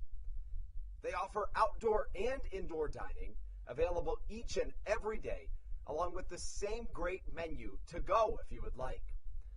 Please visit them online at www.theallamericansteakhouse.com. That's www.theallamericansteakhouse.com. You can also visit them on Facebook or Instagram. They have daily specials that you just can't pass up. Thank you, Blue Crabs fans. All Pawn is Southern Maryland's premier pawn shop and is the official pawn shop of the Southern Maryland Blue Crabs. Stop by and say hello today. They've been a part of the Southern Maryland community for 18 years. If you need some cash to hold you over, or if you're just doing some spring cleaning and want to...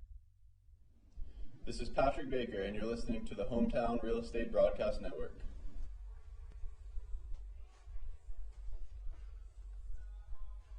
Matthew Hargrove here alongside Andrew Bandstra as we are ready to get you set for the fourth inning. The Blue Crabs with a 3-0 lead over the Lancaster Barnstormers. Game 2 of a doubleheader. The Barnstormers with an 8-6 victory in Game 1, a game that we have let you listeners and watchers know that the Blue Crabs should have won. Had a very comfy lead, kind of like this one, to begin the game, but right around the fourth inning, like we're entering now, is when the Barnstormers got hot. But the Barnstormers, they're going to have to get some offense going against the elite Thompson. It's true. I had a former broadcast partner, Austin Rooney, who was a big believer in that there's a difference, and I don't agree with this, but there's a big difference between elite and elite, and he thinks elite is better. If that was the case, I don't think it is. Elite would be what Thompson is tonight. Well, elite so far is 3 innings of shutout baseball, and the strikeouts, he's got 4 of them. Again, that hasn't been something that we have grown accustomed to by watching the veteran righty, working fast per usual. Another foul ball there by Allemand. He'll continue at 0-2. Allemand was able to get to Thompson. Hard single into right field back in the first inning. Unable to move up another base, though. And that's a rare curveball we've seen today for Thompson to this point. 74% of his pitches thrown have been fastballs. Waiting in the on-deck circle is Diaza. Swing and a miss. Strikeout number 5. Fastball high, and again, these fastballs, he just knows when to throw them hard. Consistently in the low 80s, but when he wants to, and he can, get up to 87 to 88, and because that fastball is so low on average, it's got to make that 88 to 87 mile per hour fastball feel like it's in the 90s. It's true. It's true. Only a couple of curveballs to this point from Thompson. He's thrown 3. It's the fastball that's been working today. Alejandro Diaza takes strike 1. Diaza had a very successful Game 1 of the doubleheader. He went 2 for 4 with a solo shot down the right field line. Good job to hold his swing there. Evens the at-bat at ones. And that home run by Diaza, it was a no-doubter. 6 home runs we have seen today. And that no-doubter, it looks like a line drive, but you knew off the bat it was going to get out of the ballpark. And for Thompson, this second time through the lineup, it's not going to be, a terribly tough situation. But having to face 2, 3, and 4, he already has the strikeout on the Barnstormers second baseman. Definitely the toughest situation so far of the evening. And if he can sit down Diaza here and face Dugan, the hot-hitting Dugan, I should say, waiting in the on-deck circle with nobody on base, that's how you want to be facing the big lefty swinger the entire night. Here's the 2-2. Swing and a miss. He got him. Racking up now 6 strikeouts for Thompson. This is just another day at the office for number 20. Yeah, you said it. You're exactly right. Now, Thompson, his season high for strikeouts is 8. He did it once in his season opener back on May the 28th at West Virginia, and did it again a couple starts ago, August 17th, striking out 8. Now, in one of those starts, he went 6 innings, striking out 8. In the other, 8 strikeouts in 8 2/3 innings. Dugan picked up a strikeout in his first at-bat.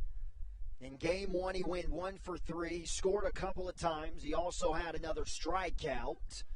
Looking to send that one into the scoreboard, but whiffing, now 1-1. Everyone in the Barnstormers lineup picked up a hit with the exception of Gindel, the leadoff man. That is very rare considering the .287 batting average.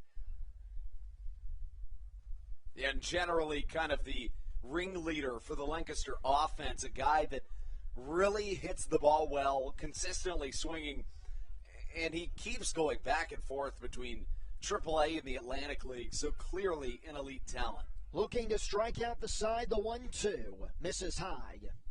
We'll do it again.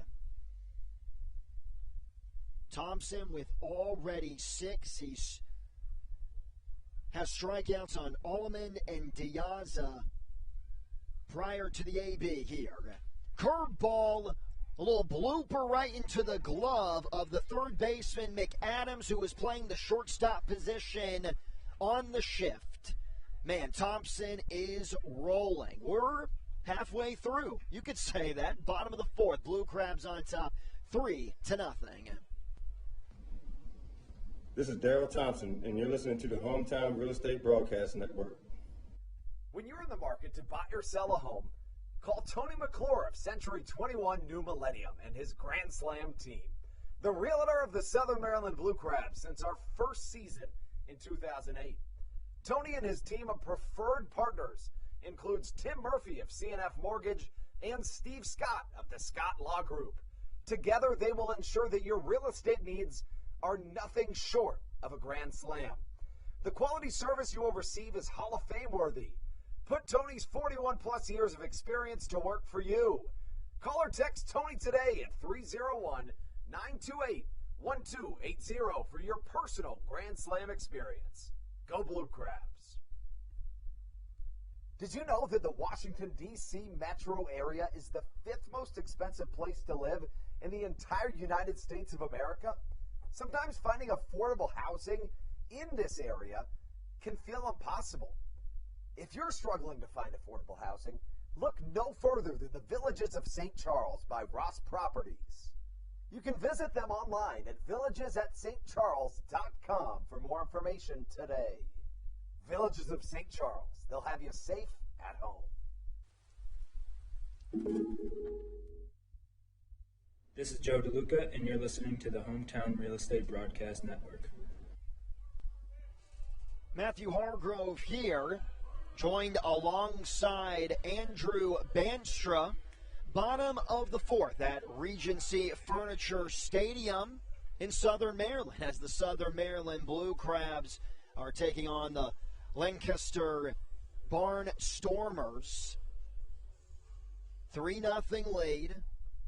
Game 2 of a doubleheader. Leading off for the Blue Crabs is going to be the DH and Alex Crosby. Batting from the left side takes strike 1. DiSabatino still out there on the bump. Obviously threw his best inning of work in the 3rd. Off-speed stuff was electric. high chopper, moving to his left and making a phenomenal play is the second baseman in Alleman for kind of a loud out number one. Really nice play there. You're exactly right. Now, when we talk about this double hook designated hitter rule, the whole point of the rule is so that pitchers will work deeper into games. So having Alex Crosby in the designated hitter spot doesn't really hurt you if you're Stan Clyburn and the Blue Crabs, because you know Thompson, especially in a 7-inning game, is going to give you at least 6. Here's the third baseman, Josh McAdams. Grounded out to the second baseman in his first try. Fastball catches the corner for strike one. We'll get you some scores around the Atlantic League here in a second. There's a couple other teams that are playing a doubleheader today. The rain affecting more teams than the Southern Maryland Blue Crabs and the Barnstormers, obviously. Yeah, you said it. You know, you've got a game right now going on in High Point. The Rockers are on top of their North Carolina foes 15-6. The York Revolution in the bottom of the 6th on top of the Long Island Ducks 7-5. And to finish your SOMDWX news around the league update, in Lexington, the Power on top of the Legends 12-8. And that is the doubleheader. West Virginia and Lexington are the doubleheader game. The first one ended in 8 innings. You had a 7-6 score. Actually, excuse me, I moved my mouse over to the September 1st scores. That was yesterday, but obviously it had something to do with the rain. McAdams drills this one up the middle, and there's a one-out single for the Blue Crabs. Yeah, you're exactly right. It was because of Hurricane Ida they decided to just call that game early and move it to a doubleheader yesterday.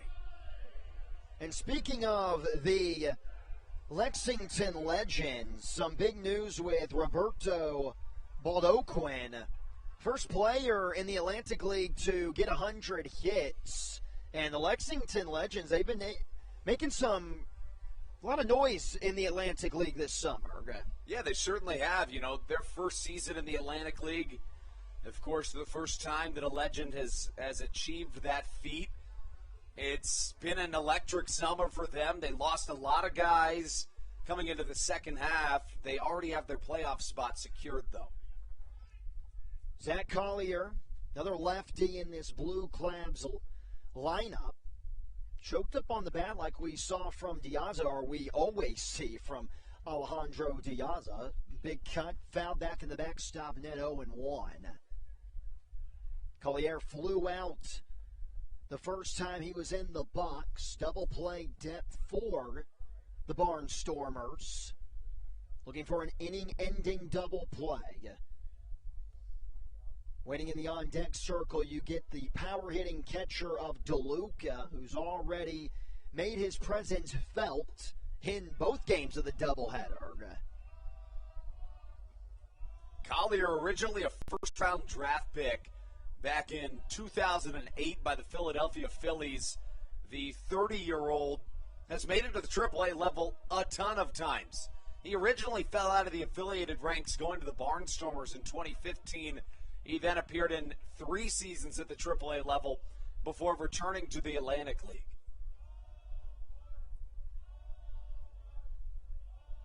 DiSaventino, a long set. Nice block there by Peroni. And I want to go back to talking about Baldoquin. He was in the Angels organization from 2015 to 2020. So it's not like, he's batting .352 this year. And like I just said, the first guy to get to that 100 hit mark in the Atlantic League this summer. But the .352 batting average, that's after he was just cut by the Angels. So maybe a little bit of a revenge tour for the Lexington Legend. And what better team to do it on than the Lexington Legends with their first season? Yeah, you're exactly right. And speaking of revenge tours, Zach Collier doing just that. He hit .237 in 2019 in the Atlantic League with a 729 OPS. This year, however, way above that, 313 batting average with an impressive 1012 OPS. Check swing, but he held up. He'll run the count full. Collier, I know I've only obviously been here for a day, but you can definitely see the talent. You can see the speed. Saw that in game one. Like a lot of his Blue Crab teammates, he's been hot hitting. One of the best offenses in all the Atlantic League. Full count, there goes the runner. Found it back into the backstop net, and McAdams is going to have to come back. But I think that's another really good asset that the Blue Crabs have all around their lineup is they have a lot of pop and a lot of speed. And you got done telling me, Andrew, that that is your kind of player. Yeah, that's the talent skill set that I covet more than any. I think having those two complementing each other is really defeated in all of baseball. And you get to watch it essentially every day. You have been watching it every day. You're right. And, you go all the way back to 2018, and Southern Maryland was not a really speedy team. Some good power. Didn't hit for average that well. A big jump in 2019, and then here in 2021, what a roster constructed by Courtney Knischel and Stan Clyburn. Here's another full count offering. McAdams will go again, but he's going to have to be told to go back to first base. And when you really look at things, DiSabatino should be kind of thanking Collier for all these foul balls as he's wearing out McAdams. Maybe a strikeout, throw him out situation will be better because McAdams is so tired from his last two steal attempts. Yeah, and it's interesting. McAdams is not much of a base stealer. It's been interesting to see him go back-to-back times despite just one out. He'll go again. He's going to have to go back, though. Another high pop-up on the infield. Calling off everybody will be Rondon to make the catch into the chest for out number 2.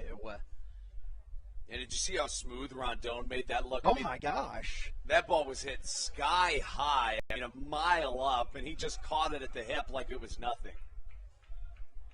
That's going to bring up the dangerous DeLuca. Hit one of the farthest home runs that you will see all season in Game 1. So far here in Game 2, he has a bunt single.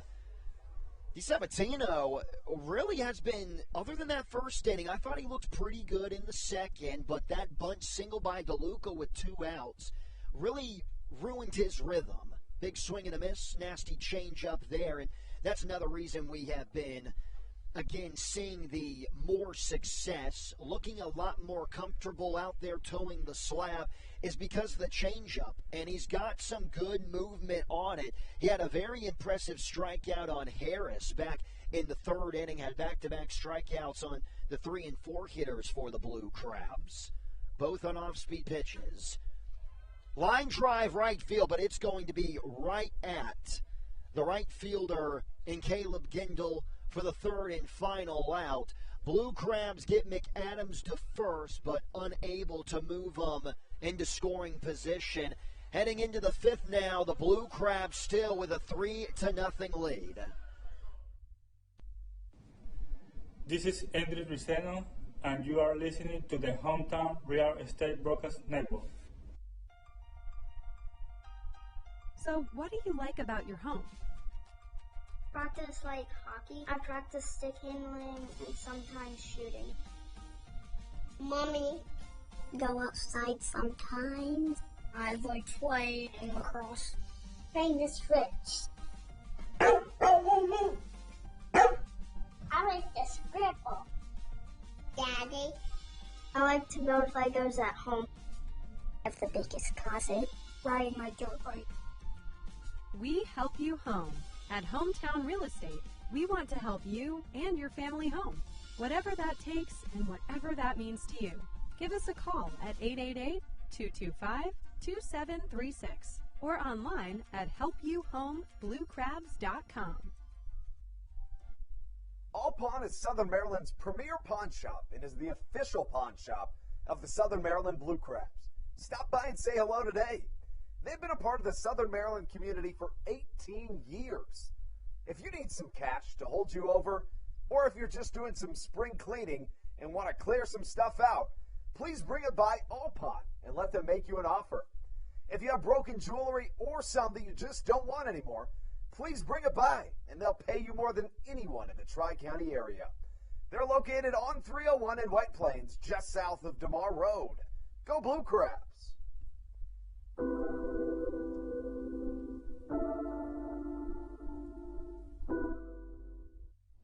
This is Brandon Barker, and you're listening to the Hometown Real Estate Broadcast Network. It's the top of the fifth in Waldorf, Maryland. The Southern Maryland Blue Crabs with a 3-0 lead over the Barnstormers. Matthew Hargrove here alongside Andrew Bandstra. We see Daryl Thompson going back out there, Andrew. How has he been so effective? He has been doing what he always does and adding some strikeouts to the mix to make things even better. He's a guy that is absolutely phenomenal. Holds 2/3 of the Atlantic League Triple Crown, looking to make it all thirds with all the strikeouts he's thrown this evening. 5, 6, and 7 due up for the Barnstormers to begin the fifth, starting with the center fielder in Clark. Clark, going back to that first game, had a couple of mishaps fielding the baseball in right field. It costed Lancaster a run, I should say. But also had a nice play throwing out Silva at second base in the first inning. So a little wishy-washy with the glove. Swing and a miss on a high fastball. Thompson, that fastball has just looked better than 84 miles per hour. You're right. It tops out at 88 this evening, but he's doing his thing out there. A little hesitation. You know he's feeling good when he does that. A high pop-up. Camping under it in center field is Collier to make the catch. One gone. Thompson just makes it look so easy out there. He's a guy that is in full control of the game at all times. Anthony Peroni. Yeah, the first time I'm seeing him, you can kind of get that sense, just his demeanor, his persona out there on the bump. He's always looking cool, calm, and collected, even after the hard single that he gave up in the first inning to Almond. Still looked like he was in control of the situation, and he was. Got a pop out to the shortstop and a strikeout off the end of the bat, and how about it? Peroni with a one-out single. Just the third hit of the night for the Barnstormers. Make that the second, I should say. And not a bad pitch there by Thompson. Just a slider. Didn't get it outside the zone enough, though, off the end of the bat. Not hard contact by Peroni. And that's something that Thompson, and it is in his mindset. Yeah, arguably the best pitcher in the Atlantic League. It's in his mindset that he doesn't need to stay away from his stuff. Yeah, you're exactly right. He pitches to contact because he knows where he puts it. It's going to be tough to hit. He does it time and time again. So when you get a soft contact single, there's not a ton you can do about that if you're Thompson, so you just move on. Torrance, the left fielder now, came into a pinch-hitting situation in Game 1. Picked up a strikeout, though. Big leg lift by Thompson, and Torrance is quickly down 0-2. Really nice job by Thompson in the fourth inning, sitting down Alleman, Diaza, and Dugan, the meat of this Barnstormer lineup that now the rest of the way he probably won't have to face them until maybe the seventh inning and possibly have a complete game shutout. Off the end of the bat, really nice job there by the left fielder to stay alive. But I'm pretty sure as well, like for a starter, if if Thompson were to come out here and throw a no-hitter in the 7 innings, it wouldn't go down as a no-hitter. And I would have to check again, but I'm pretty sure if he throws 7 shutout innings, it wouldn't go down as a complete game. So it would go down as a complete game, but not a no-hitter. Okay. Because Madison Bumgarner for the Arizona Diamondbacks did that earlier in the season, but obviously not counted as a no-hitter. But like you just said, it would go down as a complete game in the 2021 stat line for Thompson. But he's still got a ways to go. In the top of the 5th, another 0-2 pitch. Popped up again. Man, Torrance is making the veteran work. A little shake of the head there by Thompson. Trying to figure out how he is going to put this lefty swinging outfielder away. Seems like Thompson has been going with a lot of fastballs. Might need to go to the changeup, maybe a little off-speed pitch, a slider down to the back foot. Let's see if the slider will come, the 0-2. It's a fastball on the ground to Silva at second. There's one over to first. Double play. A 4-6-3 inning-ending double play at that. And we're going to head to the bottom of the 5th, which could be called the 7th inning stretch of a shortened game. The Blue Crabs in control, especially with their ace on the bump. It's 3-0. We'll be right back.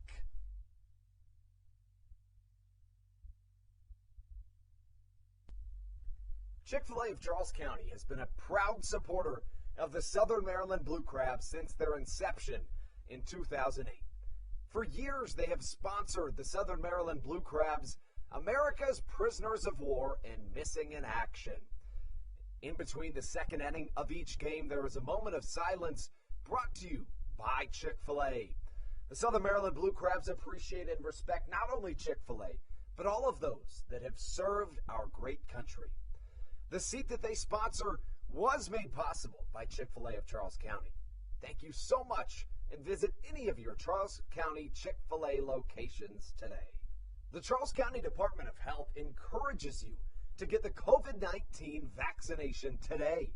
You can get it all over Southern Maryland or no matter where you are across the United States. Vaccinations are offered right here at Regency Furniture Stadium with no appointment needed. Charles County Department of Health and the Southern Maryland Blue Crabs urge you to take one for the team and get the vaccine.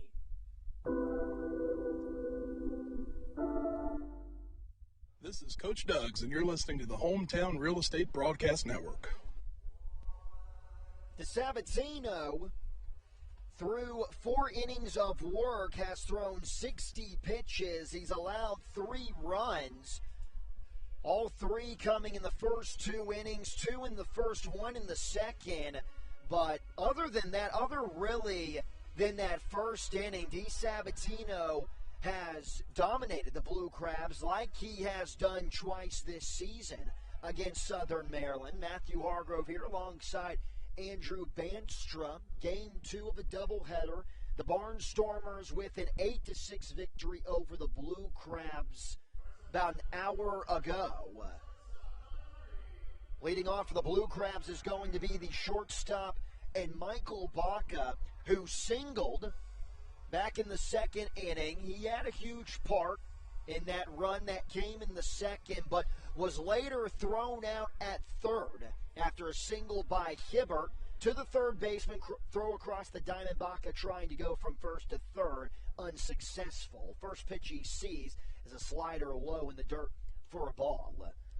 You know, Matthew, we got to talk about Southern Maryland having to probably want to put this thing to an end here in the 5th, right?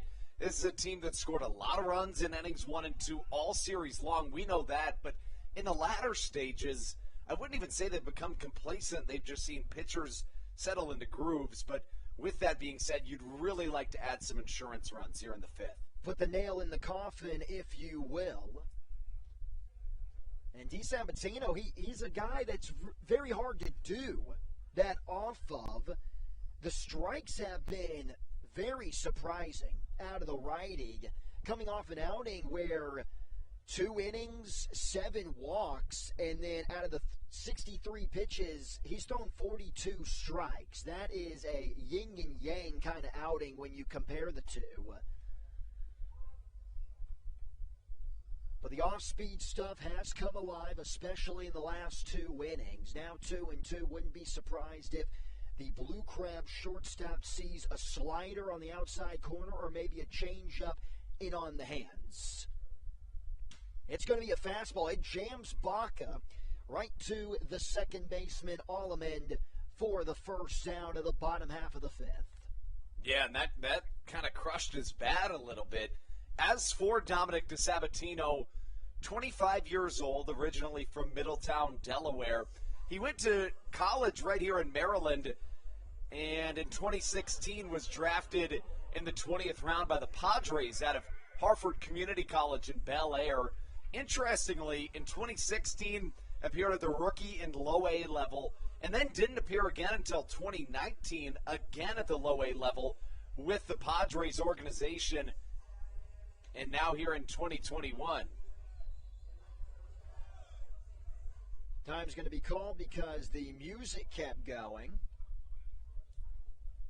So I think the pitch is actually not going to count. It was a slider that missed outside. So Matt Hibbert, a little home cooking here. Here's the first pitch now. Swinging. Jammed on a fastball just like Michael Baca. It's going to be a foul ball. Hibbert looking to continue his perfect performance tonight. 2 for 2. Has scored a run and also an RBI. But, Andrew, I think when you take a look at all the talent that you have in the Atlantic League, as there's going to be a high chopper for route number 2. Good play there by Rendon. But I think when you take a look at guys like, I know that Thompson has the 84-mile-per-hour fastball, but you can go up and down this Blue Crabs lineup. You got Matt Hibbert, who's now batting .305. Silva, who's batting .333. That just shows you how competitive and how tough it is to be with a major league organization when you have all this talent in the independent leagues and the Atlantic League, and they're not officially considered major league ball players, kind of quotation mark. Exactly. Silva with a deep fly ball, left field. Back goes Torrance near the wall, but he's going to stop in the middle of the track to make the catch for the final out of the 5th. A 1-2-3, bottom of the 5th at that for DeSabatino. Heading into the 6th, Blue Crabs with a 3-0 lead over the Barnstormers.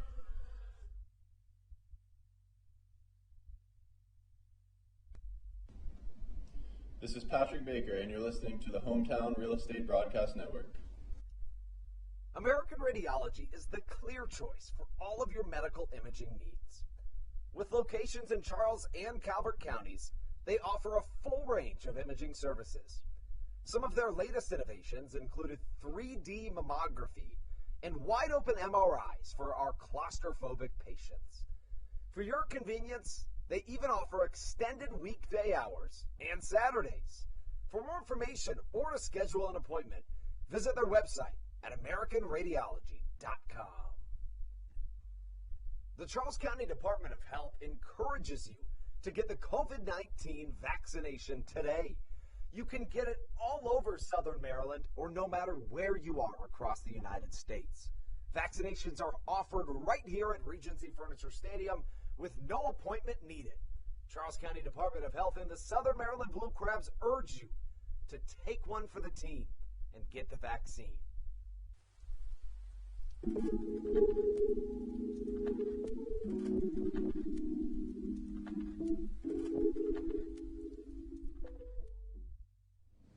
This is Dario Pisano, and you're listening to the Hometown Real Estate Broadcast Network. We are ready for the 6th inning here at Regency Furniture Stadium, where the Blue Crabs have a 3-0 lead over the Barnstormers. And now for the play-by-play, here is Andrew Banstra. Yeah, we take you into this 6th inning. Daryl Thompson said it a couple times, say it again, doing Daryl Thompson things About to finish his second time through this order as we take you into the sixth. He has been nothing short of fantastic to this point in the evening, and he'll start things off with Jake Hoover, who flew out to the catcher, Joe DeLuca, his first time up. Thompson, glove in front of the face, the wind and the pitch, showing bunt as Hoover pulls back. It's a ball number one.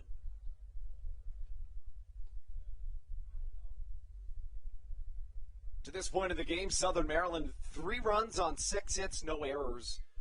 The Barnstormers, no runs, 2 hits, 1 error to this point. Fastball, a called strike on the outside corner. And I can really see why you told me, I mean, the hype is real with Daryl Thompson. True. Like I said, this is my first time seeing him, but he has been in control.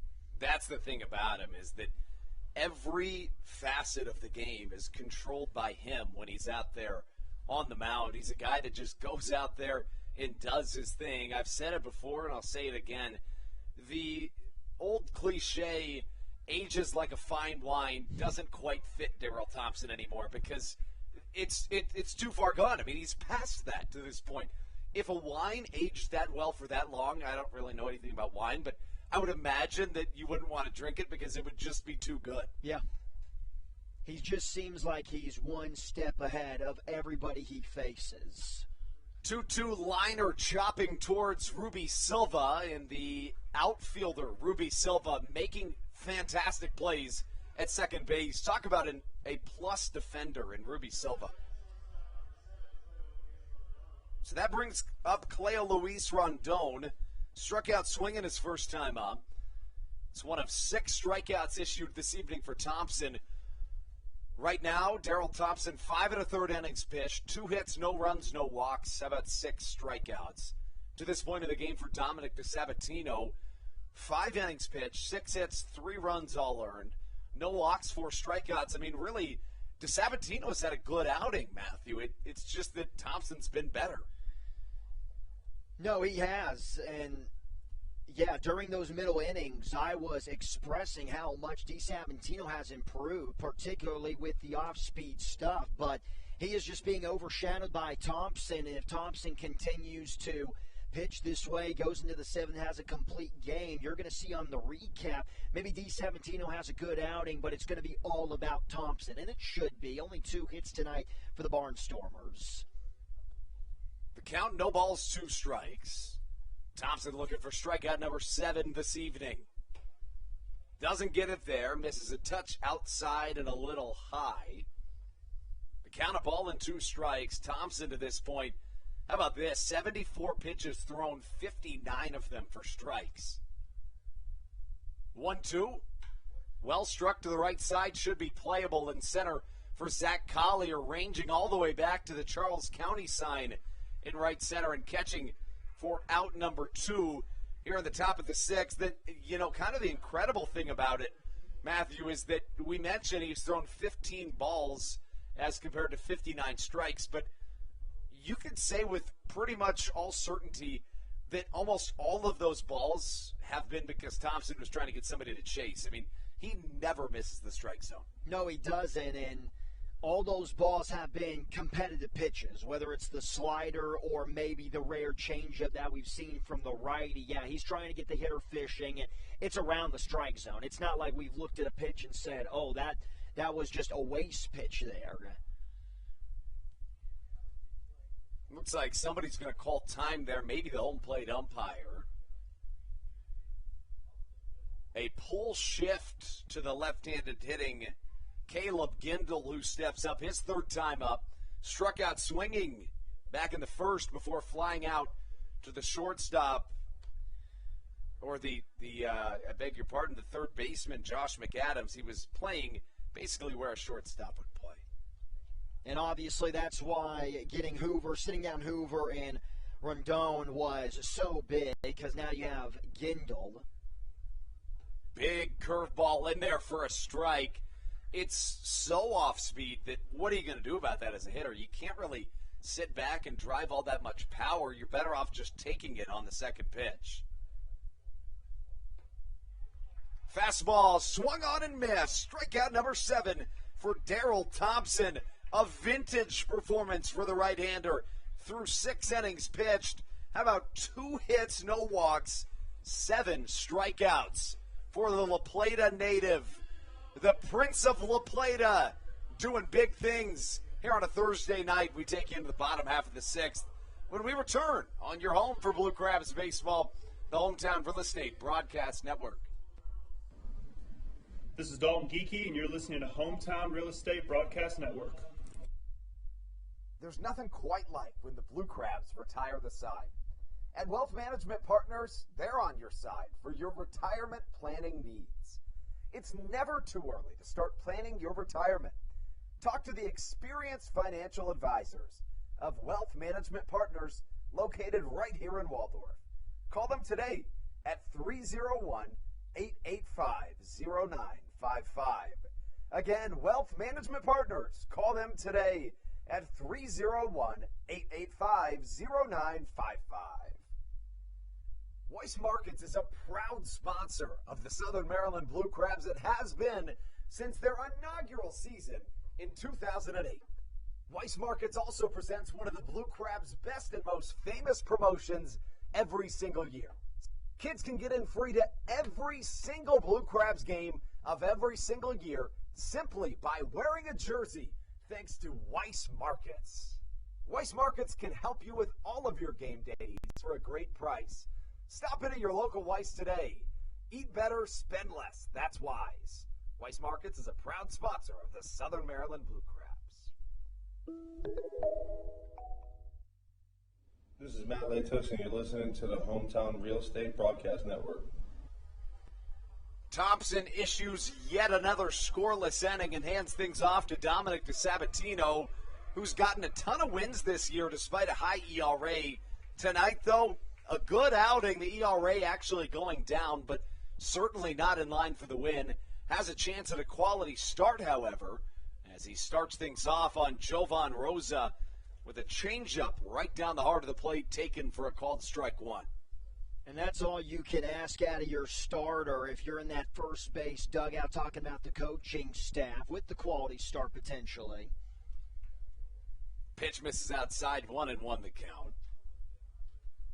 Rosa today 1 for 2. He had a 2-run home run back in the first inning and then struck out swinging in the third. Ball and a strike. Check swing, did he go? No, he didn't, says the first base umpire, Mike Williams. 2-1 the count. You know, we haven't talked about it a ton. The other MLB Atlantic League rule change, the pitching rubber being moved back 1 foot. Of course, the idea there is to create more offense. And, you know, it's worked to some extent this season, but it's also tough to tell because the offensive numbers have been way up all year long. Yeah, I was just about to ask you because you've seen it since the Atlantic League implemented it. Do you think that it does help with the offensive side? You know, I think it's tough to say to this point. As a line drive is snared out of thin air from Jake Hoover, who, by the way, I think that I should be disappointed in myself for just now using the phrase I've been wanting to use the whole time. A great defender in Hoover, the third baseman. Call him the Hoover vacuum. I mean, it's right there for us. We didn't get it, but it's a missed opportunity. It certainly is. But, you know, I would say that it's too soon to tell to this point. I don't know. I would say maybe. It's just too soon to tell.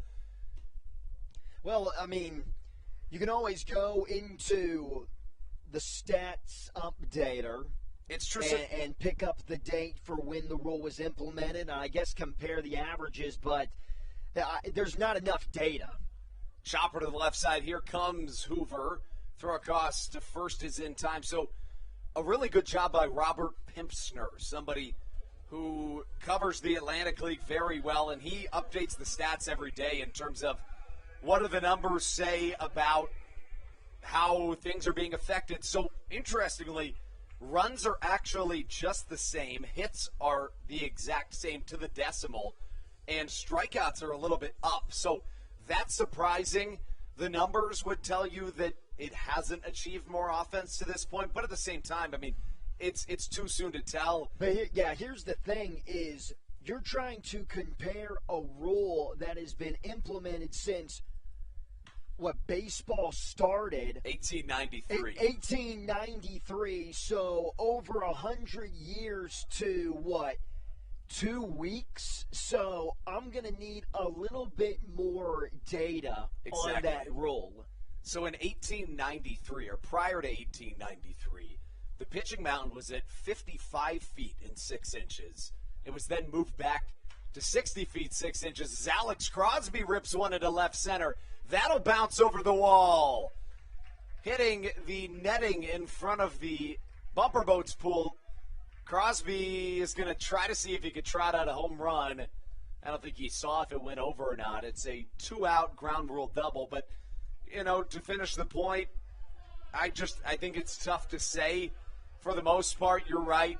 It's way too small, the plot of data. But after that mound moved back in 1893, the next altercation of any kind was raising the mound to try to help the pitchers in 1968. And now here in 2021, it's the first time since 1893 professional baseball has seen a change in mound distance. Could you imagine if the mounds were still today 55 feet with the arms that we have been seeing? So it would be unfair. You're exactly right, but I think that also kind of begs the question. I think it does make sense to move the mound back because in 1893, if they thought they needed to move it back then, well, welcome to the 21st century. Now, if it needed to be moved back then, there was no radar guns, I don't think, but I would have to imagine guys weren't throwing all that hard. What do you think? Maybe 60, 70? I would say that there were guys who maybe threw that hard, but not to the extent. Right. So if you needed to move it back then, now would probably be another good time. So I like the rule in theory. The count 0-1. Again, I say in theory because I think it's too soon to tell, but I think it's worth a shot.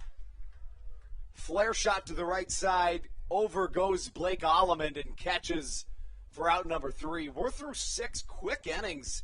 Daryl Thompson has a chance to end this thing here in the top of the 7th. Can you believe that? This has gone really fast. Pretty hard to believe when we come back in the top of the 7th. We have a chance at shutting this thing down when we return on the Hometown Real Estate Broadcast Network.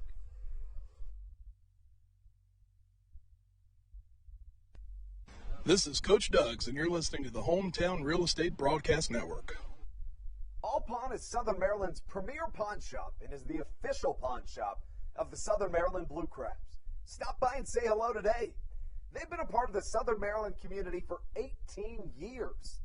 If you need some cash to hold you over, or if you're just doing some spring cleaning and want to clear some stuff out, please bring it by All Pawn and let them make you an offer. If you have broken jewelry or something you just don't want anymore, please bring it by, and they'll pay you more than anyone in the Tri-County area. They're located on 301 in White Plains, just south of DeMar Road. Go Blue Crabs! Hey Blue Crabs fans, make sure to visit the All-American Steakhouse and Sports Theater at 35 St. Patrick's Drive, right here in Waldorf, for some great food with great friends. Their steaks are fresh, hand-cut, in-house daily, as well as many other fresh seafood, chicken, and beef options. They offer outdoor and indoor dining, available each and every day, along with the same great menu to go if you would like. Please visit them online at www. This is Matt Latos, and you're listening to the Hometown Real Estate Broadcast Network. So generally in a 9-inning game, it goes Thompson for 8 and then Latos for the 9th. So we allow Latos to welcome you in to this final inning of regulation. It'll be Daryl Thompson back onto the mound. To this point, 6 innings pitched, 2 hits, no runs, no walks, 7 strikeouts for the right-hander. And the Prince of La Plata back out onto the mound with a looping curveball that catches the zone to the 2-hole hitter Blake Allemond. to start things off here in the 7th. Working quickly, the 0-1, chop to the right side. Getting it is Jovan Rosa, jump from Daryl Thompson. Tap your foot on the bag for out number 1. What a play by Rosa, the first baseman. And that hesitation move, we've only seen it a couple of times by Thompson, but guys are not going to use that move all the time because you have to have a certain level of comfortability with your balance out there on the bump. But for a veteran like Thompson, you see the domination. It is nothing out of the ordinary for him, and he's able to use it effectively there. Thompson can feel this position with the best of them. But one thing among the many that I really enjoy watching about his game, Matthew, is that oftentimes pitchers don't try to catch fly balls. He goes out of his way to do that because he wants to win so bad that he's going to make sure that things get done if he's given the opportunity. 0-1 swung on and missed. A big curveball from Thompson, fooling Alejandro de Aza.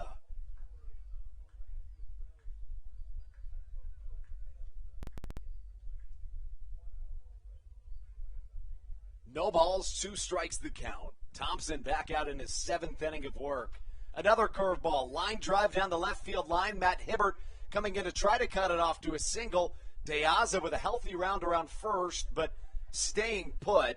And we'll keep it right here with the runner on first. Just the 3rd hit of the night for the Barnstormers. That's just a healthy piece of hitting there by De Aza. Curveball, and Thompson's going to want this pitch back. Ended up right down the middle, but De Aza down in the count. Very smart hitter, per usual. Just sitting back on it. Nice line drive into left field. I think if Dugan gets on here, you need to start warming up Latos. Yeah, I would think that there's certainly a case to be made there. Looks like Latos is taking his sweatshirt off right now, in fact, just in case, as Bronson Butcher is going to head down. It seems like you and Stan Clyburn are on the same wavelength this evening in terms of when to send out a relief pitcher. Kelly Dugan up to the plate. Dugan, to this point of the game, finds himself 0 for 2. Fastball inside, swung on and missed. Dugan trying to do a little bit too much there as the count evens at a ball and a strike. You know, I like that Latos is already warming up. I know Thompson has been phenomenal, but the sense of urgency, especially here in September, you need it. The 1-1 from Thompson. Fastball high and outside. 2 balls and a strike the count. Thompson in search of his 11th win of the season. Thompson went 4-0 with a sub-2 ERA in the month of August. Fastball swung on and missed. The count 2-2. He's gone to that fastball a ton this evening, and why not? Because it's working really well. Been very aggressive, and the important times to throw the fastball, we have seen that velocity dip up into the high 80s.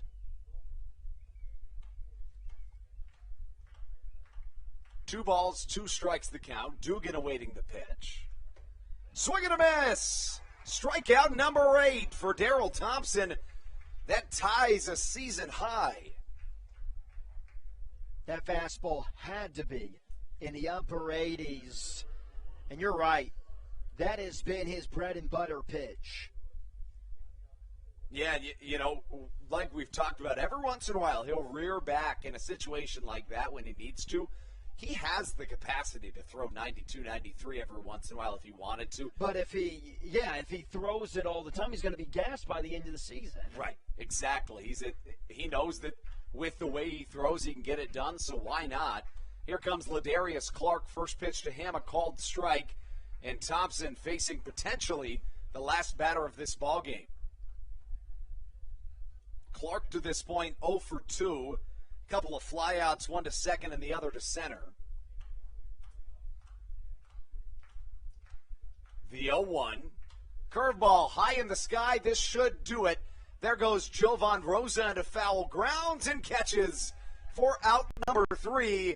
Calling a big-time Blue Crabs W here on the Hometown Real Estate Broadcast Network as the Blue Crabs dodge danger, finding their first win of this series. And you called it a must-win. I would tend to agree. This was a huge win for Southern Maryland. They had to because of the team it was against.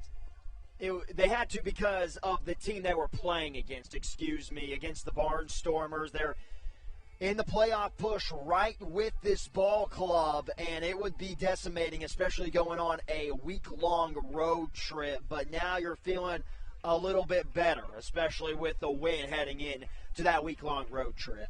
We're going to step aside for just a moment, and then the post-game show rolls on the Hometown Real Estate Broadcast Network.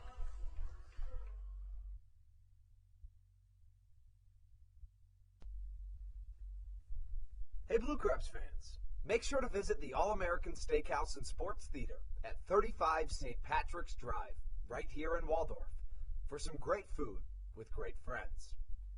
Their steaks are fresh, hand-cut, in-house daily, as well as many other fresh seafood, chicken, and beef options. They offer outdoor and indoor dining, available each and every day, along with the same great menu to go if you would like. Please visit them online at www.theallamericansteakhouse.com. That's www.theallamericansteakhouse.com. You can also visit them on Facebook or Instagram. They have daily specials that you just can't pass up. Thank you, Blue Crabs fans.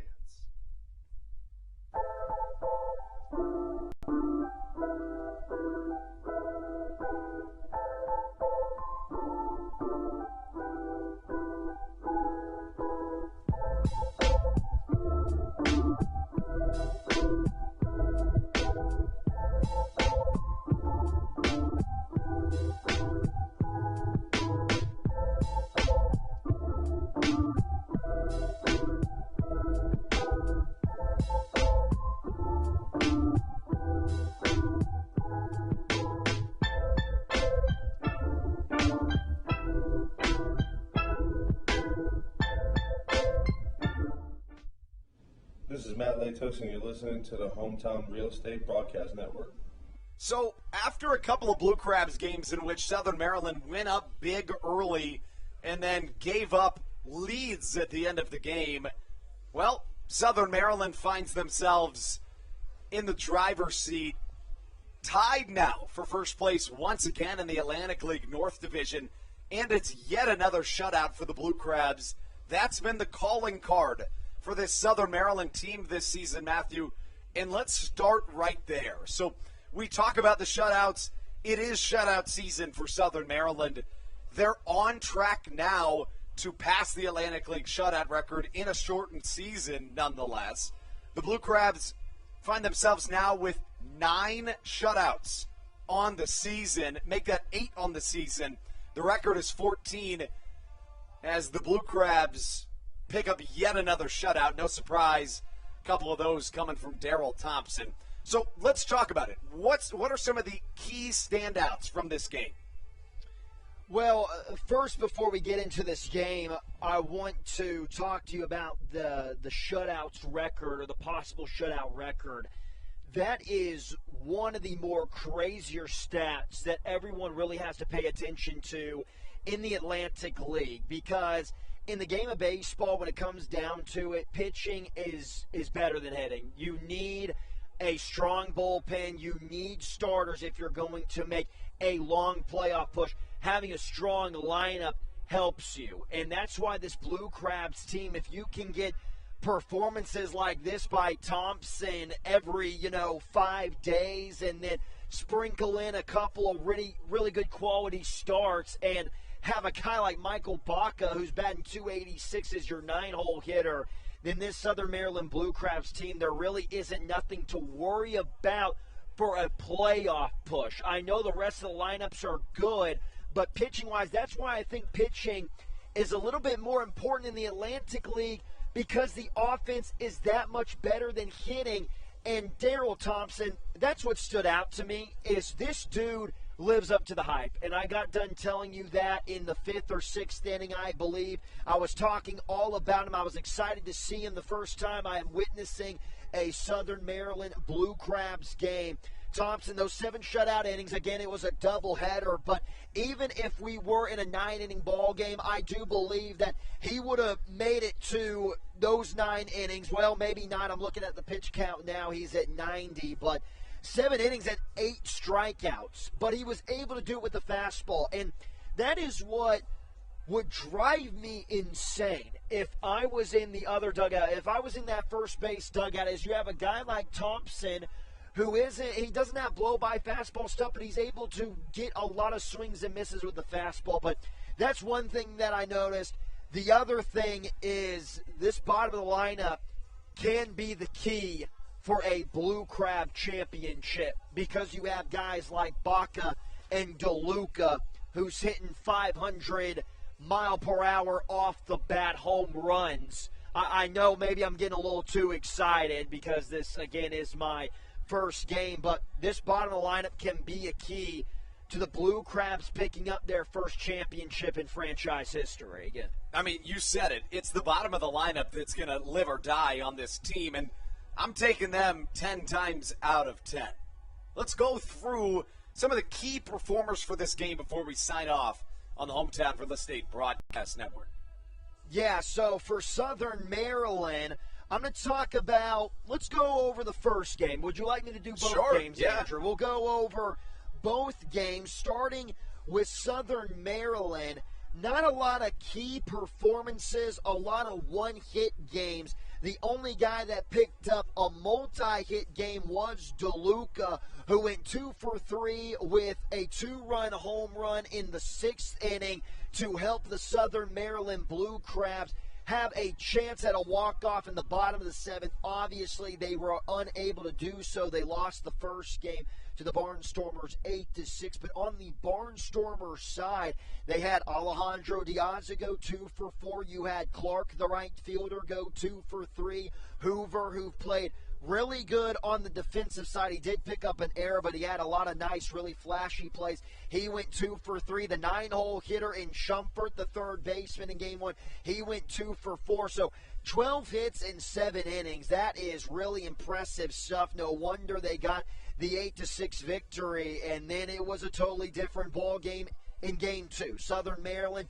the 3-0 win. Darrell Thompson, 7 shutout innings with 8 strikeouts. Dominic DiSaventino, the starter for the Barnstormers, he pitched very effectively. It just wasn't on the Thompson elite level, as Andrew Banstra might tell you. 6 innings, a quality start, only allowed 3 runs, 4 strikeouts. He led up the 2-run home run to the first baseman in Javon Rosa, who ended up going 1 for 3, just those 2 RBIs. Matt Hibbert went 2 for 3 out of the leadoff spot with an RBI. That was the other RBI to give the Blue Crabs 3 runs. Again, just a lot of single-hit days, and then the only 3 hits picked up by the Barnstormers came from Alleman, the second baseman, Alejandro Diaza. You saw that single down the left field line in the last inning, the 7th, and then the catcher, Anthony Peroni, went 1 for 2. Those are your stats for the night. A split for the doubleheader, a must-win game for the Blue Crabs in Game 2, and they were able to pick up the dub. So at the end of the day, I would say this was a pretty successful day for the Blue Crabs. You never want to get swept in a doubleheader, but series-wise, Blue Crabs easily could have picked up the sweep, but again, getting a win before going on the road trip, now they just need to focus on picking up at least a 500 record on the road. Couldn't agree more. You know, Matthew, in this game, Southern Maryland finds themselves now tied for first place in the Atlantic League North Division. We're going to have to sign off, but we can't wait to bring you more Blue Crabs baseball. Stay tuned on SOMDBlueCrabs.com. Click that press button to stay in tune with everything Southern Maryland Blue Crabs. For Matthew Hargrove, I'm Andrew Banstra, wishing you a good night, thanking you for tuning in, spending your evening with us. But most importantly, as always, let's go Blue Crabs.